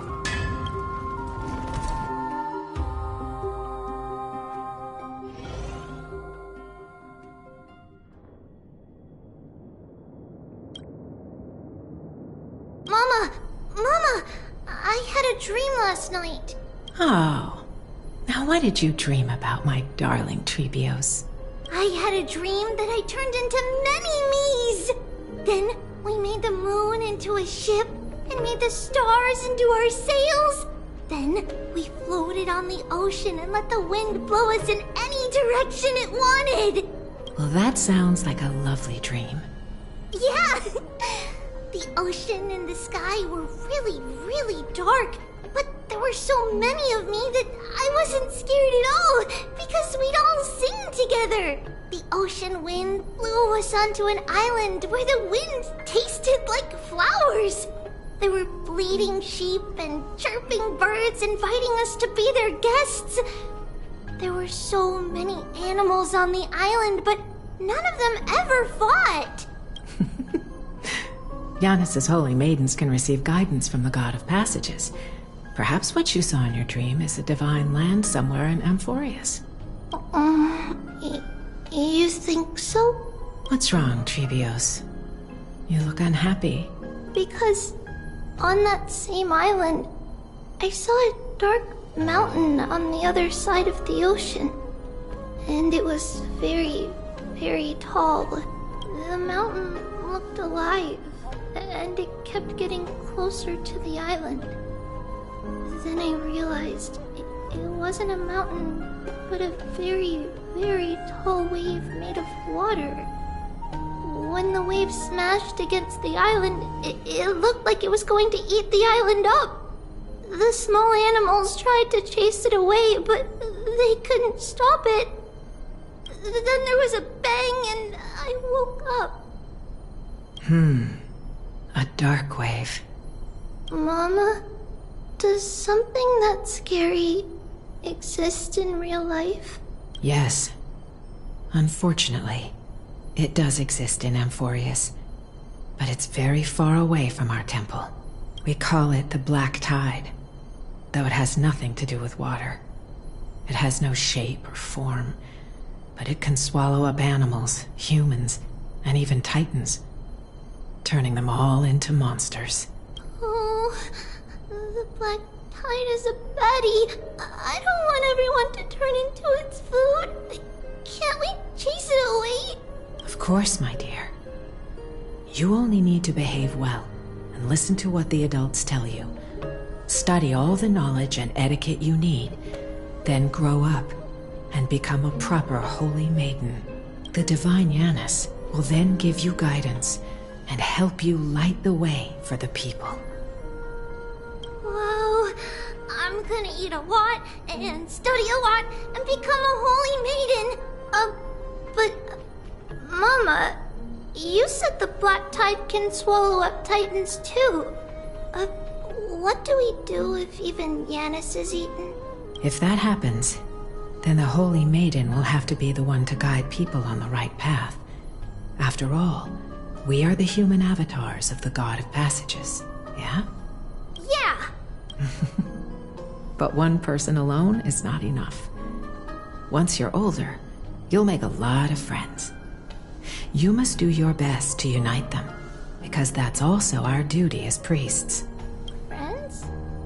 Are they also like me and Mama with pretty red hair? They might not, but they'll certainly be just as smart and kind as you. Mama? Am I dreaming? Don't be silly, dear. Of course you're not dreaming. I've always been by your side. What? Now be a good girl and call your friends over too. Let's play hide and seek, just like we used to, okay? My Trebios is the smartest girl. I'm sure you'll remember where everyone is hiding. The voice sounds so far away. I don't remember. Who am I looking for? Your friends, who will chase the black tide away alongside you, of course. Is this from my childhood? I don't remember. Am I dreaming? Use the spindle to connect everyone. There will be an amazing captain on that big ship. She's cheerful, optimistic, bold, and cautious. She'll be able to get everyone together. Wow, that's amazing! Can I be the captain? Of course you can. But you'll find someone else who's better for the job, my dear. I think that person lives in a beautiful temple that sits atop a hillside, covered in golden fig trees. There's a noble girl there who's very smart, but also very delicate. Just like Mama? Perhaps. But before we find the captain, the ship also needs someone who can navigate it. Who could that be?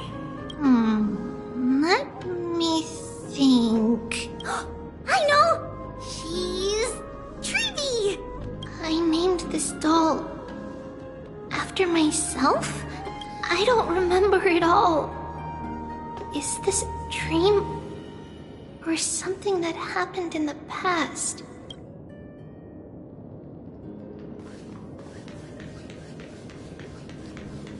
It's packed full. Mama must have left all of these for me. All the words are blurred out.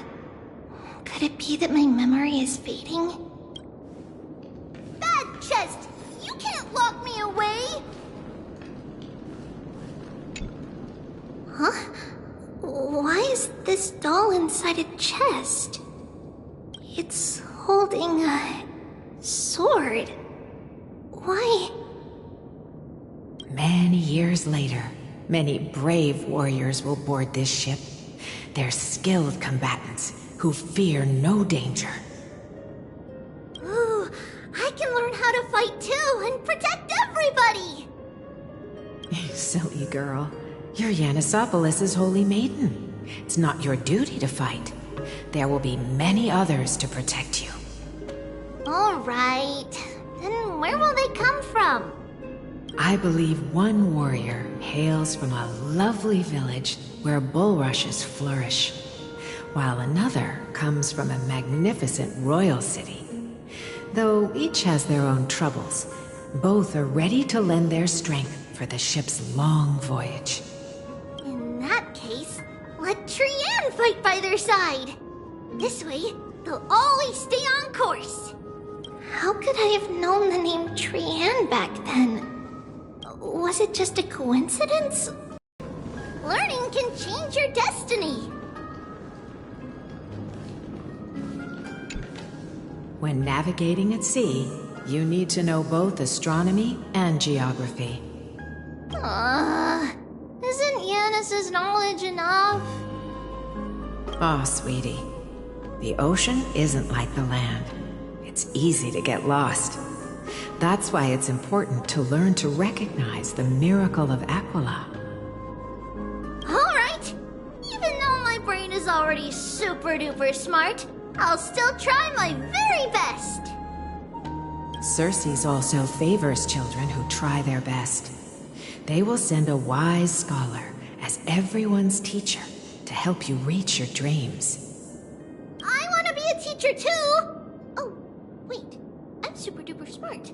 So I want to be the teacher's teacher! Why not?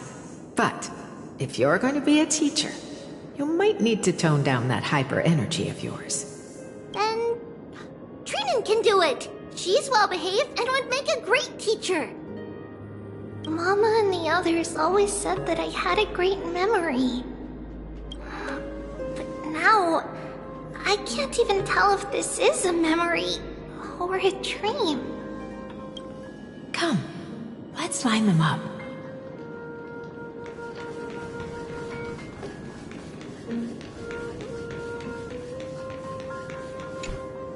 Now, Trebios, set them on this music box and let them compose a melody for our song. Music box? What's that? Sweetheart, are you still groggy from your nap? You invented it. I invented it? What does it do? Oh, my lovely Trebi. You're usually so bright. What's gotten into you today? Well, you might as well see for yourself. Put your good friends on it and see the wonders it can do. Put the dolls on. It's rotating. And I can hear something. That's right. It's a music box. If you place the dolls in the right spots, it will start rotating and play beautiful music. Out of all your inventions, this one is my favorite. I don't remember. It's all right, my child. I'll sing along to the tune, and it will help jog your memories. Happiness abounded in this lush land by God's chosen. Giants raised their glasses in a toast, beheld by the 12 constellations. 3 carved the heavens and the earth. 3 wove the threads of fate. 3 molded life with their hands, and 3 guided calamity's gate. They declared the world too unstirring, hence wished endless laughter upon the living. Thus you and I were created, with words and song to weave, and love and intimacy to give. Thus creation was complete. Who then will bear the weight of humanity's souls, to lighten the steps of the living as a whole? O great Kephale, all-knowing Father of stature so tall, yet low does their gaze willingly fall. With light of dawn heavy upon their shoulders, golden blood spills unto the land, converging into a boiling river that flows to the heroic heirs of this world.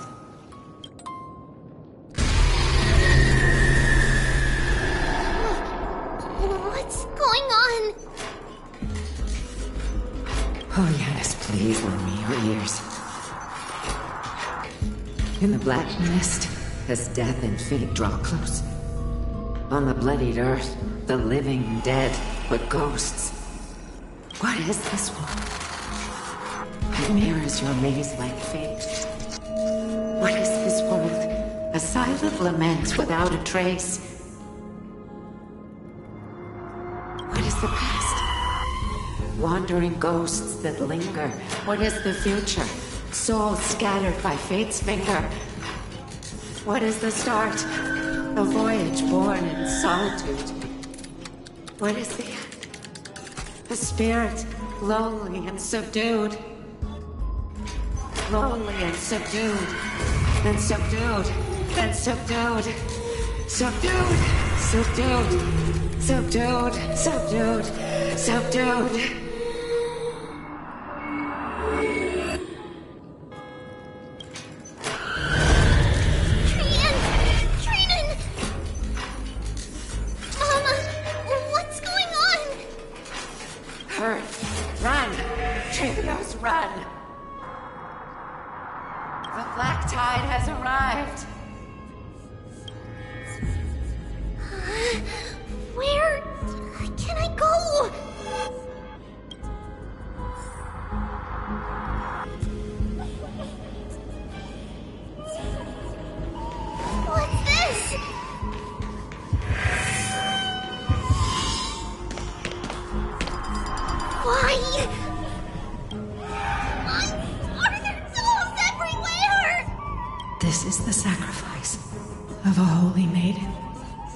You won't make it to the...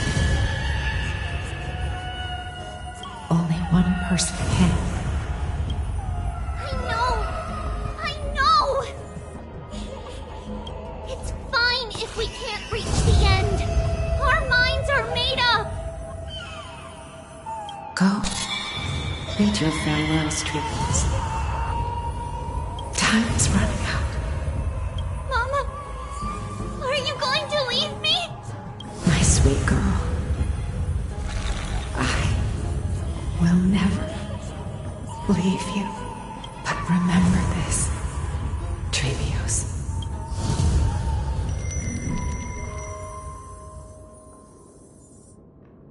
All shall bid farewell to one. And that person alone will witness the miracle. Since your mind is made up, then traverse the black tide and dispel the fog for Amphorius.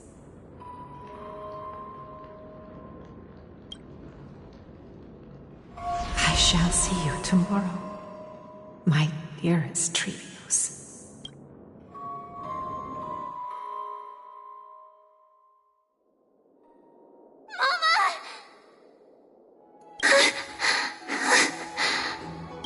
Are we still in a dream? Did you have a nightmare? Maybe.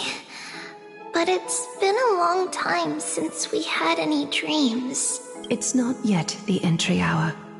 You still have plenty of time to rest. No. Our heart is still racing. It must be that reckless Kremnoan soldier who startled Trinan. And you as well. If you want, I can pass through his chest with the golden thread right now. Aggie, cut it out with the scary talk. I'm just kidding. If I were serious, I wouldn't have waited until now. Do you want to talk about the dream? Keeping it bottled up is not good for your health. We had a dream about Mama. The dream itself was nothing. It's just the timing that feels a bit unsettling. You mean... It's Trian. Even if we refrain from ever using the power of the Century Gate again, her soul continues to slowly drift away from her body. There isn't much time left. Perhaps it wouldn't be such a bad idea to let her relinquish her role as the gatekeeper and live out her days as a carefree child. You have a point, Aggie, but our decision has already been made on that matter. I believe there's still another way.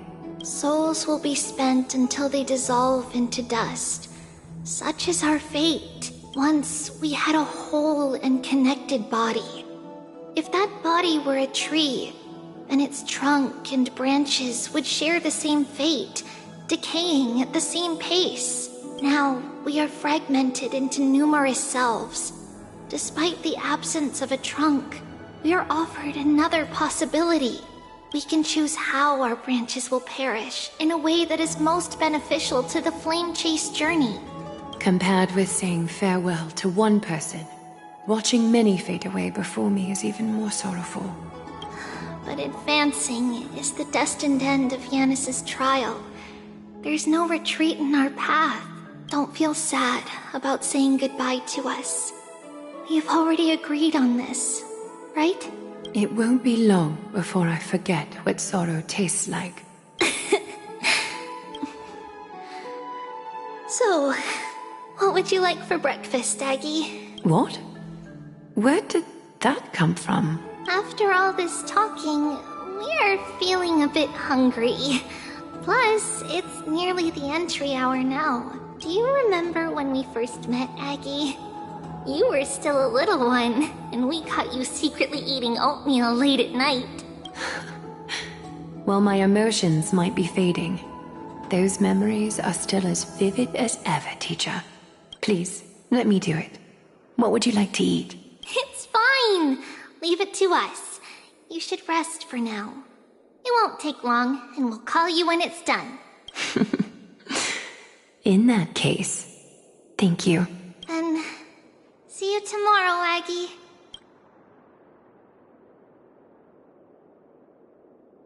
Nevertheless, that nightmare is ominous. Memories are slipping away, even the image of Mama. Just as expected, another trip must be made into the abyss of fate. Hopefully Orynyx will be willing to help us.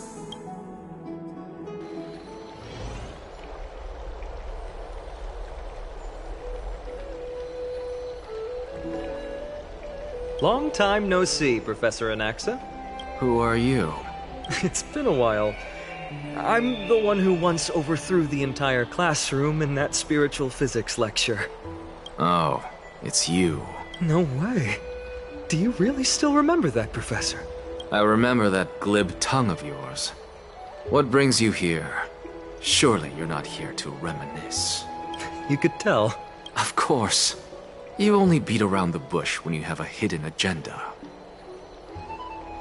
That's not true. I'm here to seek enlightenment, as always. Could you please teach me everything you know about the black-robed swordmaster? Rumors sure travel fast. Unfortunately, I too know nothing about it. I can only tell you that it is clad in a black robe and wields a greatsword. At least, it looks like a greatsword. It's shaped like a twisted half-sun, and a peculiar dagger resembling a crescent moon.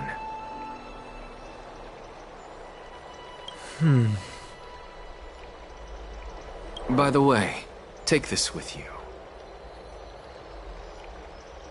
I got it from the sneak attack. It's yours now. I was right. It is this thing. The one who torched Aedes Elysiae to the ground. And killed everyone.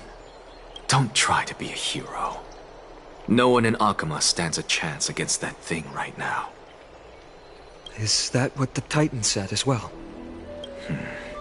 Not at first. But the god relented after having had a taste of its power. Even with the god possessing me, I couldn't fight against that blade. That incredible power doesn't seem to be granted by any Titan. Are you suggesting that it originates from beyond Amphorius? It's possible. Much like the Black Tide, no? Nonetheless, it's an enemy we must overcome. We, Blade? Their mere presence will endanger the Holy City and the Flame Chase. You know that I don't believe in... You don't believe in the so-called prophecy, I know.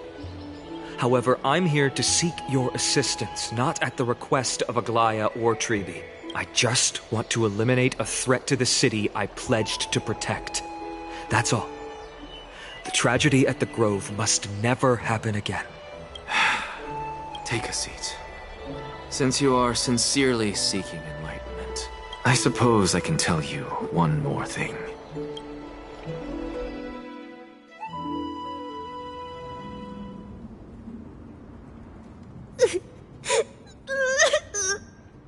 What's wrong, Trian? Nothing. Just remembering what happened at the Grove. The monster in the black cloak. So scary. Everyone in danger. Nightmare. I can't forget. Don't be scared. There are no bad guys here. Didn't you save everyone with the Century Gate, Trian? Trian threw it away. Far, far away. It's never coming back. We got back safe from the Grove because of you, Trian. You're the reason the Flame Chase journey can continue. Sorry. Trian feels... a bit... dizzy. Why are we... here again? For the same thing, of course. Remember? Tomorrow, we will reveal the prophecies passed to everyone. But first, we need to restore the memories that have been blurred by the fragmentation. We hope to present the full truth to everyone, without hiding anything. Since Yanis caused the fragmentation, we can only turn to another Titan, Orynyx, for help. Also, remember to get breakfast ready for Aggie before the lucid hour tomorrow. Oh, yes! Trian remembers now. Oh, on that note, we had better prepare some saffron before we meet with the Titan. Saffron? Huh, it's an essential offering for rituals in the Temple of the Three Fates. You think we shouldn't go to Orynyx empty-handed? Yes, it's also a symbol of Yanisopolis. If we are to replicate memories, we need to use something that has experienced those days. And when we first met Aggie, we added that to the porridge we made for her, and she really loved it. I see. It's like killing 3 birds with 1 stone. But it all depends on whether Orynyx is willing to help us. This could be a problem. After all, it was us who took the core flame from Yanis, from Orynyx's kin. We will have to give it a try. If there's truly no other way... In our current state, we probably can't do anything to them.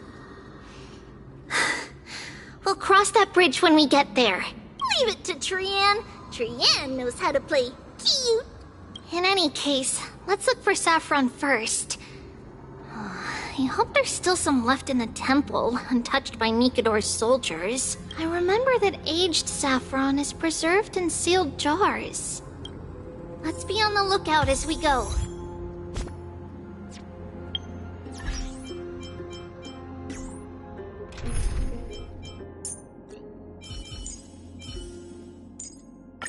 Don't worry about...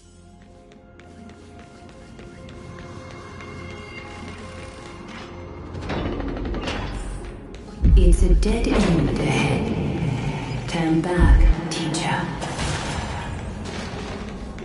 What? Aggie? No, it's an illusion. Wow, this room is huge! Trinan, did you? Yeah, I saw it. Was that a warning from Orynyx? What are you two whispering about? Treeby? Trinan? Trian can't even hear our own telecommunication. Well, never mind. Trian suddenly feels like this place is quite familiar. There's a whiff of safari in this room! It's right over there! Over here! Follow Trian! Trian, slow down!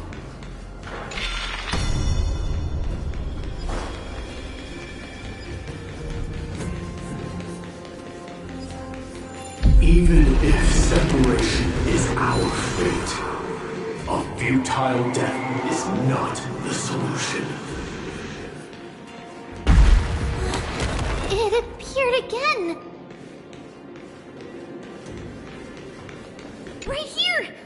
I summon thee, Orynyx! Stir up ripples of past reverie! Something's appeared! Wait, we should read it first.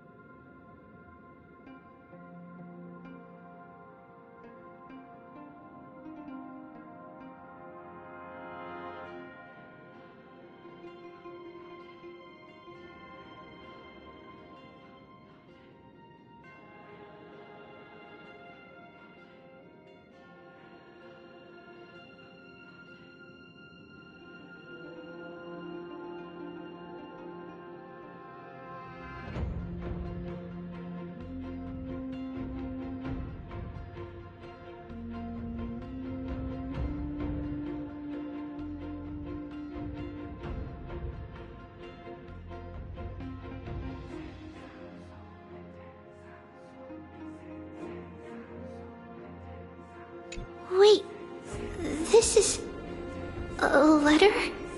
It mentions something about Saffron and Treebios? Isn't that name... Never mind that for now. Why is this letter here? And how did Trian sense it?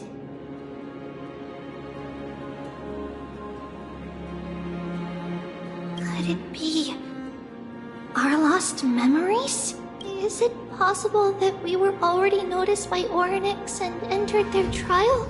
But why haven't they said a word? Orynyx has the whims of a child. Perhaps they're toying with us on purpose. Come on, this isn't the right time to be playing games.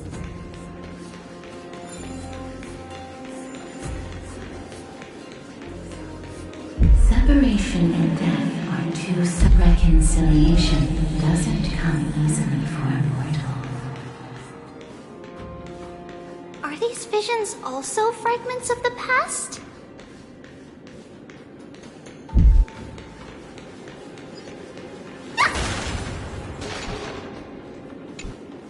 Treeby! Trinan!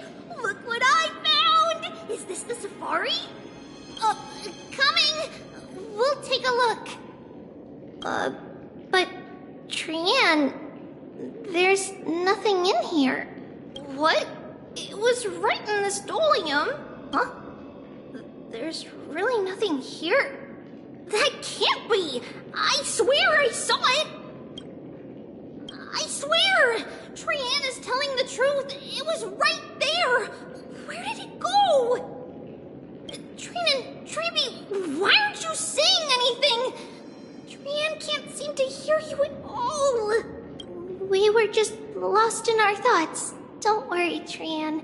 What you saw was likely, Yanna's hair. We must have startled it away. Okay. Could Orynyx be trying to make us falter? But why would they do that? Something feels off. Treeby, don't you think this temple is a little too quiet? What do you mean? It might just be an illusion.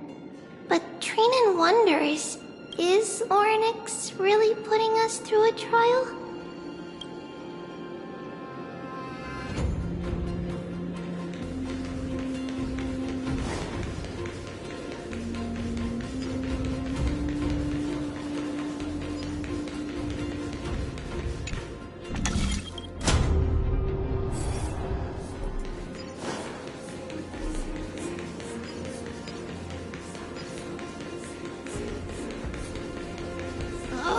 Still no luck finding any safari.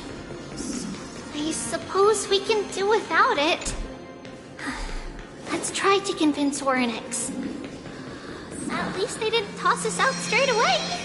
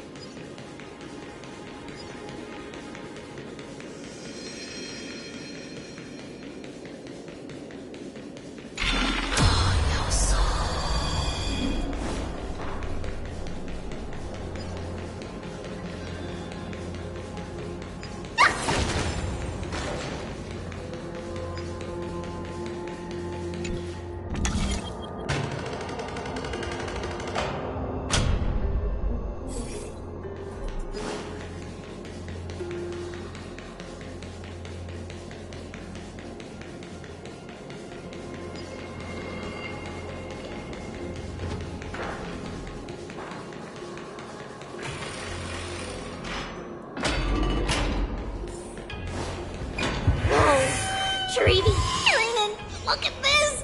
So cool! There are so many of us now! Man.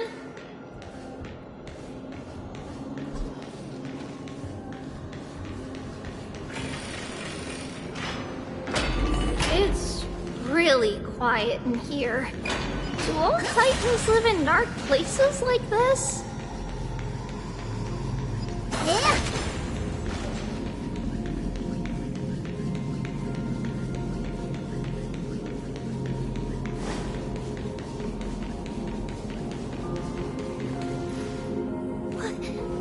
What's going on?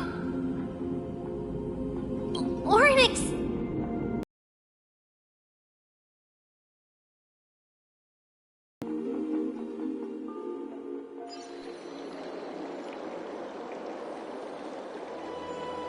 Are you saying that the black-robed swordmaster is not just tied to the Black Tide, but is also hunting for core flames everywhere? This is the most plausible possibility. First, it has a vessel that can hold core flames. Second, I'm one of its targets. Let's start with the first premise. Its peculiar ceremonial blade can interact with a core flame, as evidenced by the pull I felt when it stabbed into my chest. I hypothesized that the blade can sense, absorb, or even retain core flames. The second premise is even more explicit. When it was engaged in fierce battle with many of us and was heavily distracted, it remained consistently focused on me. Or rather, on the Titan Cersei's inside me. So it's plundering the flames. But if your argument holds up, wouldn't they be headed to Akama soon? The vortex of Genesis is full of the Titan's core flames. Not necessarily. Let's call that person the Flame Reaver for now. If my presumption holds, that person has 3 targets. The first target is me. The second target is Oryx, who hasn't yet fallen. And the third is Akama and the... But I suspect Akama won't be their first target. Kefali's core flame is guarded by the Council of Elders' arcane power. And Fagusa's water curtain should be able to block out any external perceptions. The first target is me. The second target is Oryx, who hasn't yet fallen. And the third is Akama and the Vortex of Genesis, where the core flames are housed.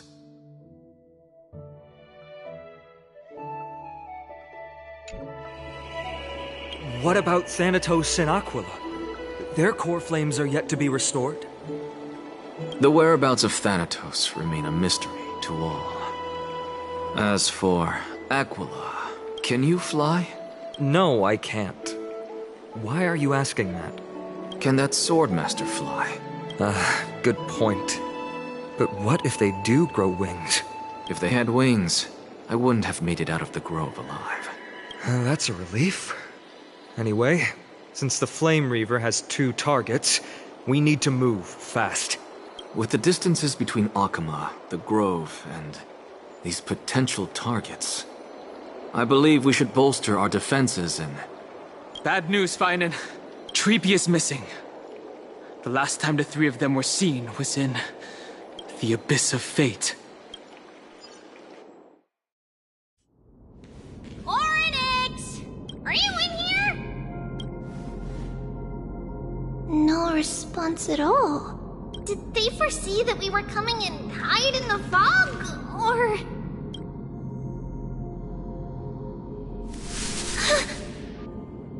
Treeby, we should leave. This temple has other people in it.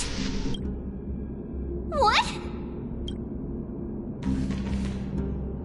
Oh. Listen, footsteps. Fast ones. 3 or 4 people coming this way. Come on, we need to hide. Whoever they are, we can't let them see us. Trevi, Trinan, come check this out! What's this? Trian feels like... it's so familiar.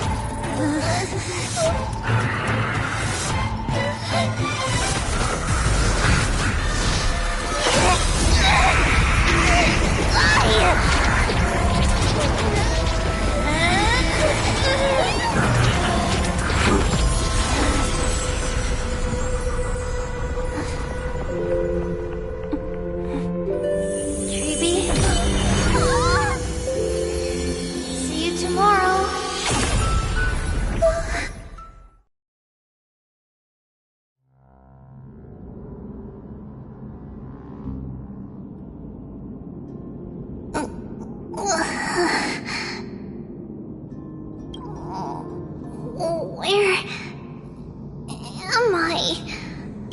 Little Gray? Snowy? And... wait... where's Trian? Is she back? We only saw the two of you collapsed on the side of the road when we arrived. Danny and I looked around, but we couldn't find any traces of Lady Trian. What about the black-robed swordmaster? Blast it! Of course it's them. We were still too late. I fear something bad has happened to Orynyx's core flame. Then Lady Trian... She doesn't have much divine power left. We can barely sense anything. That you're both safe is already a blessing. Everyone, we must take action now. We should split into two groups. One group will stay in the Abyss and meet up with Aglaya's reinforcements, then search for Trian's whereabouts. The other group will come with me to pursue the black-robed swordmaster and recover the core flame. Do you know where it's headed? I didn't get to tell you this before, but Anaxa and I already have our misgivings about the Black Tide, so we've made preparations. I'll tell you the details as we move. Opportunities are fleeting on the battlefield. We should hurry.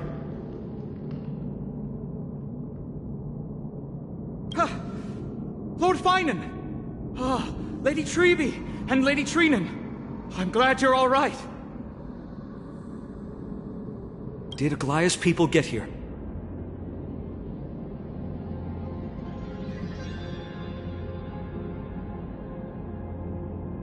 Yes. Lady Aglaya already knows about the situation and sent along a message.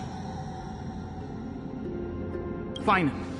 I understand that Swordmaster is of great importance to you. But if you charge in without a plan, I fear that you won't be the only one who dies in vain. I understand. Hatred is a hero's deadliest poison. I have no intention of fighting alone. If that Swordmaster really is related to the Black Tide, the Chrysos heirs must not take them lightly. I have indeed planned to return to the Holy City and discuss the strategy with Aglaya. We'll need all the help we can get for this encirclement. Why don't we split up as previously discussed? Hyacinth and I will stay to regroup with the reinforcements. You go back to the Holy City with everyone else and tell Aglaya about your plan. Trinan will stay in the Abyss too. That way, both sides can communicate with each other if anything happens. Thank you, everyone. Partner, Trevi, let's go.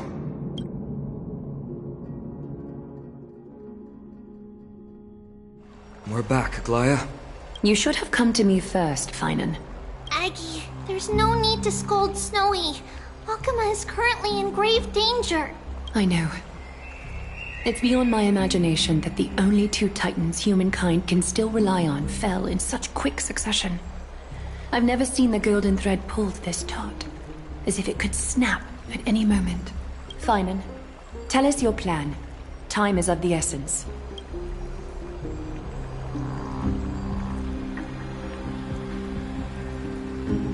This being is not just hunting titans, but taking the core flames too?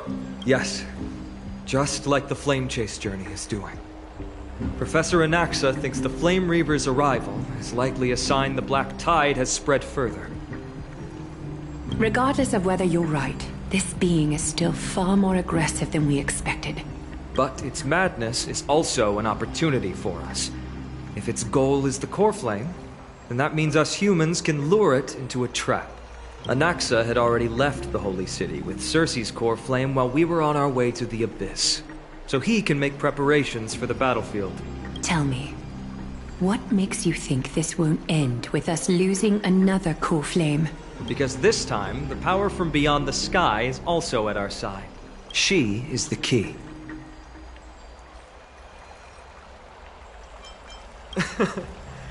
We need your other companion, too. Ma'am, do you mean me? I see. Finan, that battlefield you mentioned, is it Castrum Kremnos? Yes.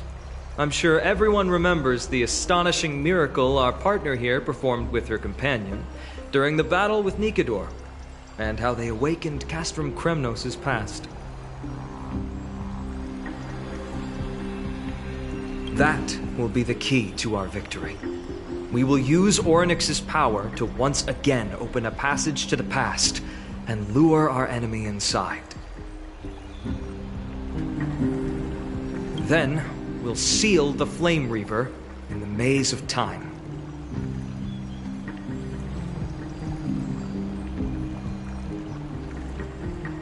Impressive. Orynyx has fallen, and Yanis's divine power already belongs to Akima. Once we take back the core flame, the Swordmaster will have no means of escape.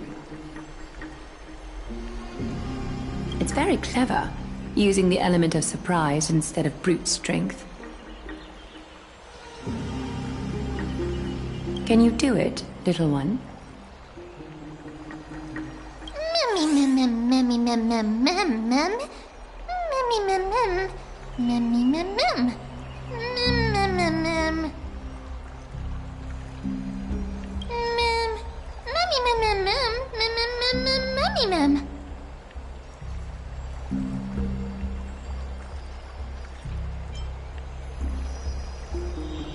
Oh, come on!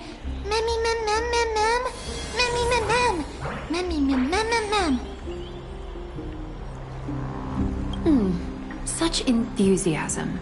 I'm glad to see you're confident. By the way, the Council of Elders declared a state of emergency when Treeby went missing. Kynus and her following have heard tell of the incident at the Grove, and are galvanizing support in secret. I fear she'll make her move before the next assembly of the citizens. What are they plotting? That short-sighted politician likely believes the Chrysos heirs have outlived their usefulness, and is making preparations for her next step. That ugly side of humanity is something we'll have to deal with eventually. But that's a problem for another day. I've sent Castoris ahead to the Council with a message. She should be able to keep the situation under control for the time being. Finan, it is my hope that we can come to an understanding on this. We must take down the Flame Reaver in one go, and retrieve the core flame. And in doing so, grant ourselves an advantage against the Council of Elders. Of course. You may count on me to lead the charge. I apologize for tasking you to spearhead the plan once again, but Akima is currently beset by enemies from within and without. The situation brooks no delay, and we have precious little time to confer and discuss the plan with you. That being said, you are the key to our success, and I shall respect any decision you make.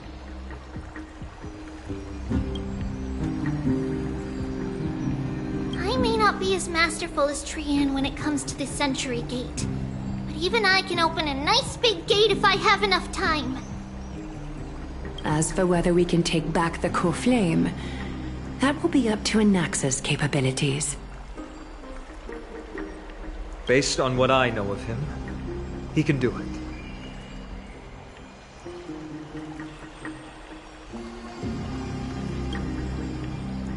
I'll be honest, we can't.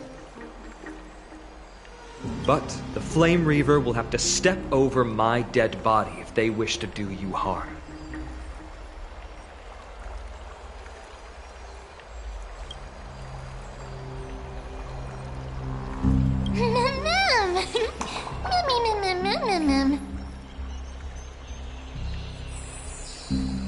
We are grateful to you for your aid, and to the rest of you as well.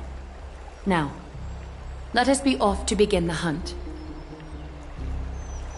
May Kefili sharpen our gaze and grant us victory over the enemy.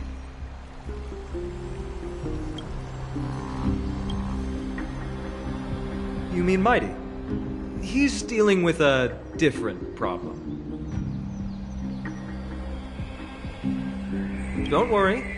That man would never miss out on this fight.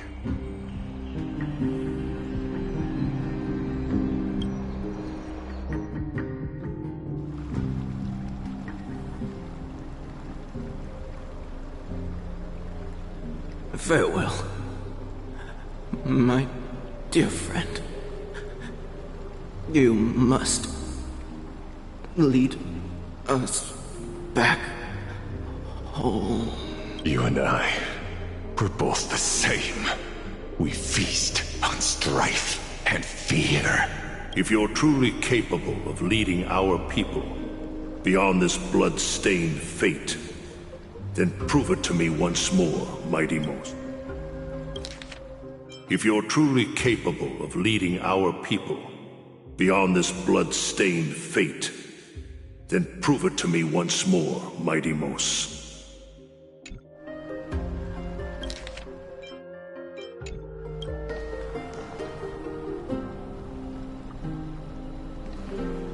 I knew you'd be here.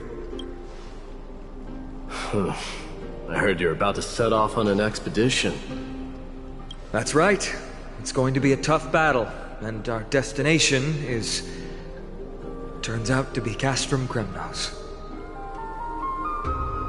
Is that why you're here? To pray to the dead Nikador? No, just the opposite. I'm here to tell you, you can entrust the front lines to us this time. You can't afford to lose your upcoming battle either.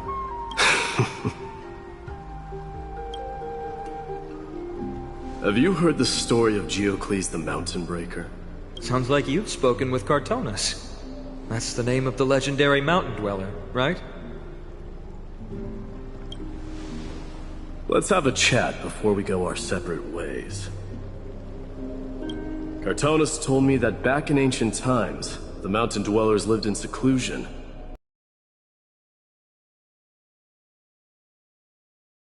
Away from strife. But Geocles was different.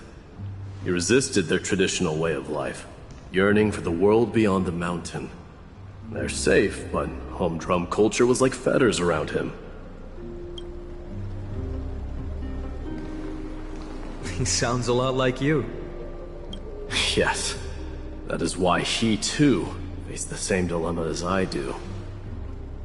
One day, during one of Geocles' many ventures beyond the mountain, he spied a battalion of Ladonians stationed at the foot of the mountain. The Ladonians were at war with their arch-enemies, the Companions, and they used the mountain as a base to carry out guerrilla warfare operations. When Geocles, who had taught himself the common tongue, approached a soldier, he learned a shocking piece of news. Ladonians were planning to plant mines and explosives all over the mountain, and then lure their enemies within. With danger lurking with every step, the mountain dwellers' homes were no longer safe. Geocles quickly returned to his village to bring the news to his people. But... let me guess. They refused change and chose to put up with the situation instead. That's right. The mountain dwellers were fearful of even the smallest change to their lifestyle, let alone leaving their home.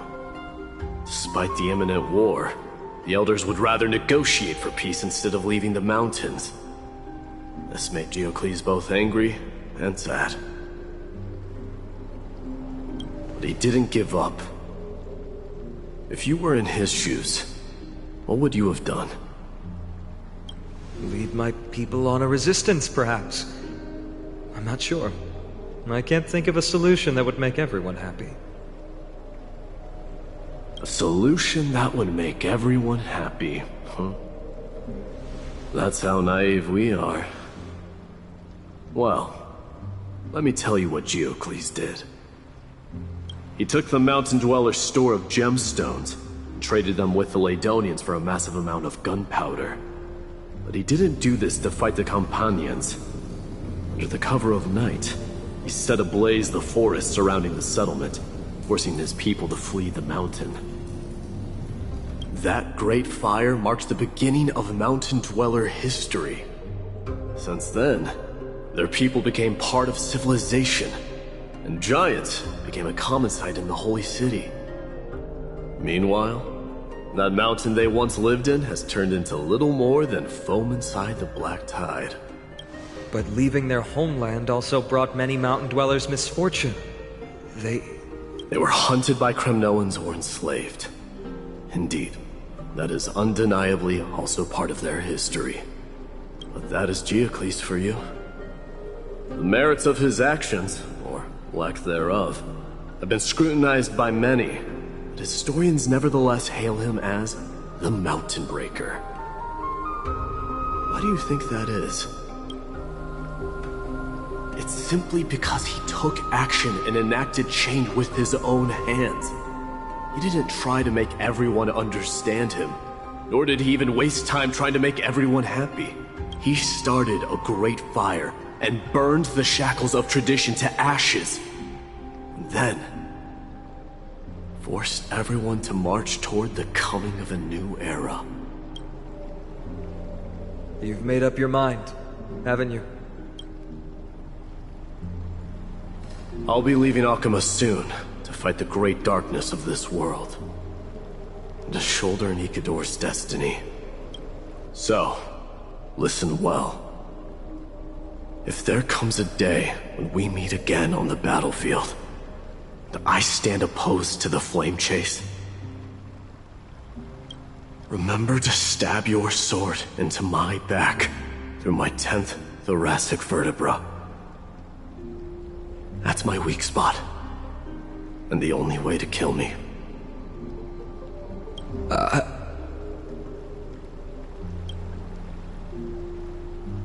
You have my word.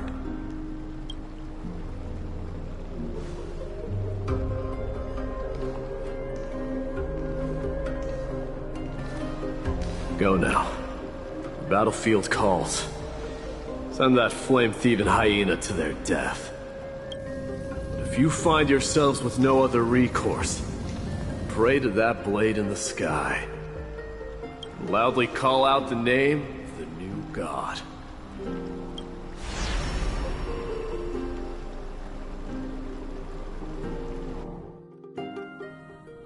That's the sound of an all-out war.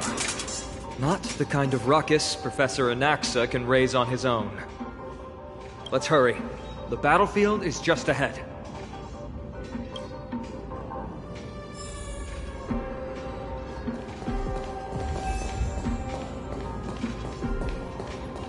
No way. A Kremnoan?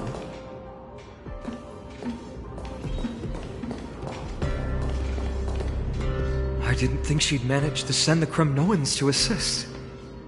Brave warrior, what's the situation on the front line? Then, Ackerman, why are you here? What? Didn't Deglaya tell you? We have been instructed to assist you in trapping the Flame Reaver. Deglaya, that vile usurper. I spit on her name. Our king will be back soon. He'll be able to deal with you and that black robe.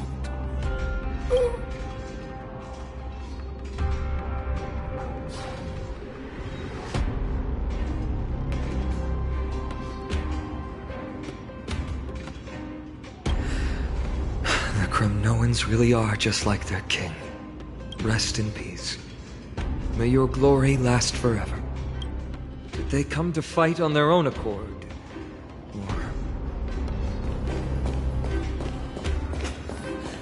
I can still fight.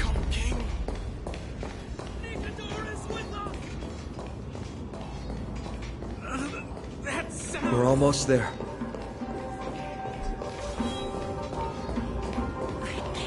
See.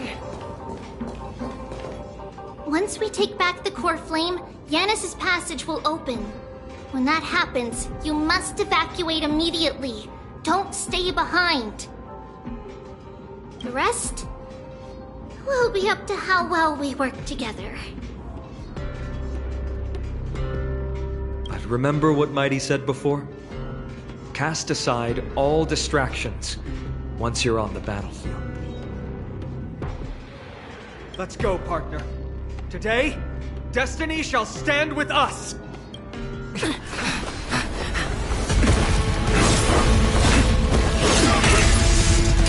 Finally.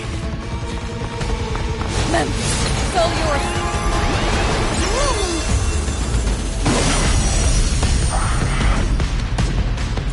Pent in the memories of the dead!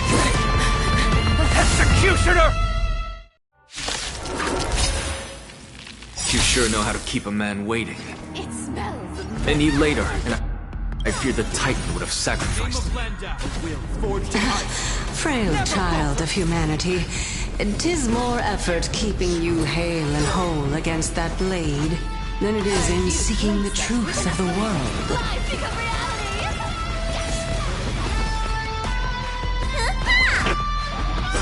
You can't run! Rules are made to be broken.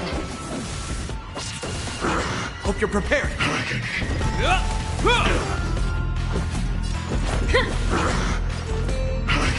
Come to me!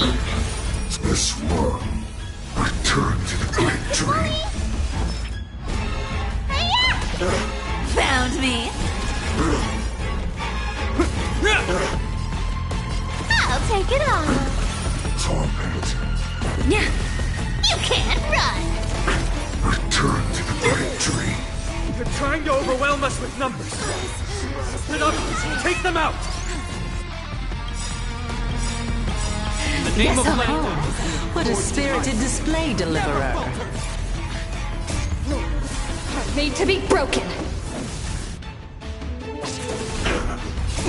Time with what's in your prescription! You have my gratitude. A cute playset with enough believers, lies become reality! Gotcha!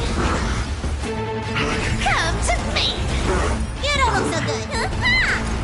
Found me! This ends here.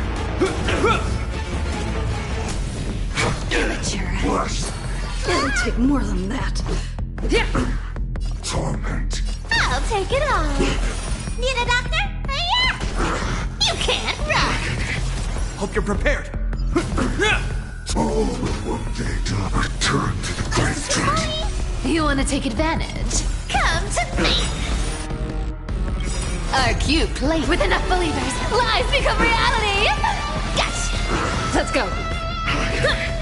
Found me! Let me tend your wound!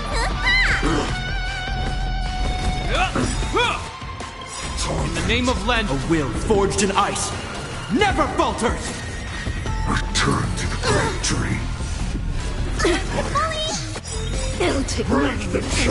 What's in your prescription? Thanks.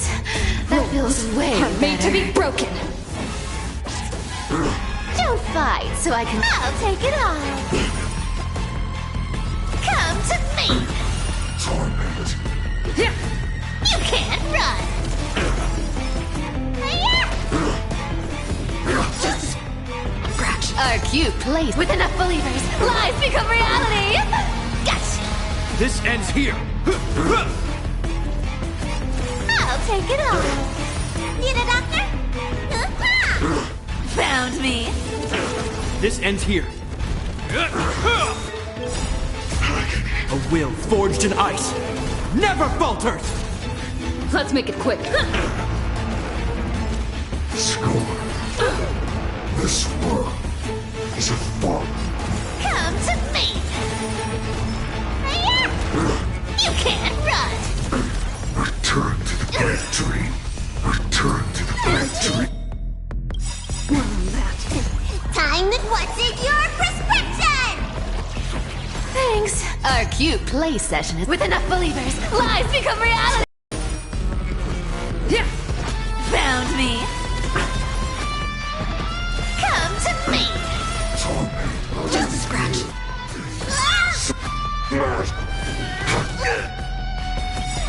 In the name of Lend, a will forged in ice never falters! This ends here. Let's go. Rules are made to be broken. Blessed. All with what they die. Let me tend your wounds. Hope you're prepared. Return to the factory. In the name of Lend, a will forged in ice never falters! Time what's in your prescription! Much better. Return to the factory. Need a doctor? This ends here.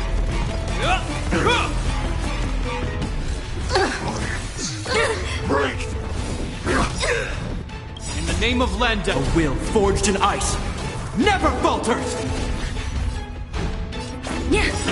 Let me tend your wounds.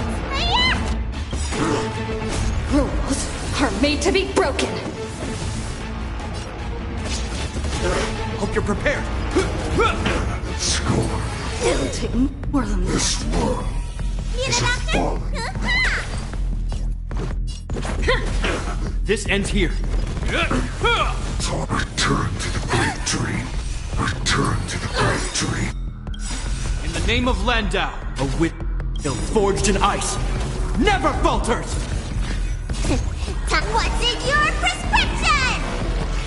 Much better. Smack. Let's make it quick. Rules are made to be broken. Need a doctor? Blessed. All with what they die. In the name of Lend, a will forged in ice never falters!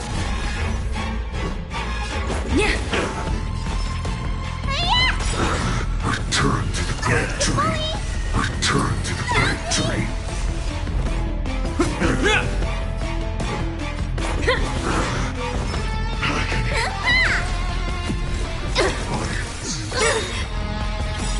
Break the chains. Name of Landau, a will forged in ice never falters! Time what's in your prescription? Much better. Rules are made to be broken.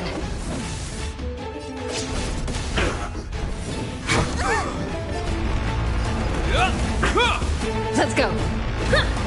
Score. This world is a fallen.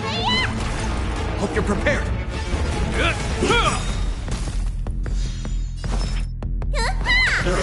Let's make it quick. Return to the factory. Return to the factory.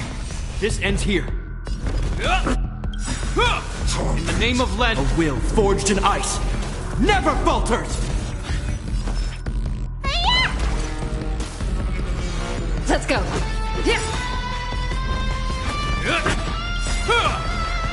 Rules are made to be broken.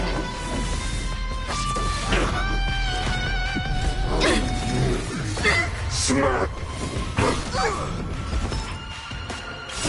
Time what's in your prescription? Much better. Hope you're prepared. In the name of Landau, a will forged in ice never falters! Blessed. All with what they die. Get ready, Croc. Can't hold out much longer. Quiet. I know what I'm doing. In the name of Landau, a will forged in ice never falters! Rules are made to be broken.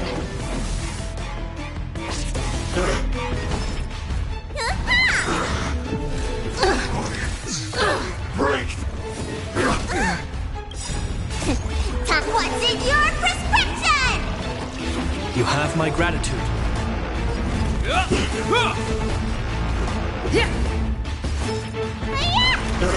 Scorn.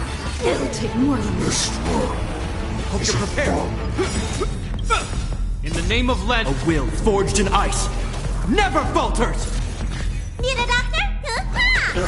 Return to the great tree. Return to the great tree.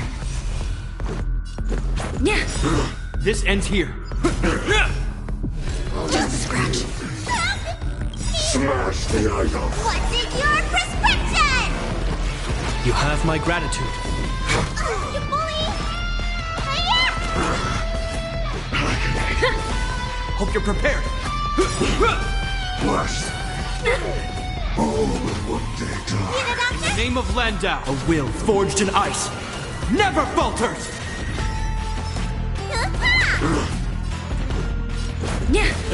Return to the great tree. Return to the great tree. What's in your prescription? You have my gratitude.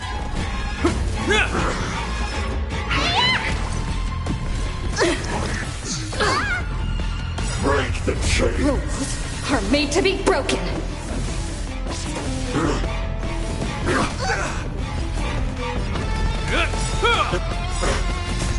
A will forged in ice never falters! Let me pen your wound. Scorn. This world is a fallen. Let's go. Need a doctor? Return to the great tree. What's in your prescription? Much better. Return to the great tree. In the name of Landau, a will forged in ice never falters! Torment.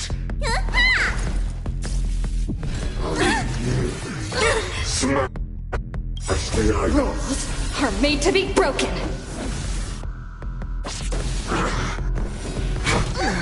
Let's make it quick. This ends here. In the name of Landau, a will forged in ice never falters! Blessed. It'll take more than All that. will one day die. Let's go. Return to the great tree. Return to the great tree. Hope you're prepared. Let's make it quick. Rules are made to be broken. Just a scratch. Break the chain.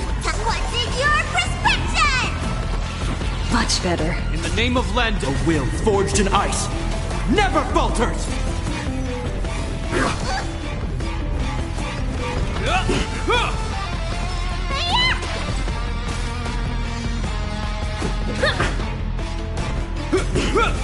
Scorn. It'll take more than This world is a fallen. Return to the great tree. Return to the great tree. In the name of Landau, a will forged in ice never falters! Let's go. Let me pen your wound. Rules are made to be broken.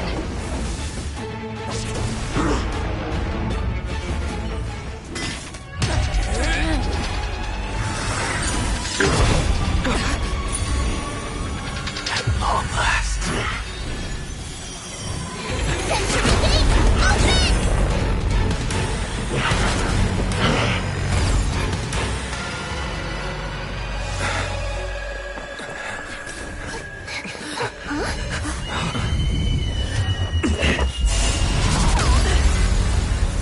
How embarrassing. You didn't come down from the sky? This city is mine anyway. So why Shouldn't I go through the front door?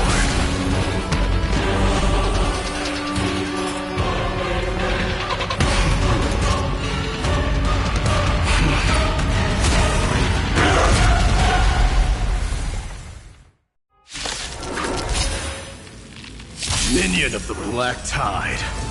I, King of the Kremnoan Legion, will be your opponent today. Long time no see, Nikador.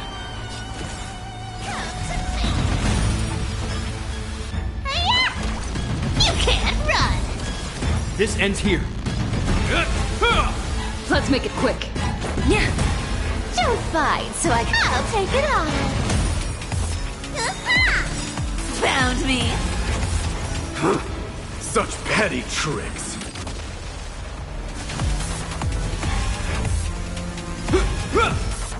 Vanity leads to self-destruction. I am not sending a dynasty to its end. It'll take more than that. Well fought. That was a good opener to the ceremony. You wanna take it back? We honor the fallen gods with this fight to the death. What? Our cute plate with enough believers, lies become reality! Gotcha! All will one day die. I'll take it off. Found me. This ends here. Rejoice, for I grant you the honor of sharing your final rest. It's time to end this.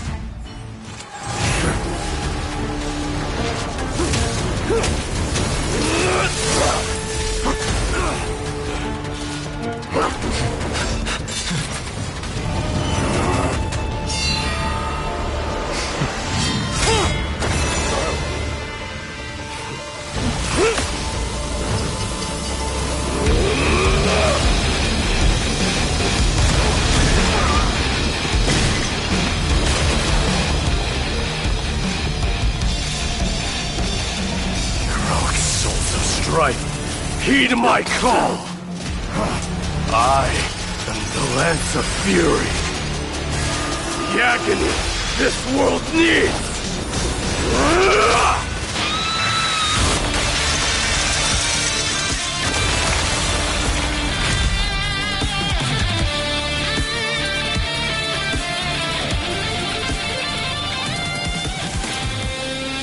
Witness this.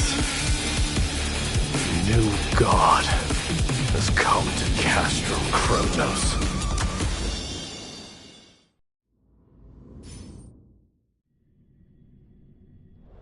Look! The warriors have returned! But are the rumors true? Has Oryx fallen? It's as the Council of Elders said. We face a dangerous threat. Yet the Chrysos heirs are only inciting more chaos. They don't care about the people's safety. They really gave the core flame of strife to a Kremnoan at the end. What a noisy crowd. This, doesn't feel right. It's probably because Oryx is gone. Oryx was a generous titan in the eyes of the people. They graced us with miracles, allowing humanity to reap many a convenience from the past. What they don't know is that the Titan didn't do all of that of its own volition. Regardless, the Titan has fallen, and we must surrender Oryx's core flame. A meeting with that woman again so soon? I just can't catch a break. Professor Anaxa, why don't you find someplace to rest first? Matters that require Aglaya's attention are piling up. You two meeting again will, forgive my honesty, only distract her. Just try to stay on your best behavior. In her prison the moment I set foot in this holy city. The price of having a Titan living in my head, I suppose. Don't worry, I don't want trouble either.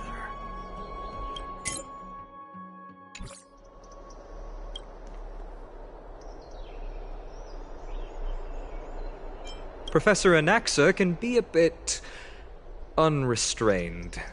Don't worry, you'll get used to it. I'm sure you don't need my help handling Ornyx's core flame. So I'll be off. I have some personal matters to attend to. It somehow feels like D has closed himself off even more after he completed his trial. Yeah, a lot has happened in the past few days. You've been lost in thought for a while now too, Treeby. Did Trinon bring news? Yes. She has found Trian. She was at the bottom of the valley outside the temple, but that's where the good news ends. I'm sorry. It's all right. They also found someone else besides Trian. He was no better than a corpse when Trinan and Hyacinth arrived. He had suffered more cuts than could be counted and leaped off a cliff from a great height, all to free Trian's body from the clutches of the black-robed swordmaster. What a brave soul. Do we know who he is? Yes, it's Krateros.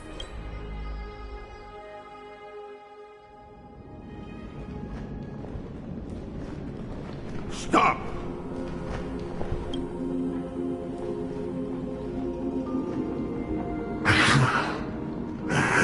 If you want this girl dead, you'll have to kill me first. How ludicrous. Your body made of flesh and blood as it is will not survive more than a single strike from me. Valorous death before glorious return. As a Kremnoan, I know not the fear of death. She's lost her divinity. I have no interest in an empty shell. But answer me this, child of strife. Why do you raise your shield for her? As the leader of the God Shield Brigade's elite, I protected the king against the Black Tide with this very shield. And I've done this over and over, hundreds and thousands of times. A pathetic killer like you could never understand the weight it bears. Pity. And crumble like rusted iron. Good! Supreme glory shall be mine, as I indulge in the libations and incense offered by my descendants. Come, let us fight! For Kremnos! For my king! For Amphorius!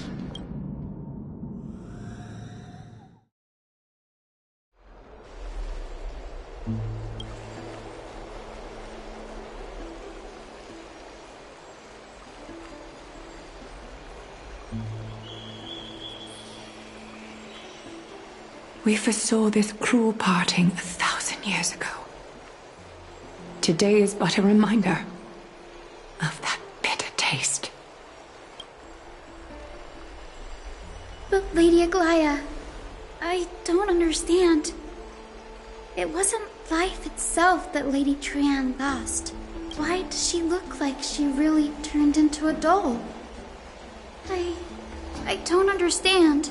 Don't be sad, Hyacinth.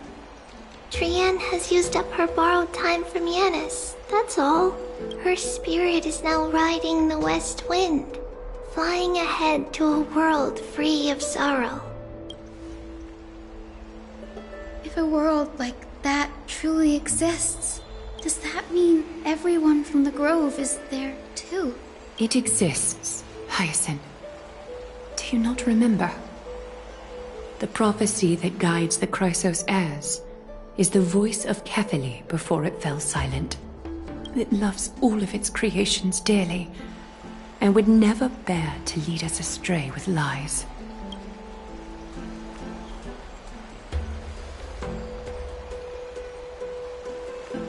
What about the Kremnoan veteran? How is he doing?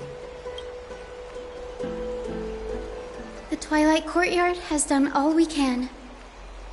Even so, We've only managed to keep him from breathing his last. I had to use the Sky Priest's techniques to help him to walk again. But if light ever disappears from Akama for good... No. Let's hope that never happens. This is already nothing short of miraculous. When we found Kratos, he was no better than a corpse.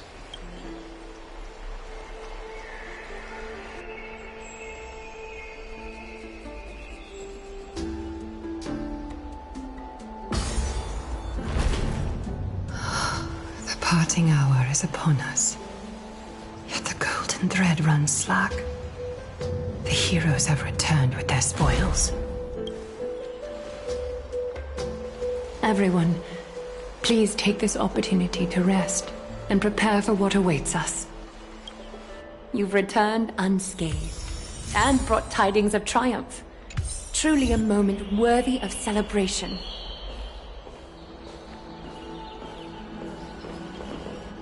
It's incredible to think that we returned Nikador's core flame not so long ago.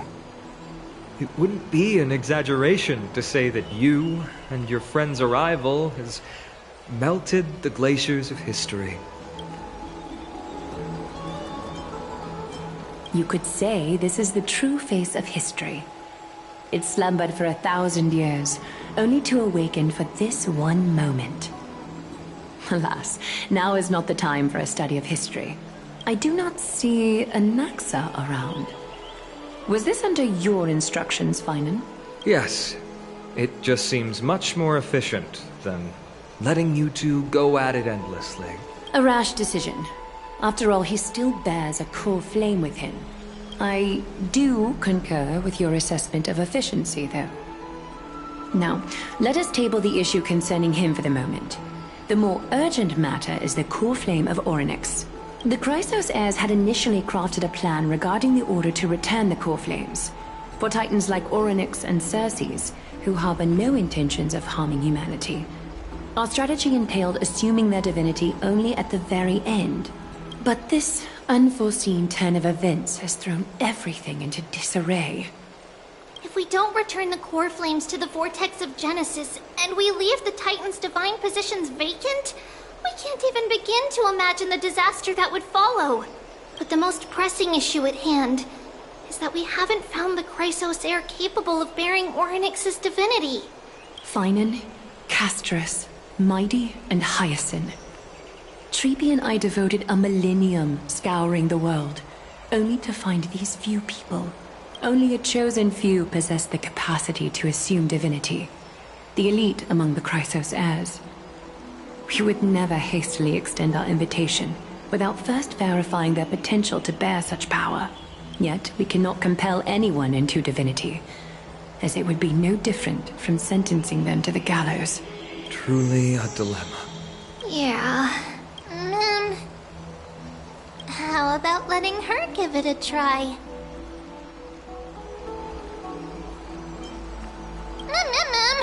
Mem special mem. Mimmy mem.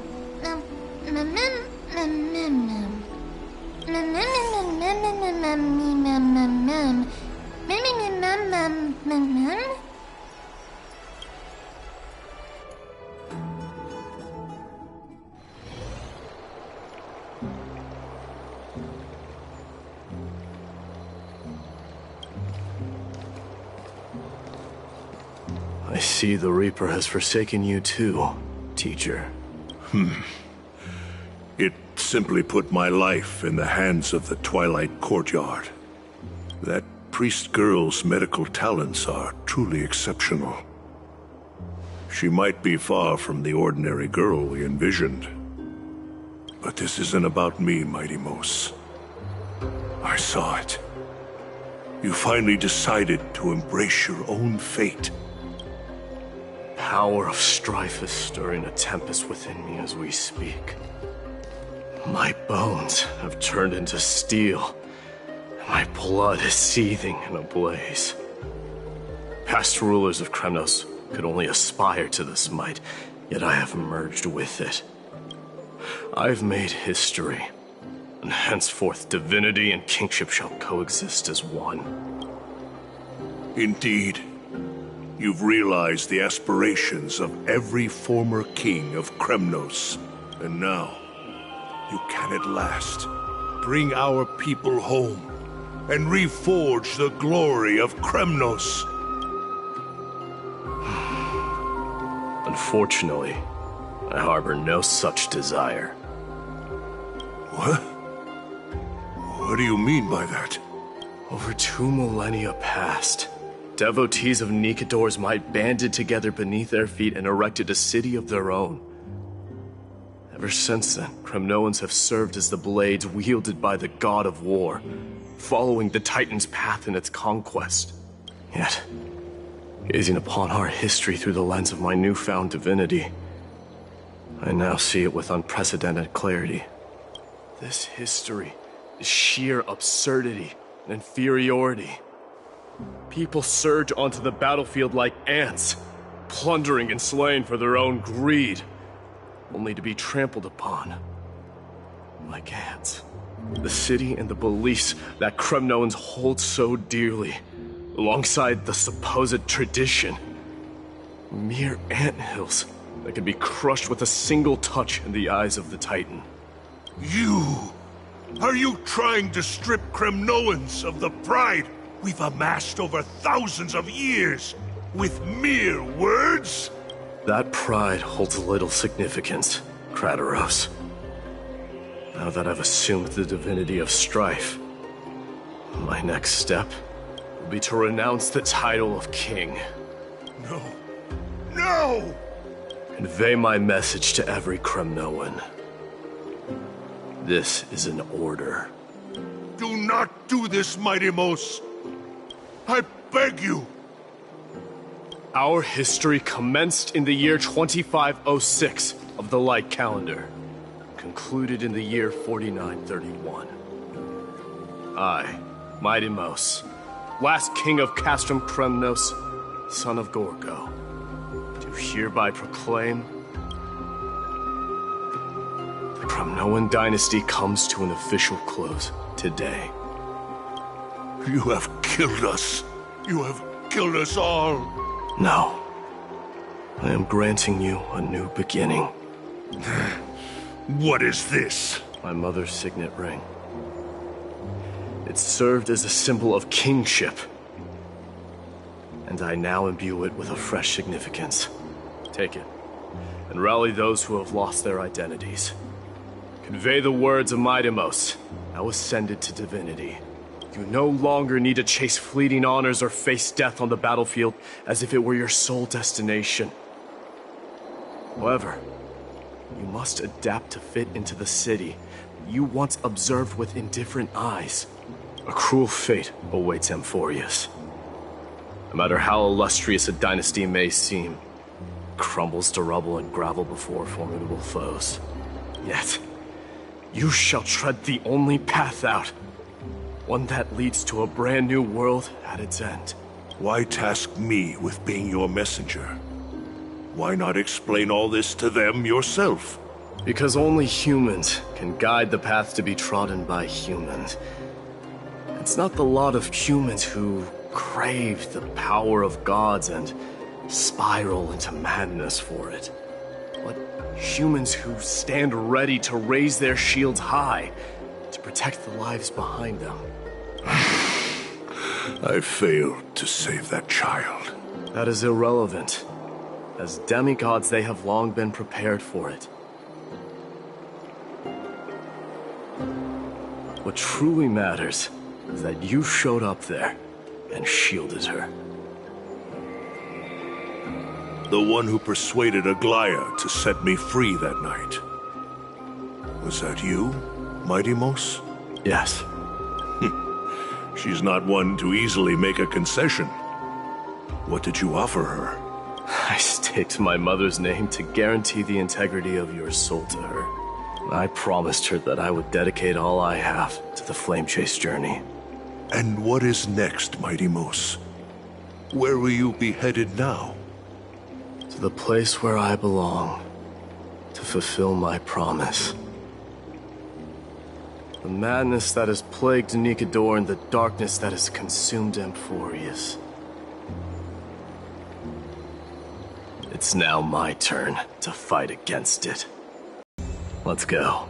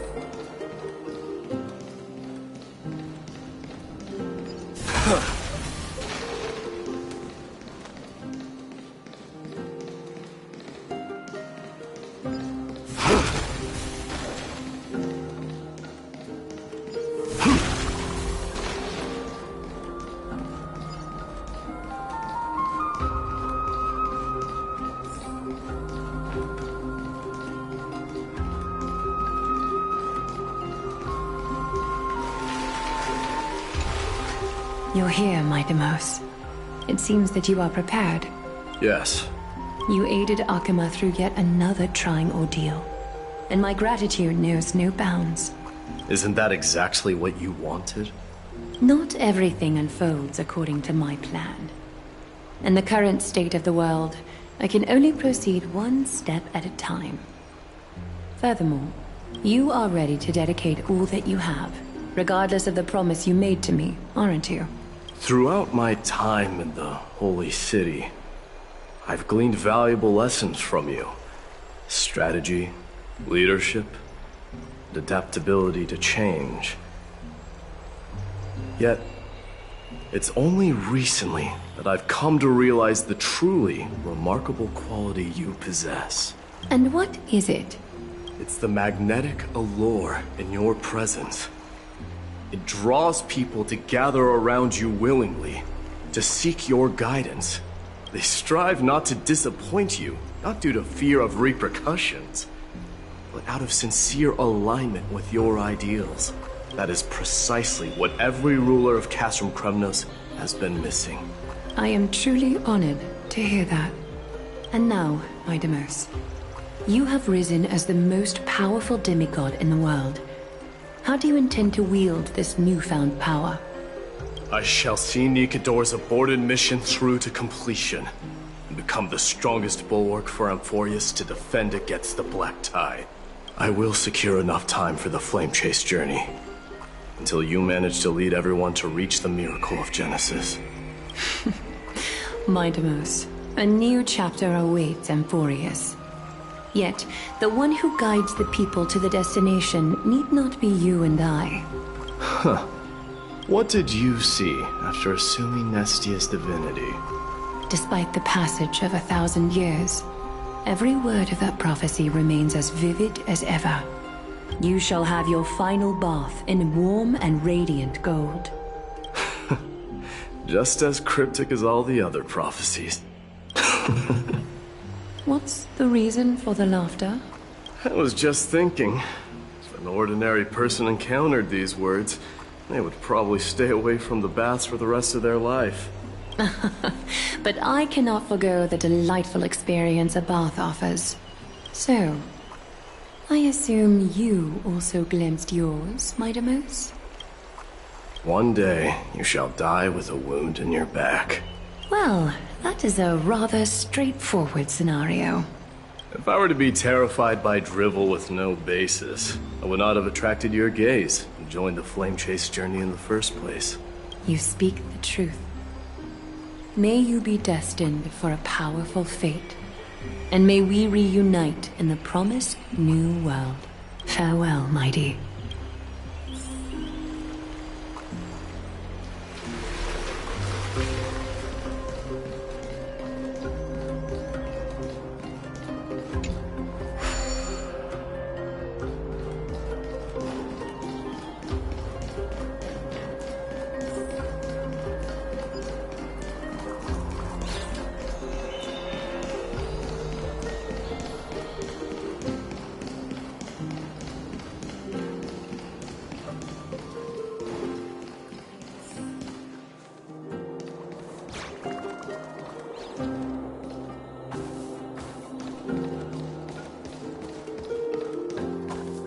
Is Lady Trebios not here? Lord Mighty! Hyacinth. So you are the physician Krateros spoke of. It's no wonder then that he was pulled back from the brink of death. You have my gratitude. I can take that as a compliment, right? I've heard about what happened at the Grove. I'm deeply sorry for your loss. I've heard far too much about death and grief recently. To quote Lady Treby, we should all focus on tomorrow, shouldn't we? That's a valid point. You've always been the most optimistic one among us. Well, I must say, it feels quite incredible to see a new demigod standing right before me. You should prepare yourself as well. Humanity has already taken hold of strife, and one day it will also reach the sky. Do you really believe I can do it? Even my ancestor, that hero of legends, couldn't conquer the core flame of Aquila. Given your good rapport with the demigods, you should know that the path to assuming divinity is never limited to swords and spears. You've always been so perceptive, Lord Mighty. Rest assured, if fate has truly selected me, I'll be ready. Right. You are here looking for Lady Treby and Lady Trina, no? They're not around at the moment. Is there a message you'd like me to pass on to them? No need. I've already bid farewell to Aglaya. Meeting with the Oracle is simply a matter of courtesy. You've bid farewell? I'm heading back to Castrum Kremnos to fight against the Black Tide. In all likelihood, I will never again return to Akuma. Oh. On second thought, there is something that I'd like you to help me convey to them. I'm all ears, Lord Mighty. I'll make sure to convey every single word. Tell them that there is no longer a need to send scouts behind enemy lines. With a single message, the Lance of Fury will target anyone who dares oppose Akuma.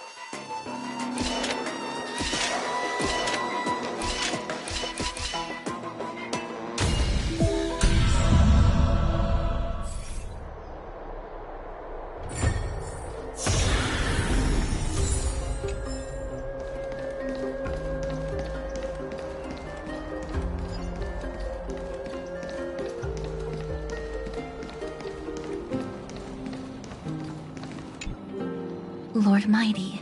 I'll be embracing my destiny before you do, Castorus. Can you feel Thanatos right now? I don't feel them at all. Regrettably, you have been painstakingly seeking that Titan for so long. Have you ever considered reaching out to me for help? You mean... Death refused to ferry me. If you were to send me to the Netherrealm, I may uncover clues along the way back. I would never do that, Lord Mighty. Death is not a game. You're right. That may very well be the reason why my people have struggled for millennia. They underestimated the significance of death. So, are you returning home alone, Lord Mighty? Returning home, you say? Maybe. At this moment, Castrum Kremnos is not just my birthplace, but also my fated destination. Work harder, Casterus. Go and do what you have to do, so that the trials we have endured may have meaning. I will, Lord Mighty. May we reunite on the other side, where the warm west wind blows.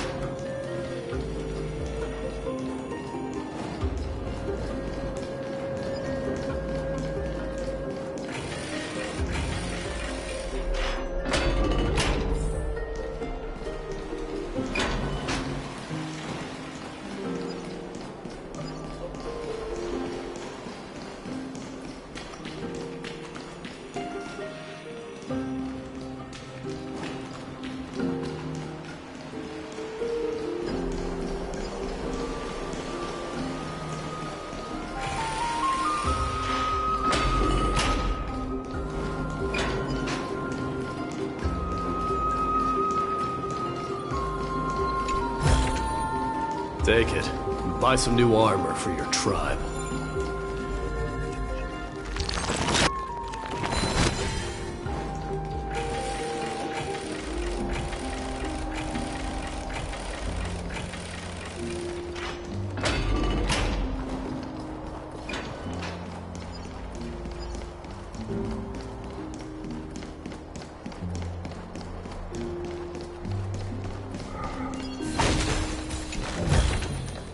You may have it. Consider it your reward.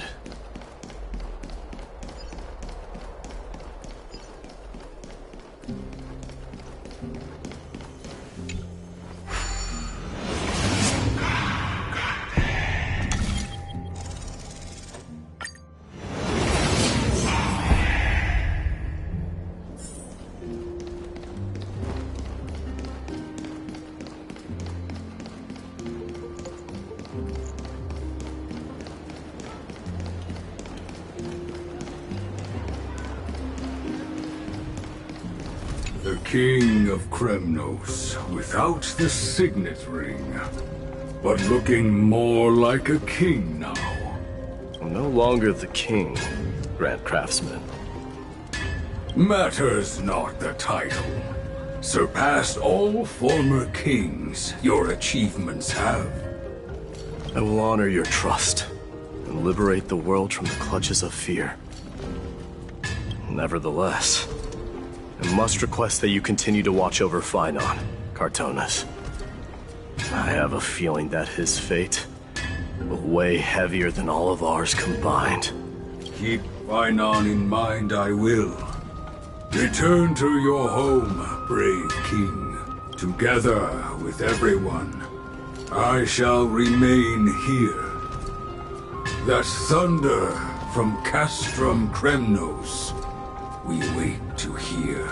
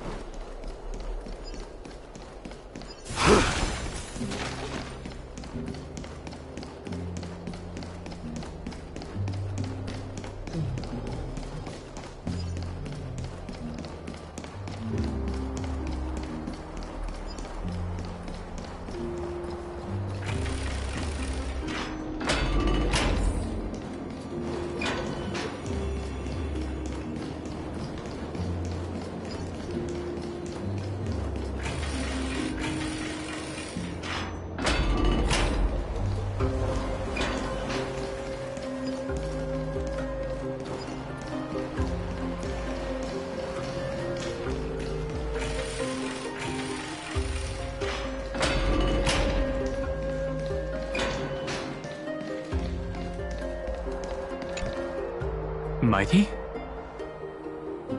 Outlanders? No. Trailblazers. I will soon make my way to Castrum Kremnos. If all goes according to plan, this may be our final meeting. I just want to let you know that I appreciate everything you have done for Amphorius. Reflecting on the past and moving forward to the future. A challenge I faced as well. Though we never had a chance for a deep conversation, after all we've experienced together, you are also an ally of the Trailblaze, Mighty. That means a lot to me. May success accompany your trailblazing wherever it leads. How about you let me guess what's on your mind? Are you gonna say something insane again, Trailblazer? What are we going to do without you? Just smile if you don't know how to respond. Now that I bear the divine within me, I can get the vague feeling that you have a great significance for the future of Amphorius. With this departure, fear that I will never again return. Can I entrust you both to watch my back? And to continue supporting the Flame Chase journey in my absence? Rest assured, we'll do everything we can. Let's at least snap a photo together to capture this moment. Shall we? Sure, let's do it.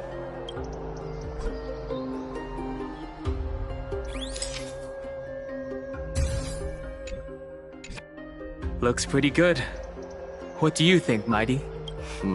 Well, feels peculiar, I suppose. I'm not talking about your photographic skills. It's just that I rarely take photos. But this one, it's pretty good.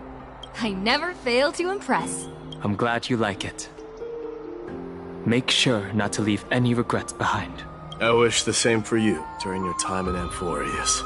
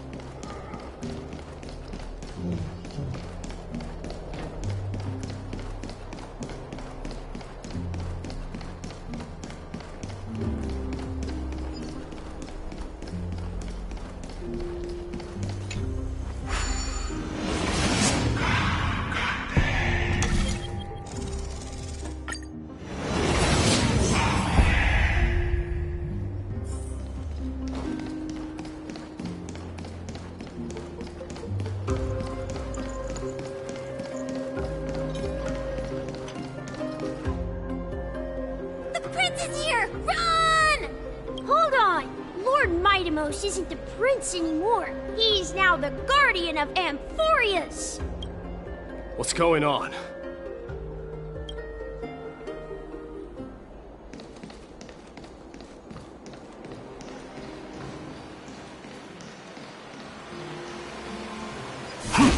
We salute the guardian of Amphorius.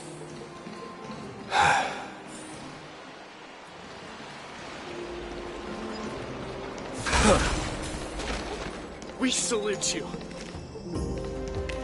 May glory be with you. It's been a while. I should have known you were the mastermind behind this. Hey, don't go pointing fingers without cause. I swear I'm innocent this time.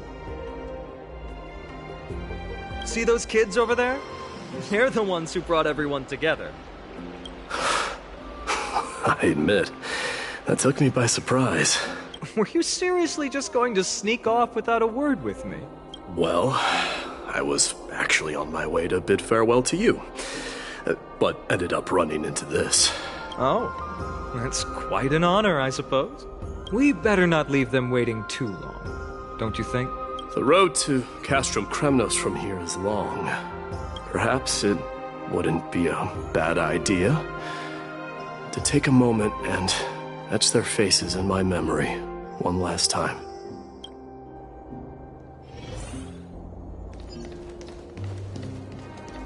I think I see more than just the Kremnoans here. Be yours, King of Kremnos. You're now the guardian of Amphorius, after all. I'm thinking maybe it's about time the god of strife gets a new name. How about the god of solidarity or preservation? Dong Han mentioned that one to me. I recommend that you... All right. It's about time for us to part ways. Any final goodbyes you want to share? This might be your last chance. Why so quiet? I thought divinity would wash away some of your sentiments. Do you truly feel as carefree as you seem? Or is this just a facade you wear? You know what? You sound just like a Glia at this moment. But you're not off the mark. I just thought that putting on a nonchalant front for this occasion might help us preserve some dignity. I can see through your deception, even without the power of mind reading. Am I really that terrible at controlling my facial expressions? Well, with that said, thank you for aiding me in defeating my archenemy, Mightimos. No need to thank me. This triumph brings no delight, nor does it signify closure. You understand that more than me. Indeed. In the end, I still haven't unraveled the mystery behind that black-robed swordmaster. And I can't even ascertain their demise. Maybe I've never managed to cut off my destiny. But that matters not. Pain may be cured, but scars remain, and this should not be effaced. Even with the divine might of Ornyx, you cannot stop the past from leaving its marks in our blind spots. Can you genuinely let go of everything as soon as that swordmaster is dead? That's impossible. Revenge is merely an obligation that must be carried out, and no one can find mental fulfillment through it. You're right. Look forward. Chew up and swallow your past. And make sure emptiness and bitterness are not the only flavors you know. Remember that there is a whole world behind you waiting to be saved.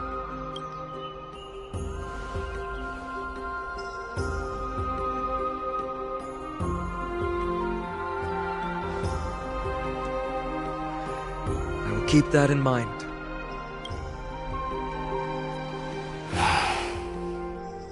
I have a final favor to ask.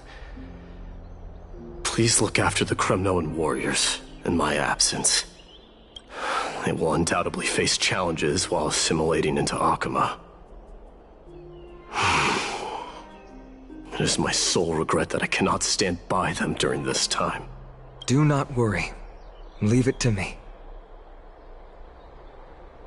And, while I'm at it, I'm going to find out if the Kremnoan language is really missing that many words. The Kremnoan philosophy can never be encapsulated in a mere dictionary, but if there's a chance in the next life, you should come visit my library.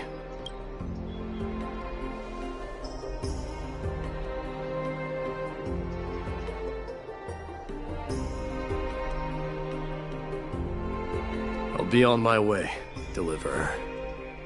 Remember to stay alive till the final act. Yes. Same goes for you. Don't die too easily. May triumph always be yours, Mightimos.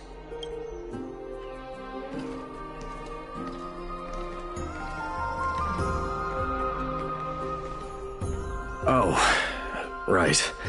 One last question. Go ahead. You better not leave any regrets behind. Are you the one who told Cartonis about the signet ring?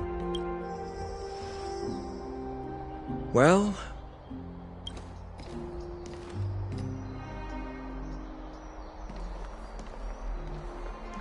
who knows?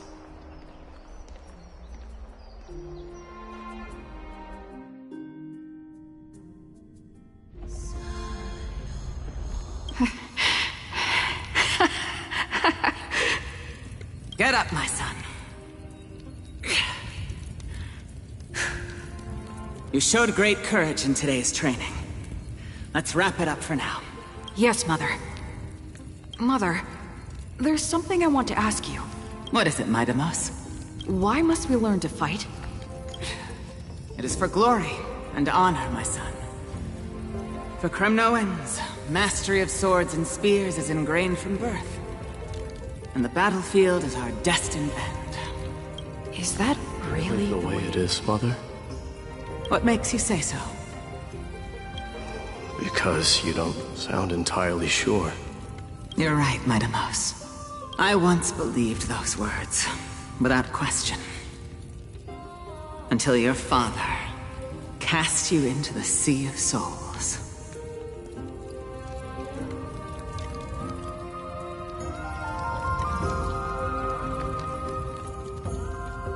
It was at that moment I realized how everything I believed in was utterly hollow.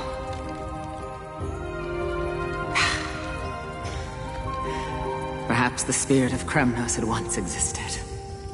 But as greed bloomed in the hearts of humanity over the years, such spirit had long faded alongside our glory. I no longer put my faith in any oath or doctrine. Now I have just one role. That of your mother, Mightimos. Your guardian.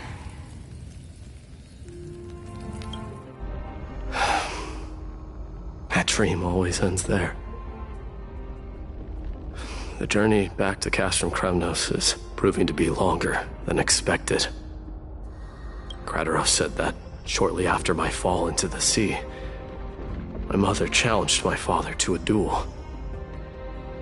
She died through father's treachery, and I never saw her face. Yet each night she would show up, waiting by the flickering firelight. I always anticipated the sequel to that dream, believing she had more words of wisdom or guidance to offer. But now, I think I finally come to understand. That is all she wished to tell me. And now, I too am left with but one role.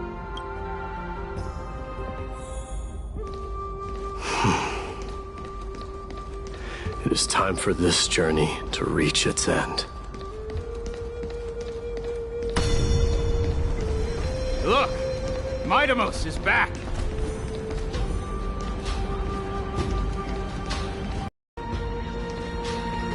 We meet again, Your Highness. Welcome back!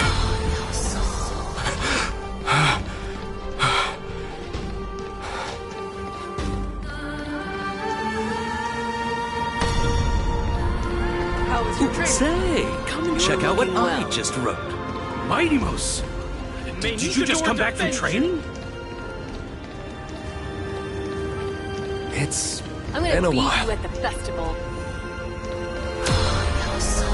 Welcome home, Mightimos. Have you found something?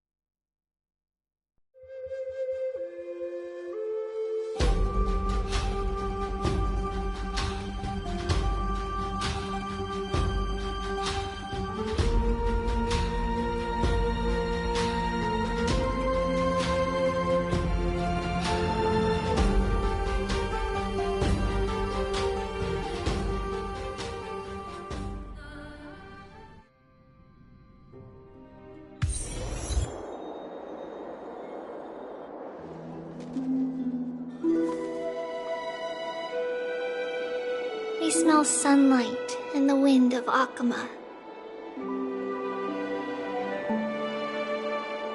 This was your favorite spot, wasn't it, Trianne? Lady Trianne, why did it have to end up like this? Take it easy, Cass. Departure is a part of life. It's just that ours isn't as tumultuous as it is for ordinary folks. When we started our journey, Yanis had already provided their prophecy.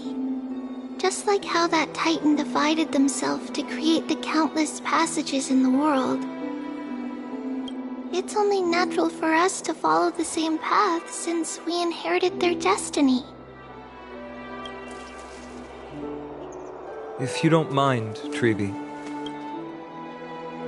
are you still willing to unveil that past for us? The past regarding the prophecy? What do you seek to learn, Snowy? Mightimos has left the city to face his own fate.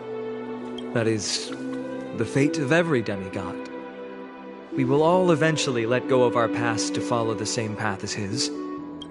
So, what I want to know is, as Amphorius' first demigod, what compelled you to take the first step on this journey? And what has sustained you to make it this far without looking back? Despite the fracturing of your body and the numerous departures you have endured.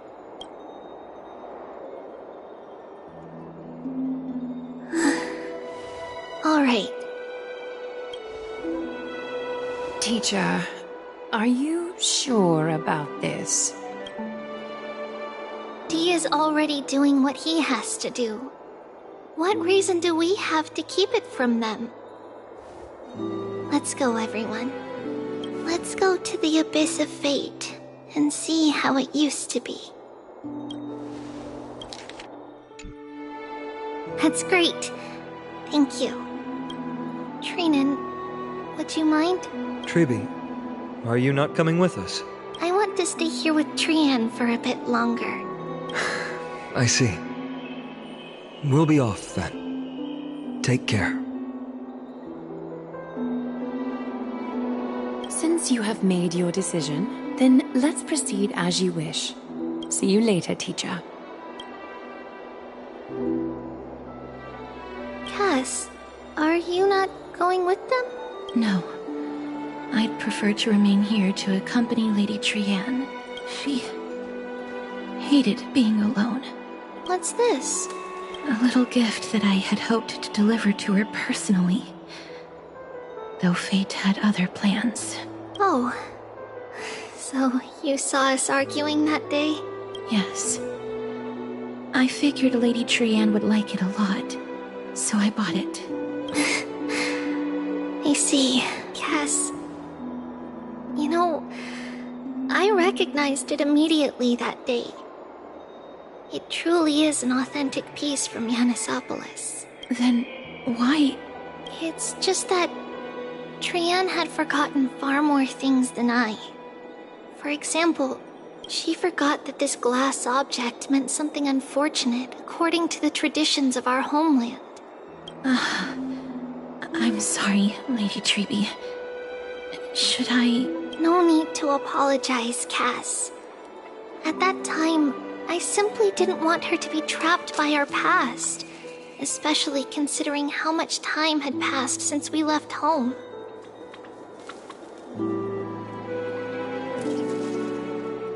But now... it might just be the perfect gift for Trianne. All shall bid farewell to one, and that person alone will witness the miracle. While you and I have long accepted this absurd fate, they remain fresh and inexperienced.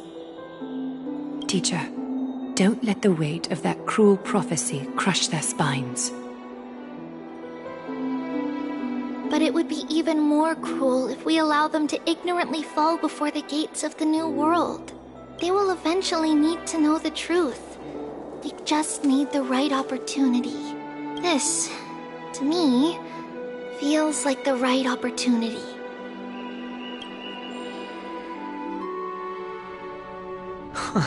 So, this is how the Temple of the Three Fates looked back in the day.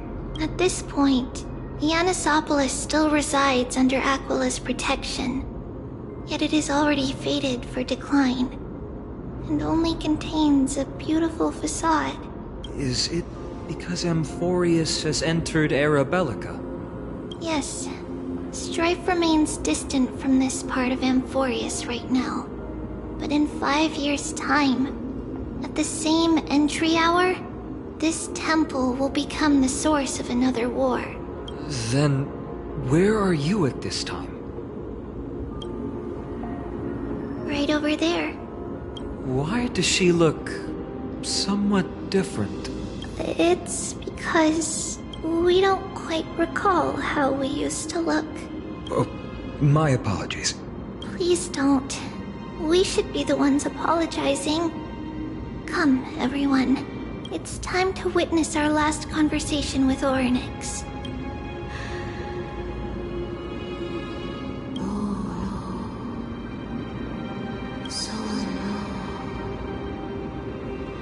You're here, Orynyx.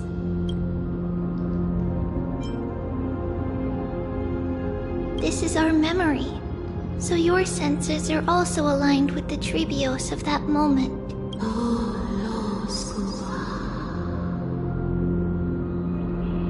False prophecy, huh? So you still think that way?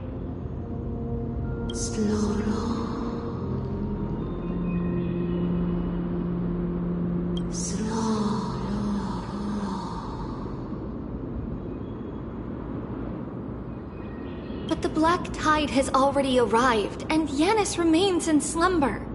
If even the God of Passages, known for guiding mortals, cannot resist this catastrophe, then what can we do against the incoming destruction?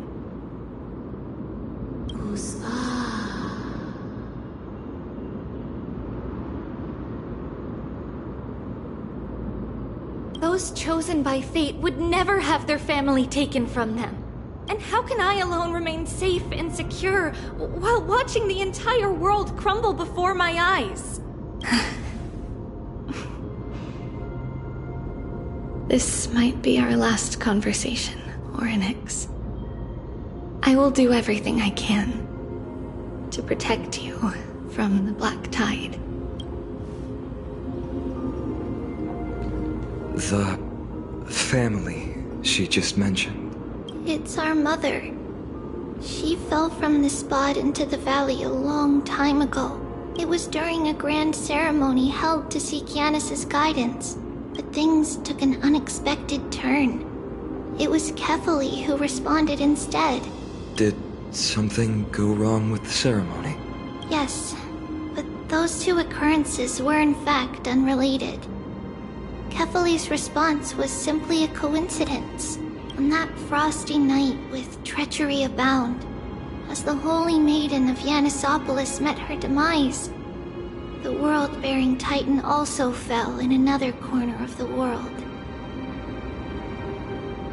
Let's keep up with her. This story... she should be the one to tell it.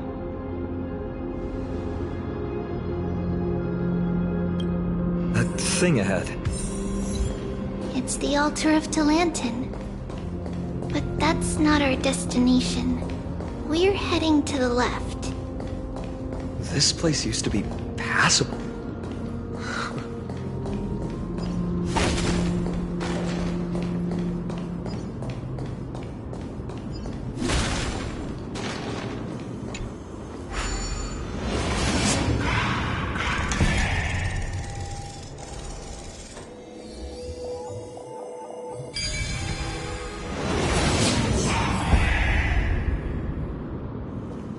No match for me.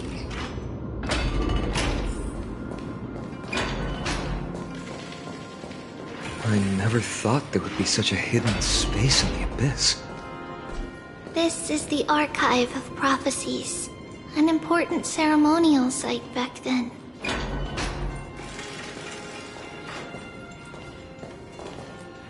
Is this Giannis's maze that Trinon used for divination in the past?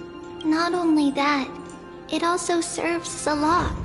Our childhood abode lies sealed within. This is the largest puzzle I've ever laid eyes on. And it even acts as a door lock. Should have expected something like this in the homeland of puzzles, I suppose. So, how are we going to solve it? Just follow the designated path and let the stone ball fall into the pool twice. Seems pretty straightforward. Even Mighty might be able to complete it in a single try.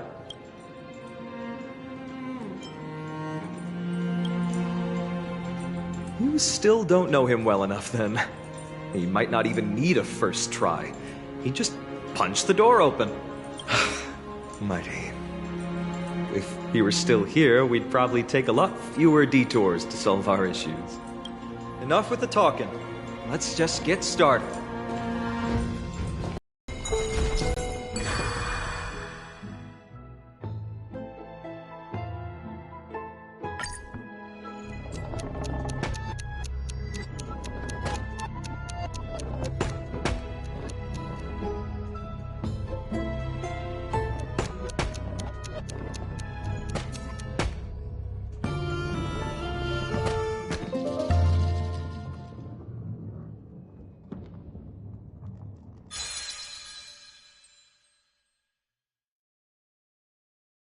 Impressive. You too have the makings of a high priest now.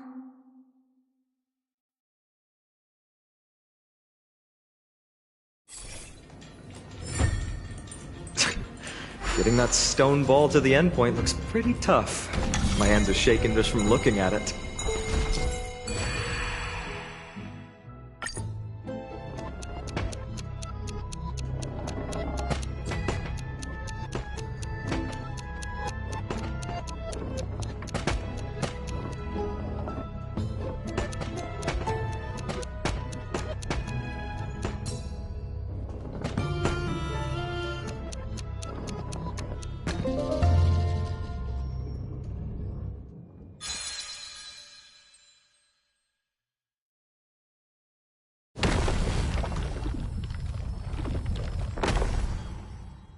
The secret door is open.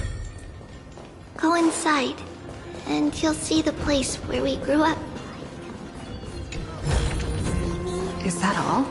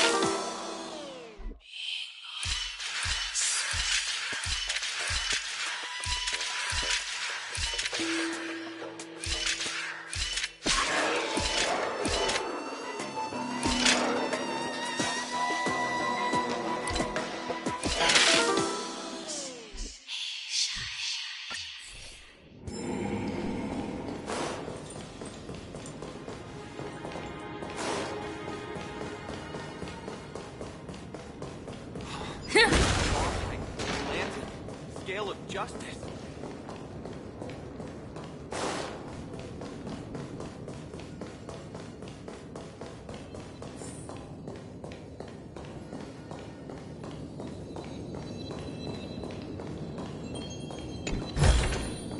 Looks good.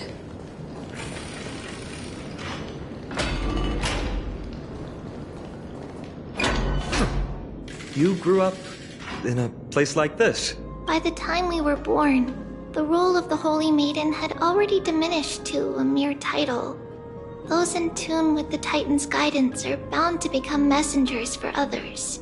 To maintain appearances, those in authority added some embellishments. And with Mother around, our childhood wasn't entirely without joy. Even so, I still find it hard to imagine.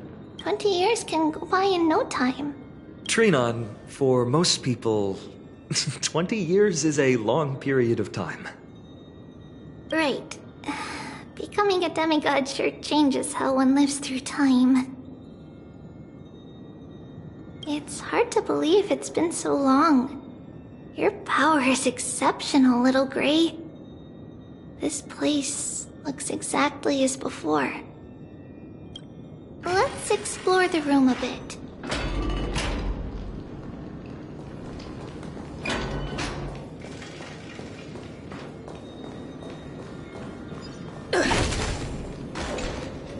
There's so many boxes here. These should be our belongings.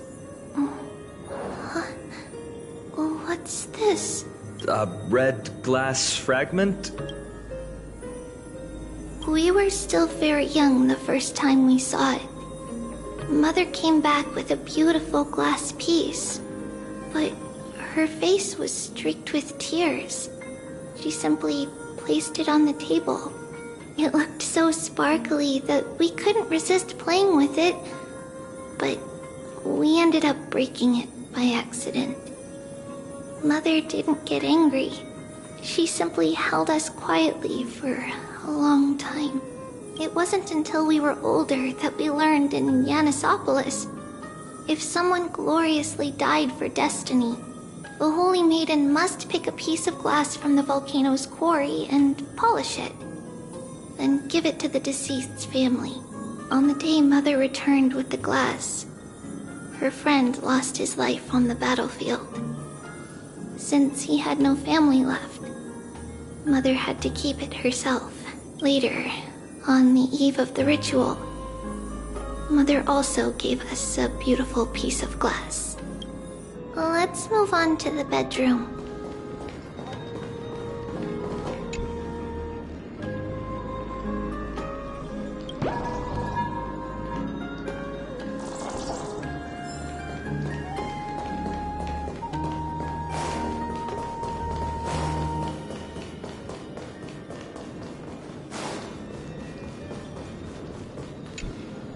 The shelf is packed full, but all I see are annals of geography for various cities. There are also documents about various kinds of Titan worship. Because we believed that we would need to travel great distances to convey Kefali's prophecy to everyone. and should learn about the terrains and customs of various places beforehand. Back then, our memories were still sharp. 10 years was enough for us to memorize all these. Mother left us these scrolls, too. When we were young, she would read them to us as bedtime stories. Her stories were so engaging that we could vividly imagine all of Amphorius in our dreams. Unfortunately, only after Mother was gone did we realize that what was written in the scrolls was far from engaging.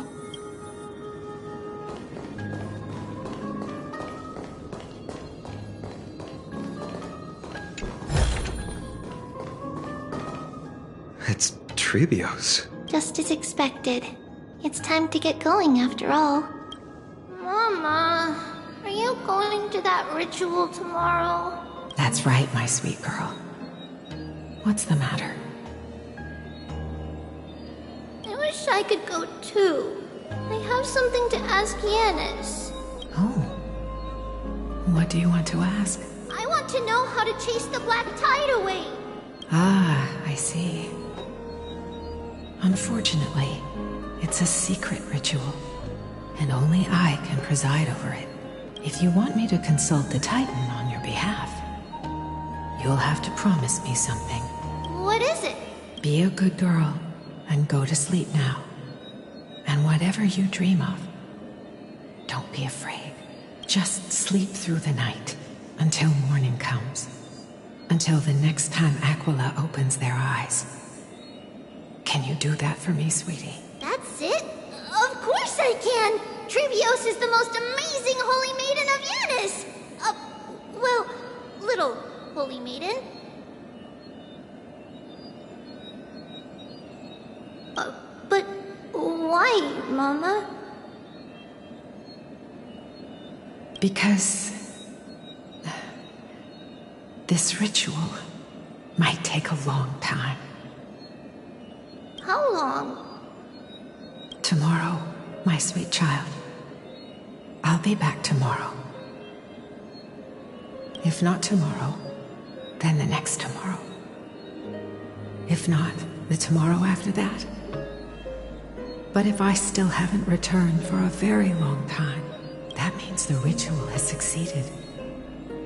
It means I found a way to chase away the black tide and reach the new world on the other side. But for various reasons, I can't return to bring my sweet girl with me.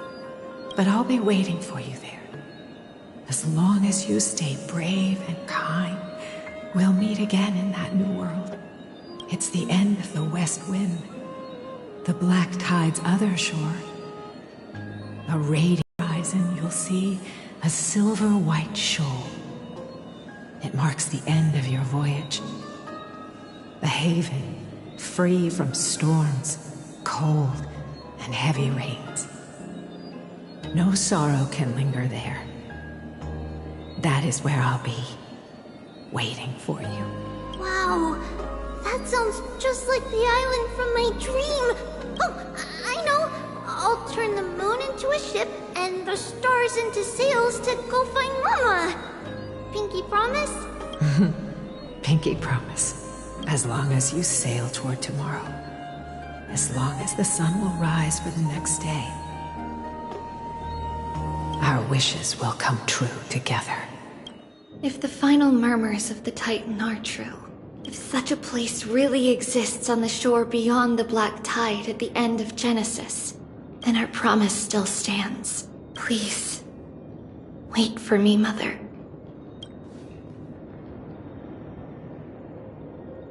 After those 10 years of darkness, when Aquila opened their eyes for the last time, we finally set off. Where did she go?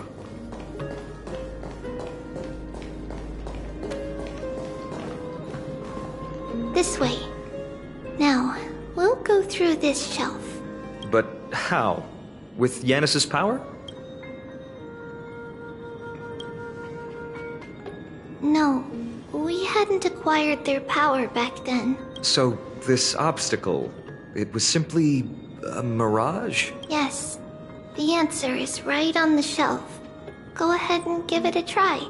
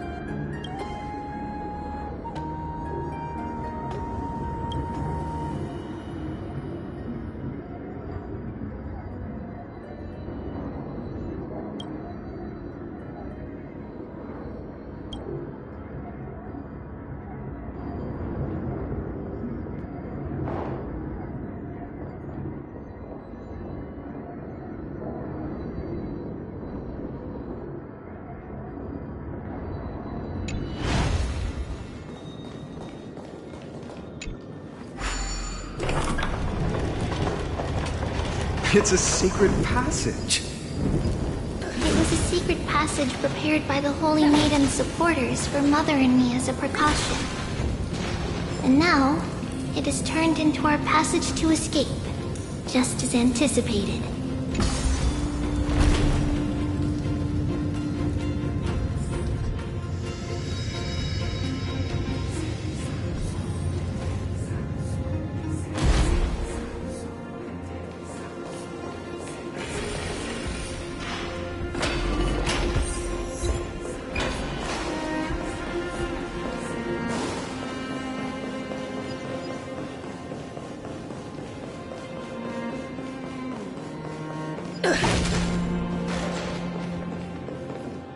The path to the temple was in quite a state.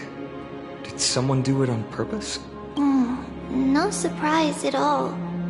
Some people caught on to what we were planning and tried to intercept us, while others were willing to clear the way for the Holy Maiden. I can't move it. I can't climb over it either. Time Titan? Is that you?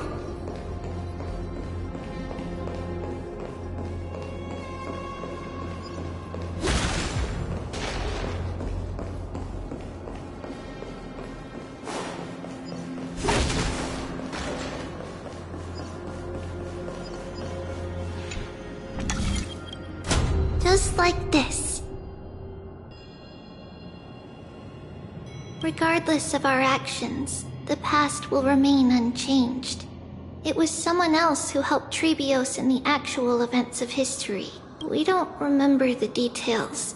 As for why memory recreated the past to be like this, it must be because it's closer to the answer within our heart. The passage is now cleared.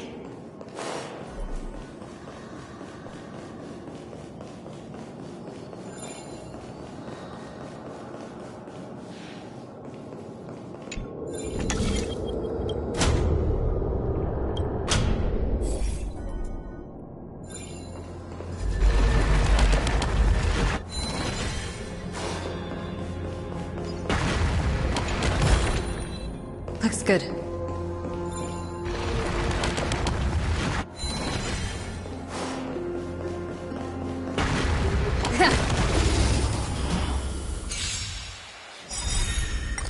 Rules are made to be broken. You can't run. Come to me. Is that all?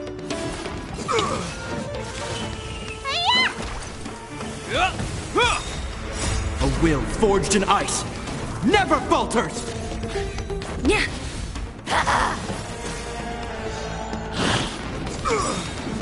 With enough believers, lies become reality! Gotcha! Found me!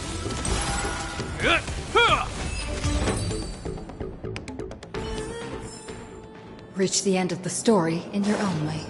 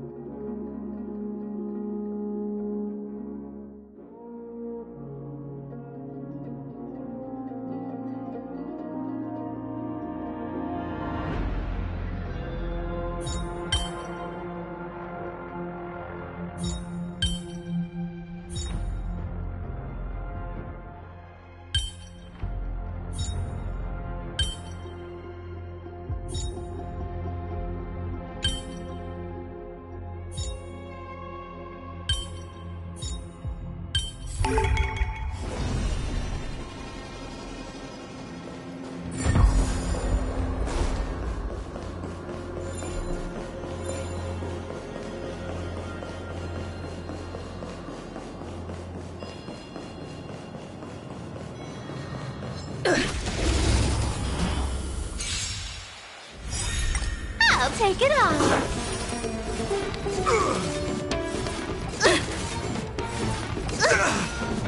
What's in your prescription? You can't run. A will forged in ice never falters! Come to me. With enough believers, lies become reality. Gotcha. Found me.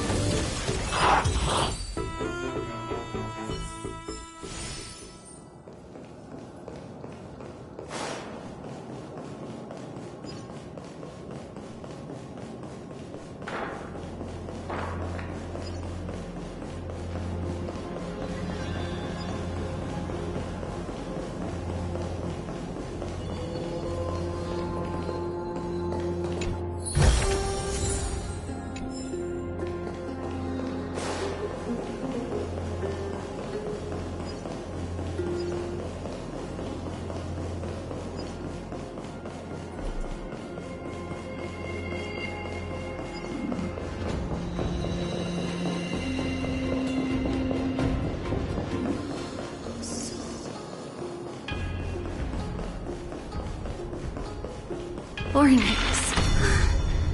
Thank you, nameless god.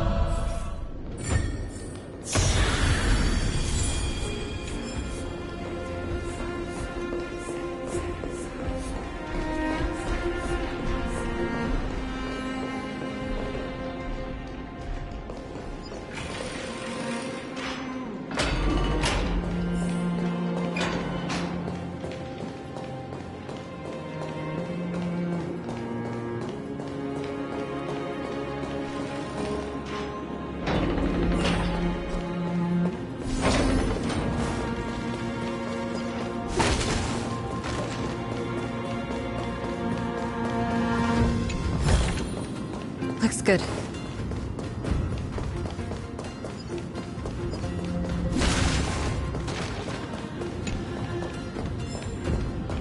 Please stay clear.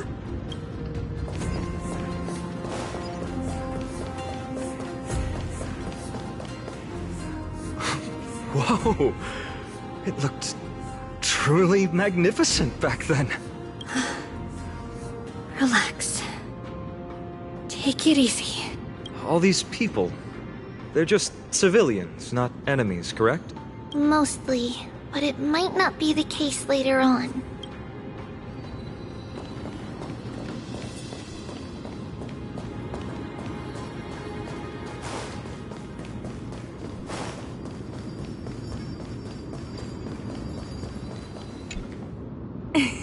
Hey, little ones. How did you sneak in here? Shh!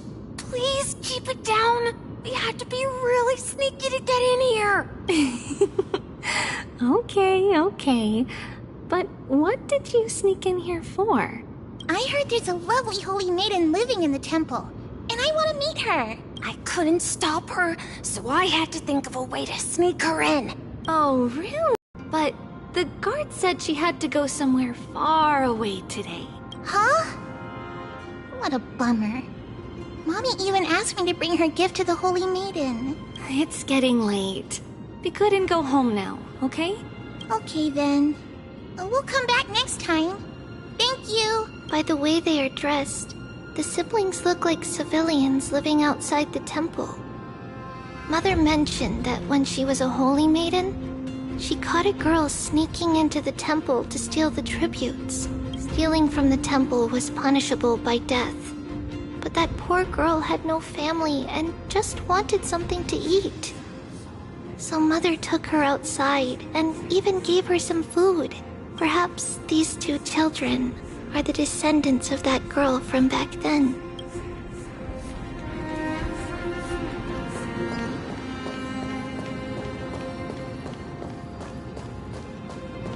Ah, Lady Maiden.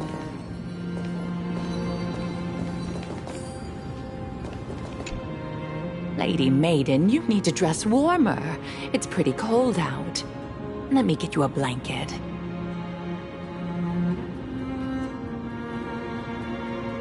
No need to trouble yourself. I'm just going for a quick walk. All right, but please take care of yourself. Your mother made us promise to look after you before she left.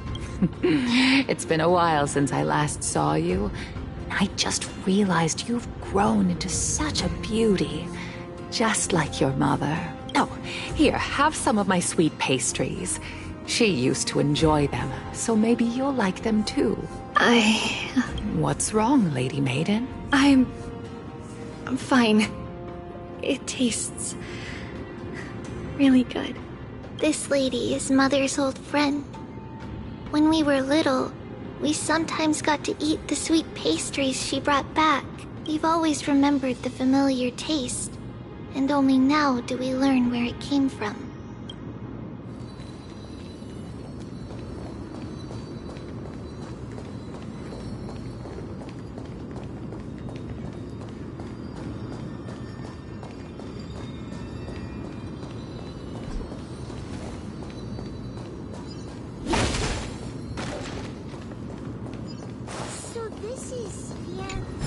Praise the passage titan Yanis, gate of infinity.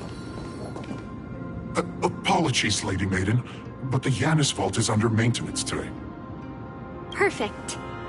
That way, no one will disturb me while I'm talking to Mother. All right then. May Yanis guide your path. The Yanis vault? It's where Yanis's heart lies and the core flame is kept. Just enter on the left. It's also the place where Trebios was born.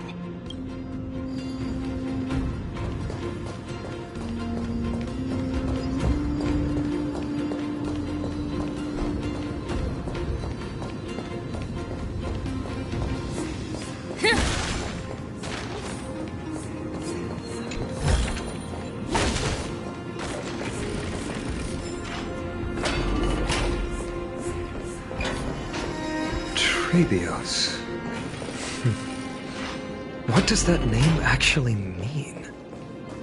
The one with 3 lives. Mother believed our birth was blessed by the 3 titans of fate.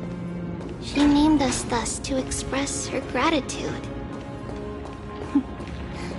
Looking at how things have unfolded, fate might have had a role in it.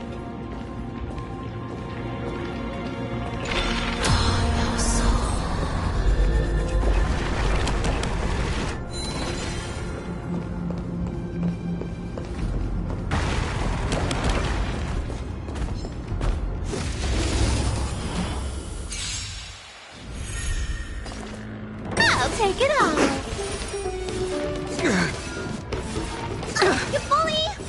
Stay off! You can't run! Yeah. Rules are made to be broken.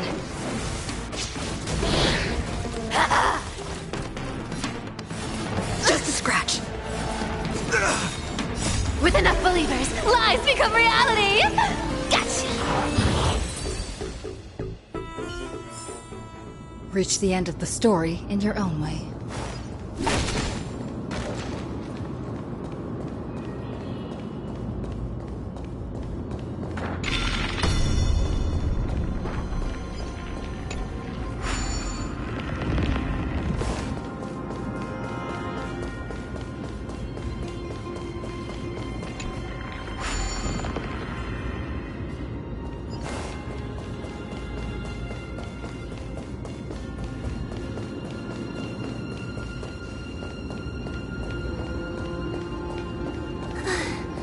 Finally, the Yanis vault is right ahead.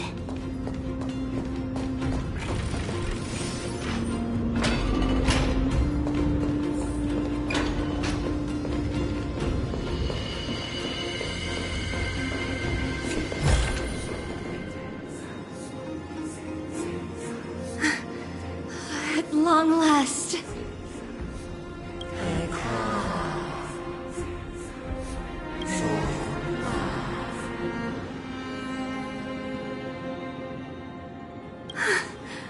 I knew there was some sanity left in you, Yanis. Just as I thought, you too have been confined.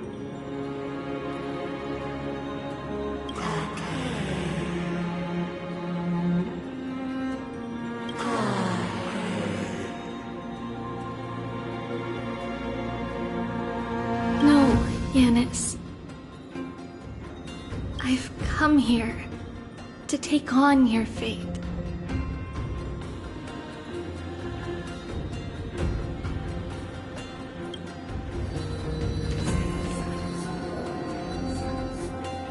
By the blood of the Lamb and the strength of my blade-wielding right hand, I am Trebios, the listener, the announcer, and the witness of the prophecy.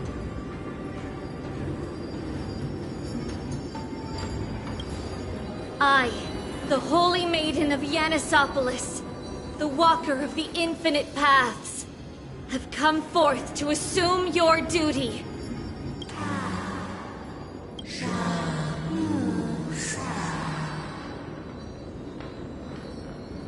Just as I wished. This journey promises to be a long one, with 1,000 selves to accompany me.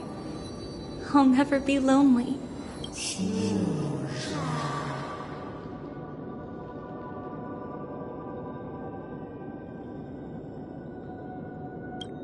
No matter. My hands are not made for bearing arms. But my feet are destined to embark on a journey for the benefit of all.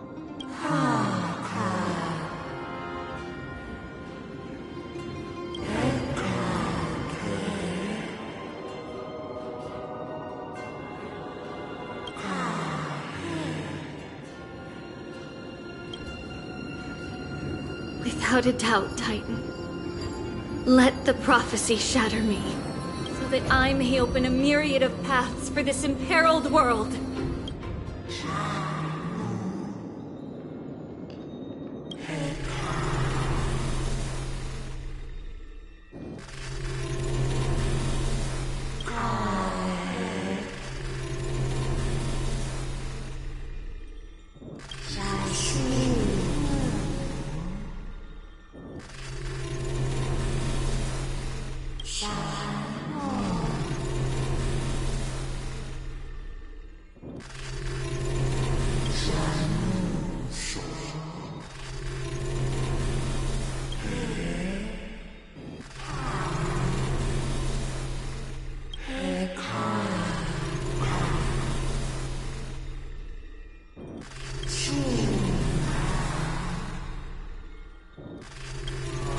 I understand, Yanis. Thank you. Now, may you rest well.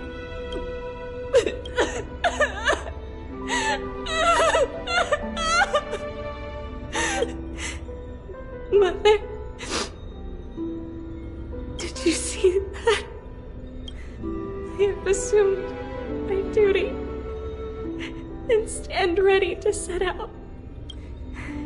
We will step over the gods' corpses and wander among humanity, and thus we shall sweep apart Amphorius's pitch-dark fog.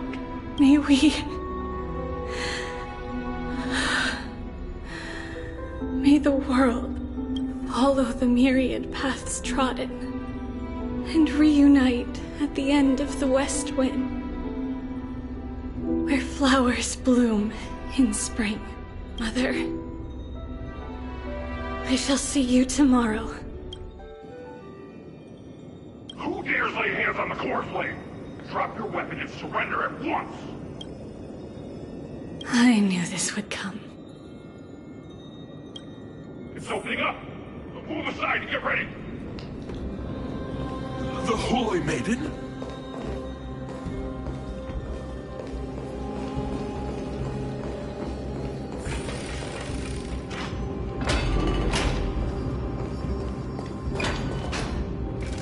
What's happening here? Lady Maiden, where's the thief who stole the core flame? Look at what she's holding, you buffoon! She is the thief!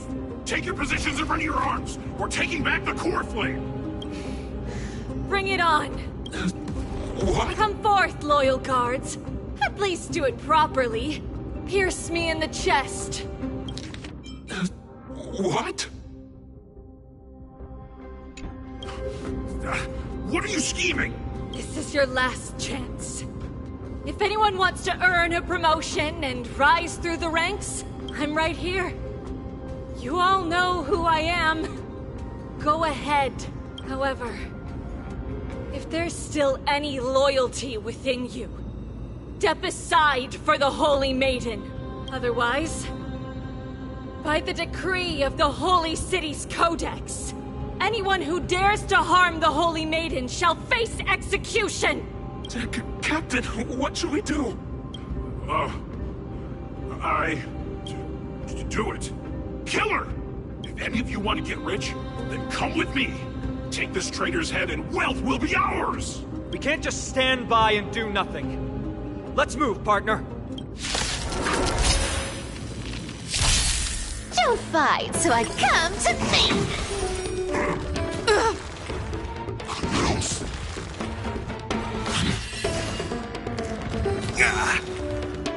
A will forged in ice never falters!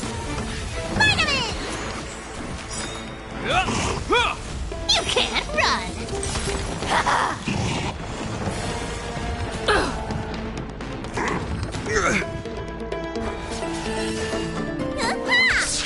Found me!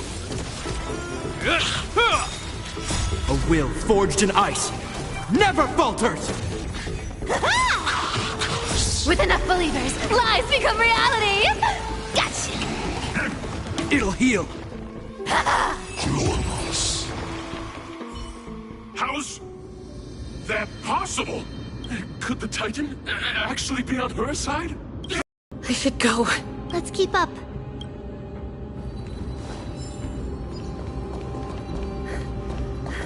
The path is opening up for me. Oh, Yanis, protect me.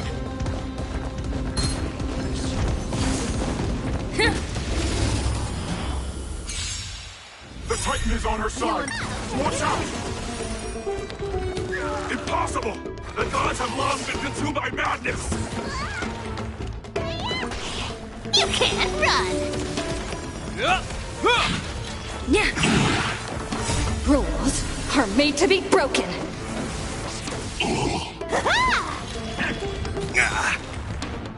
A will forged in ice never falters! Found me!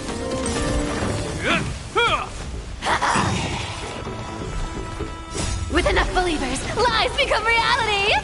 Gotcha! Come to me!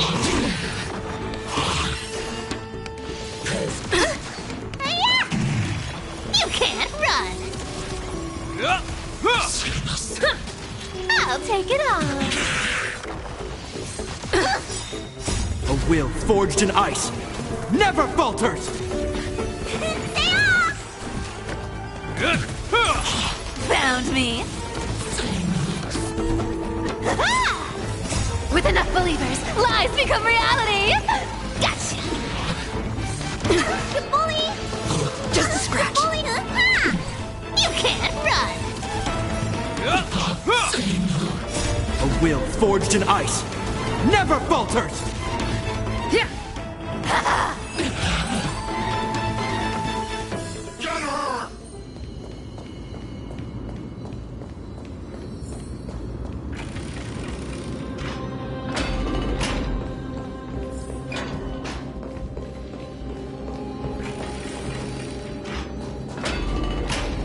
The main path is likely well guarded. What do I do? You want to take advantage? Come to me!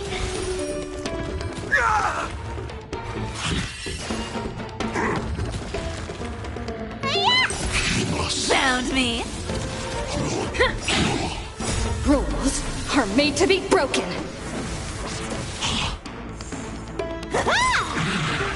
With enough believers, lies become reality! Gotcha! The traitor's over there!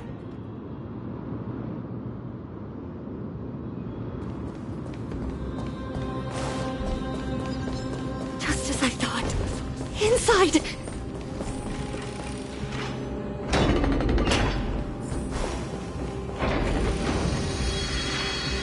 There are guards here too.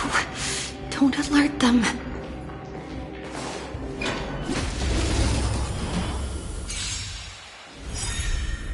I'll take it off!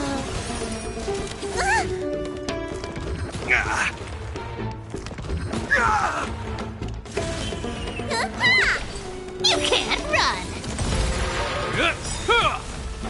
A will forged in ice never falters!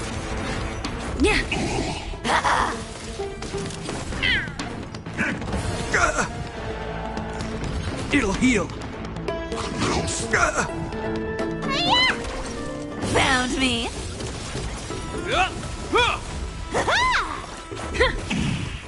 You can't run! It'll heal. A will forged in ice never falters! With enough believers, lies become reality! Gotcha!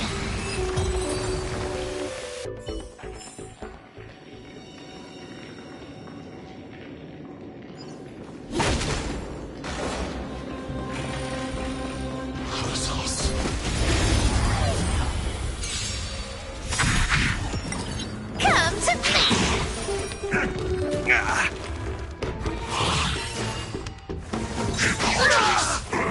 It'll heal.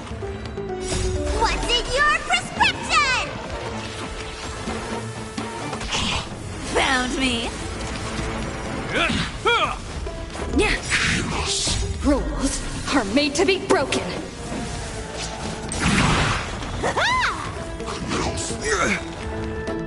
A will forged in ice never falters! You can't run!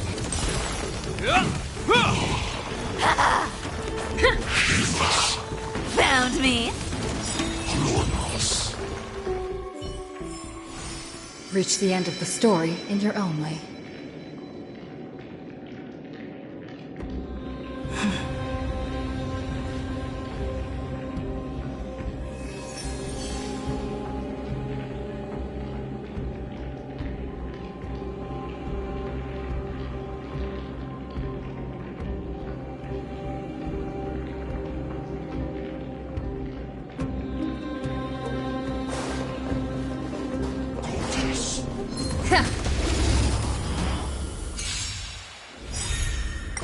With enough believers, lies become reality! Gotcha! I'll take it all. You can't run. A will forged in ice never falters! Come to me. Found me.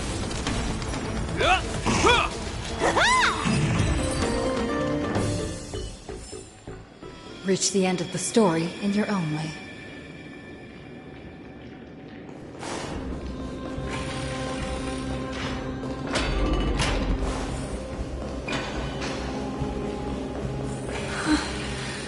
Long last.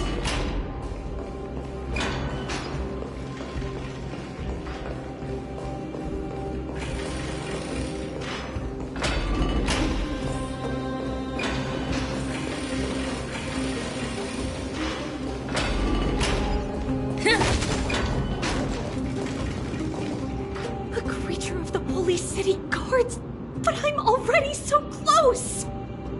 This should be the last fight. We have to help her get through. But I don't get it. This has been puzzling me for a while now. Who has been aiding Trebios in her escape?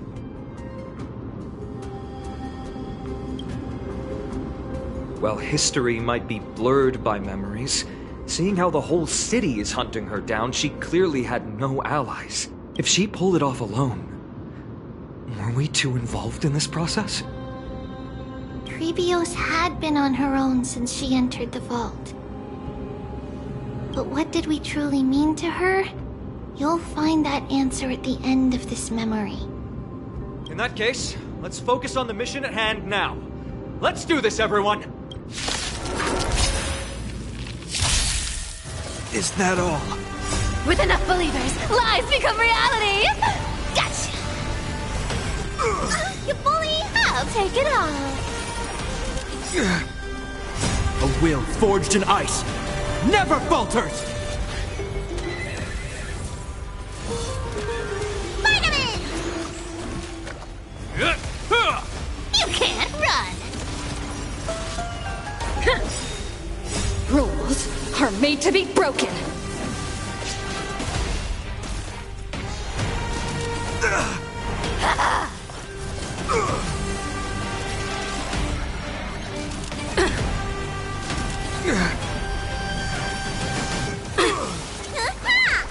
Found me! You can't run!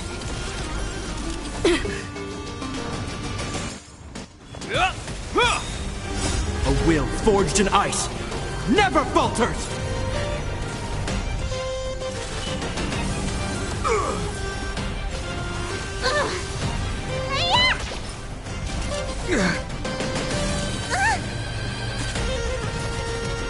Is that all?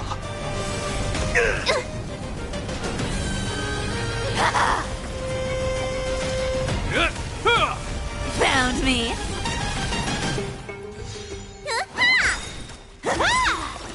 With enough believers, lies become reality!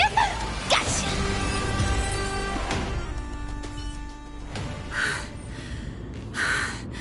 Finally, beyond this gate awaits a boundless world. This is where my journey begins. God of passages, can you see me? I will complete the path that you started.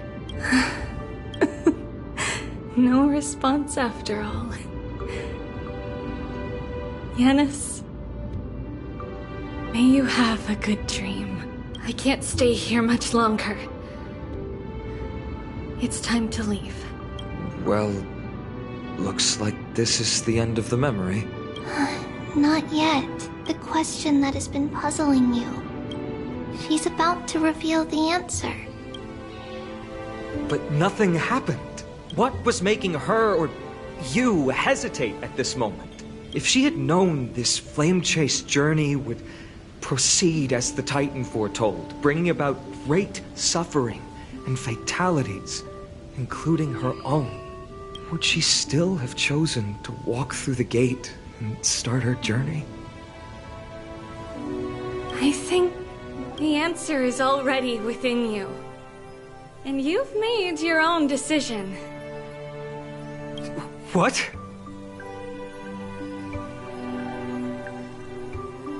You can hear us. Not really. She can neither see nor hear us. Yet she knew that one day, someone would return to unveil this dust-covered memory. We can never know for sure who helped us back then. But that kindness was forever engraved in our hearts, motivating us to move forward. Time has modified this memory into a special letter, so that we do not forget our original intent. It's a letter written by Trebios of the past and sent to her future self. In this memory, it is Trebios of the future who overcomes all difficulties for her and sends her on a long journey toward the tomorrow where we are. Yes, you'll remember it all. And then find your way back to the gate where everything began. Here, I will set sail toward the distant horizon. Here, you have traveled far on your way home. Such is the maxim that unveils Trebios' fate. You shall shatter into 1,000 fragments and wither on the soil of foreign lands.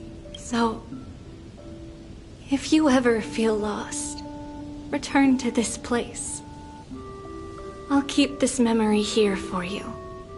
Or for me, to embrace it again. Worry not. The loss is something we've grown used to. Our resolve and our pledge are what Trebios will never forget. Each one of us has never failed to remember. Losses are a constant on the flame chase journey, among which even life itself holds little value.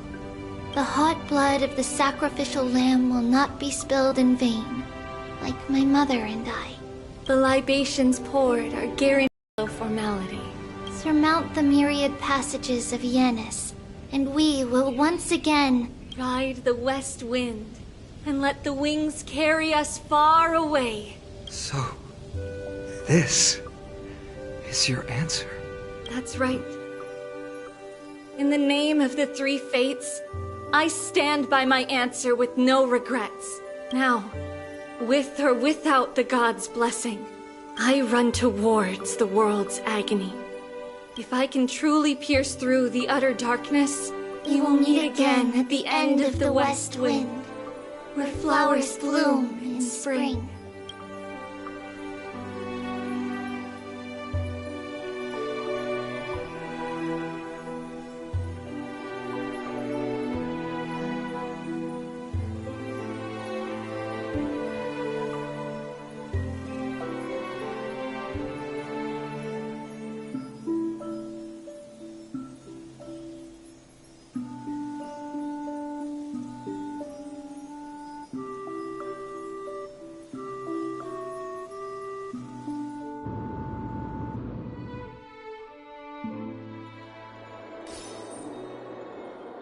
Lady Trebi, do you still think that everything will be fine tomorrow? Yeah, that's what Trianne would say as well. With all due respect, Lady Trebi, you know perfectly well that see you tomorrow is nothing but a white lie. I hope your toughness is not a mask hiding a lonely heart. Cass, that's not a lie. See you tomorrow is the greatest prophecy in the world. Prophecy? Listen, in every corner of this land, every heartbeat carries a prayer for that prophecy to come true. It may be that only a few heroes will bring tomorrow to the new world, but the prophecy of leading everyone to tomorrow belongs to all in Amphorius. But not everyone has the chance to see tomorrow. How can such words be called a prophecy? Because people believe it will come true, and they are trying hard to hold on to that belief. Even as the world teeters on the brink of collapse, everyone is pressing forward, longing to reach farther and move toward tomorrow. And that is why a holy maiden exists to lead the world toward tomorrow. And why Yanisopoulos' prophecy unfolds as passages. Fate is not about the outcome, but the journey. It's not the flowers that bloom at the end of the road, but rather the paths that lead beyond the gate, where people tread toward the sea of flowers. So, Cass, if anything is troubling you, just set it aside for tomorrow. There's no difference between demigods and mortals.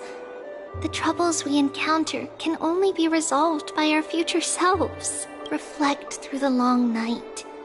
Wait for the dawn as you think, and set off at daybreak. The hesitant part of us will be left behind in the dark, while the determined side of us will know no fear, because that's how Tribios has journeyed so far to spread the prophecy. Beckoning the morning sun, and the tomorrow it promises to bring. We will now continue the journey and face our destiny. We will step over the gods' corpses and wander among humanity, and thus we shall sweep apart Amphorius' pitch-dark fog. And at the end, all will reach that silver-white shoal. That end of the journey, that new world and new tomorrow. It is a haven free from storms, cold, and heavy rains. No sorrow can linger there. We've made a promise to meet again at the end of the west wind, where flowers bloom in spring. See you tomorrow, Brienne. See you tomorrow!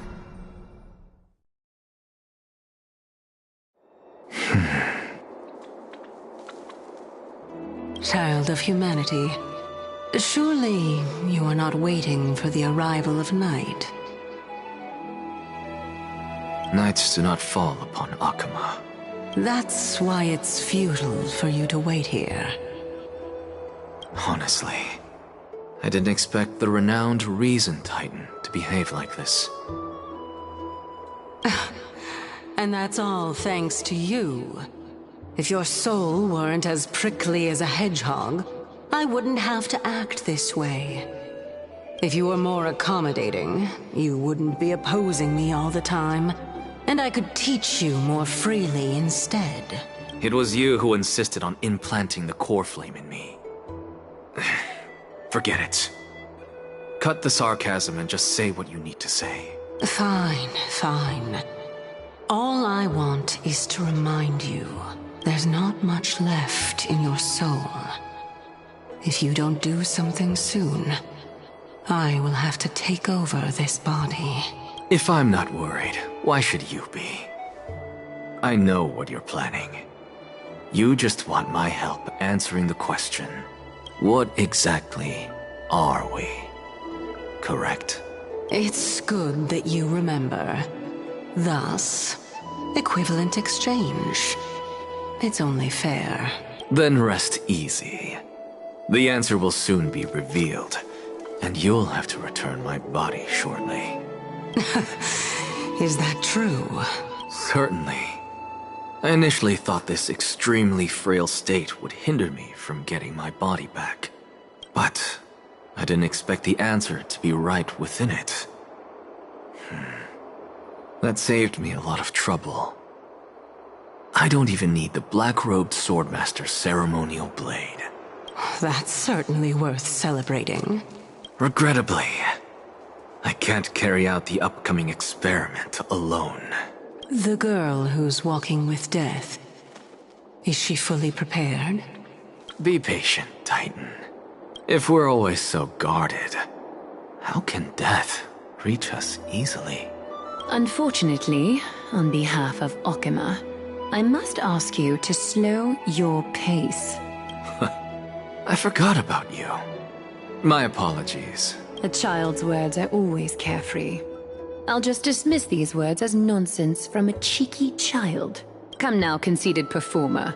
It's time to address your relationship with that Titan. What if I refuse? Provocation will only tip Talantan's scales further toward your demise. There's no need to go to such lengths. Oh, monster neither human nor divine. Don't forget that you won't dare kill me. If you snuff out the core flame of reason, what else can you use to stand against the Council? Do you two mind if I cut in? I warned you. Do not interrupt me. I just have been meaning to ask. Does death really matter to you? What do you mean?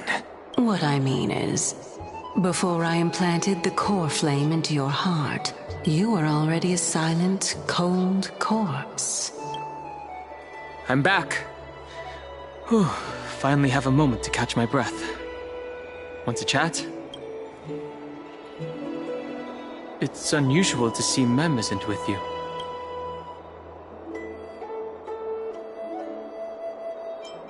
Let's not joke about monsters in your pockets.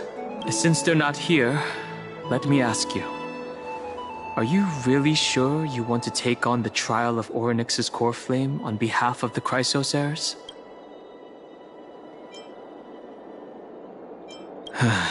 We've ended up at this point after all. This is probably a fate that trailblazing can't evade. You should be extra cautious and watch out for yourself. Based on the experiences of those before you, the trial is no walk in the park. But what concerns me even more is that you'll further bind yourself to Amphorius. If you truly assume that Titan's divinity, do you believe that you'll be able to lay it down again? Forget it. We'll deal with that when the time comes. No matter what happens, I'll be right there with you.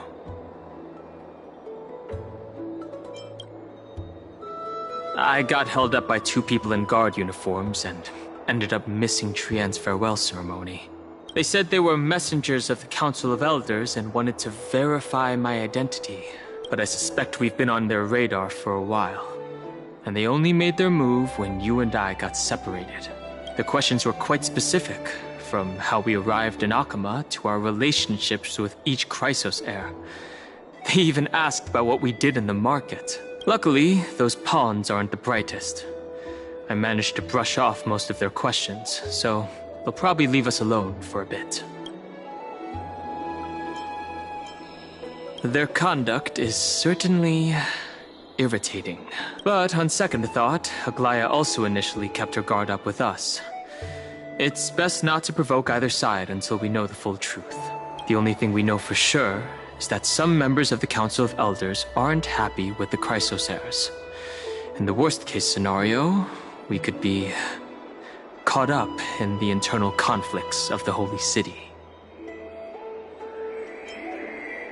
If only we had more time to sort the clues about the Black Tide. But now, the weather is the only lovely thing left. Let's take some more pictures. Huh?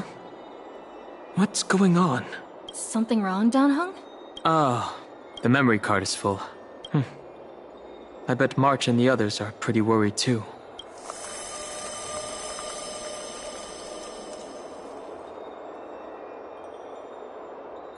And so, this long day passed for Akama.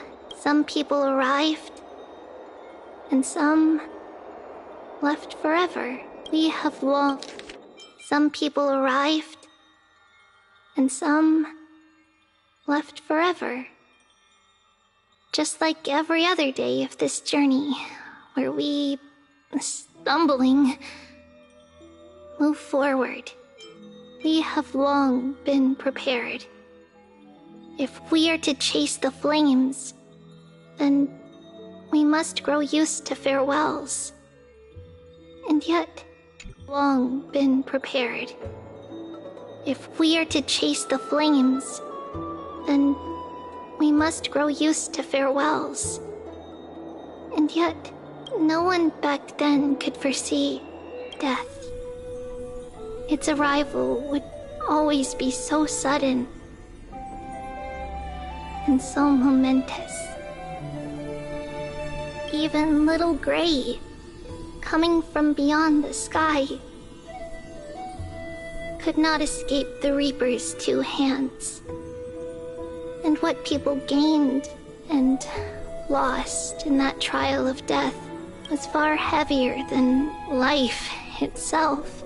Just like the destiny that the prophecy revealed for Cass at the end of the Sea of Flowers.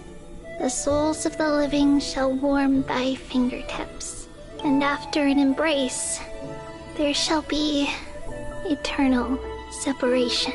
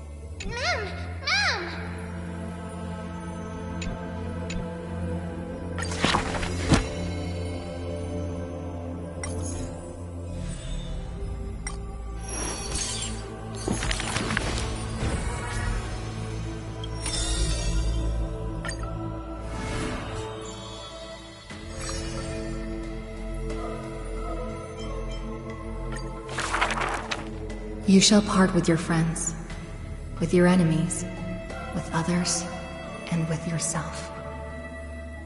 Kuro solo,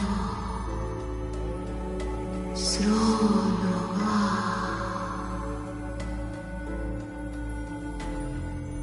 The Chrysos War's clamor rises and falls.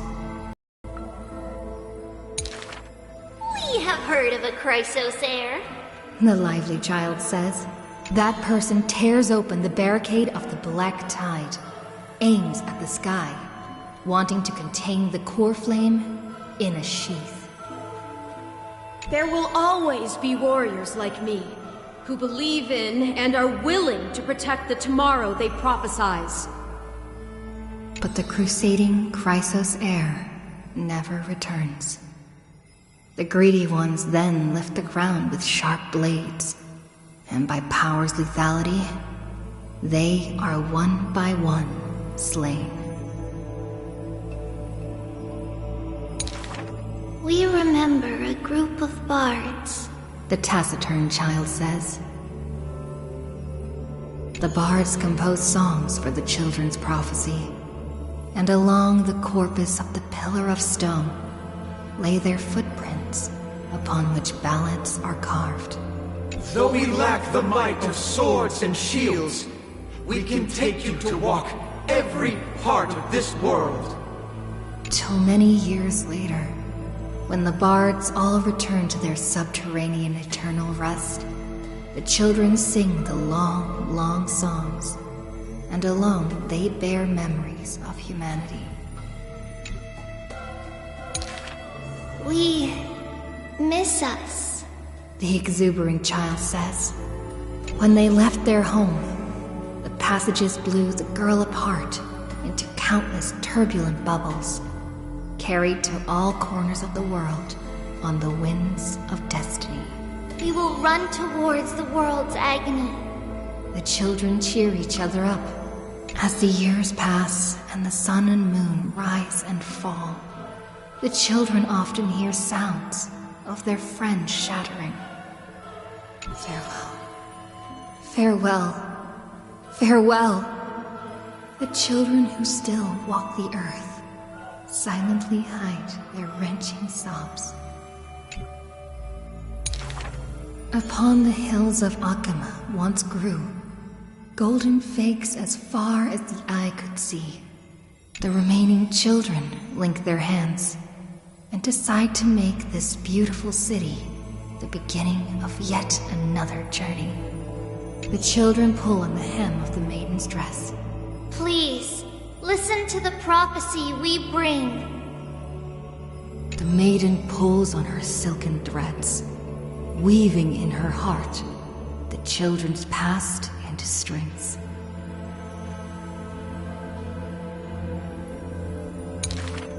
Chase the core flames with me. I promise that the libations poured are guaranteed to bear fruit. The hot blood of the sacrificial lamb will not be spilled in vain.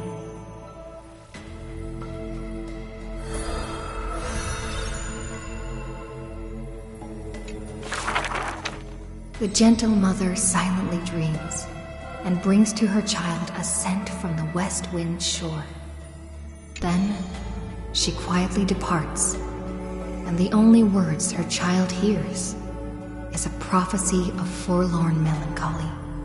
The slumber of titans, the fragmented lullaby, the roar of the guards, all merge into a torrential black tide that carries the first demigod from the past to the future. And that was the beginning of this long dream. In this tiny room, she forged 20 years of her memories with time. Sometimes the child does not understand. The gates of worlds outside the window are so numerous, yet why can we not step within? And if one cannot leave the tower, what need is there to gaze into the distance via tomes? The mother smiles and does not answer, only using bedtime stories to once again gild another golden sheen of destiny to the Amphorius of the child's dreams. Alas, the golden light of destiny cannot illuminate the shadows of power and greed. All it takes to rob the child of her only kin is a letter of dark conspiracy. The culprit thought the murder had no flaws, but was unaware that the lamb willingly stepped into the passage's dead end. Before the priest met her demise, the only thing her eyes contained was spite. Yet she leaves her final warmth and hope embroidered into those dolls, leaving them behind for her innocent love.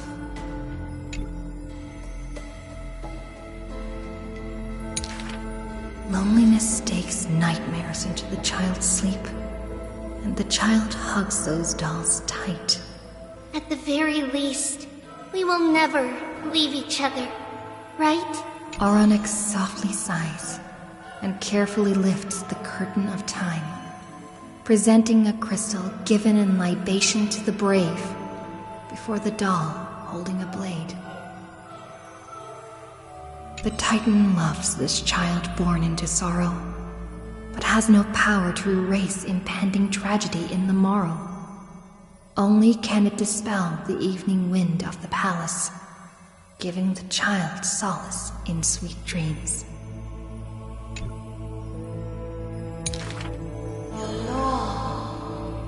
The Titan's fading proclamation cannot pull back the string of the girl's destiny.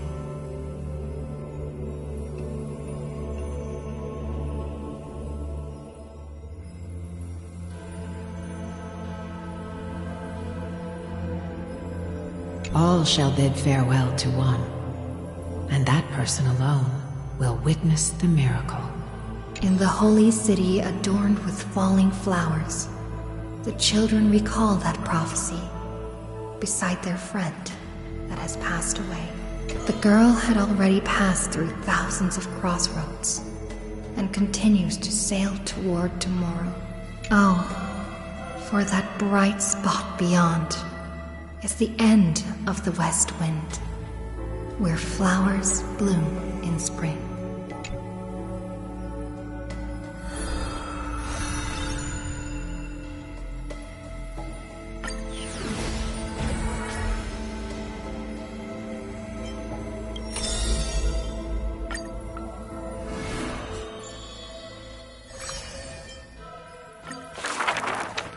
None may approach that battlefield. The lone army of Kremnos, an obstacle on the flame chase journey. He ordered his troops to stand aside. That was the first meeting between hero and prince. The two men fought for 10 nights unceasingly, till the combat drew to its end. Neither scored a single victory. Always overshadowed by a lone number decreed. Just like how none can ascertain how the flame-chasing heroes convinced this man. It was not mutual appreciation, nay. For in his memories, 7 sentences were all his mother to him ever spake. Yet somehow, that leader who weaves the golden threads recounted one of the 7 with ease. There is no right or wrong in the man's heart. The lion has its own historian, and the history of the hunt should not be held by the hunter alone. And thus, he speaks little. Others once guessed he regards the holy city as his home, for he seeks a land to belong.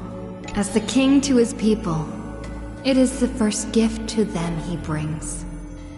But as per the rule with gifts, once given away, the gifter will never repossess this thing. The journey is long, yet none ever dare to anger the man. Not because of his unrestrained manners, but because every meal the heroes partook in were all cooked with his peerless skill. One sight serves falsehoods in the woods. He has relied on scent since young to distinguish guests and obtain gains. Yet there are always exceptions. The man's arch-enemy often puzzled why their food was always borderline nauseating. He still recalls the day he entered the holy city. One who worships strife is bound to have rumors rife. Even insects consume each other, and he's no less than the Mad King's kin. It matters little, for the man always considered himself an enemy to the world. He paves the road so that one day his peers would match his anger within. Yet, until the prophecy turned true, none in the holy city he ever did ruin.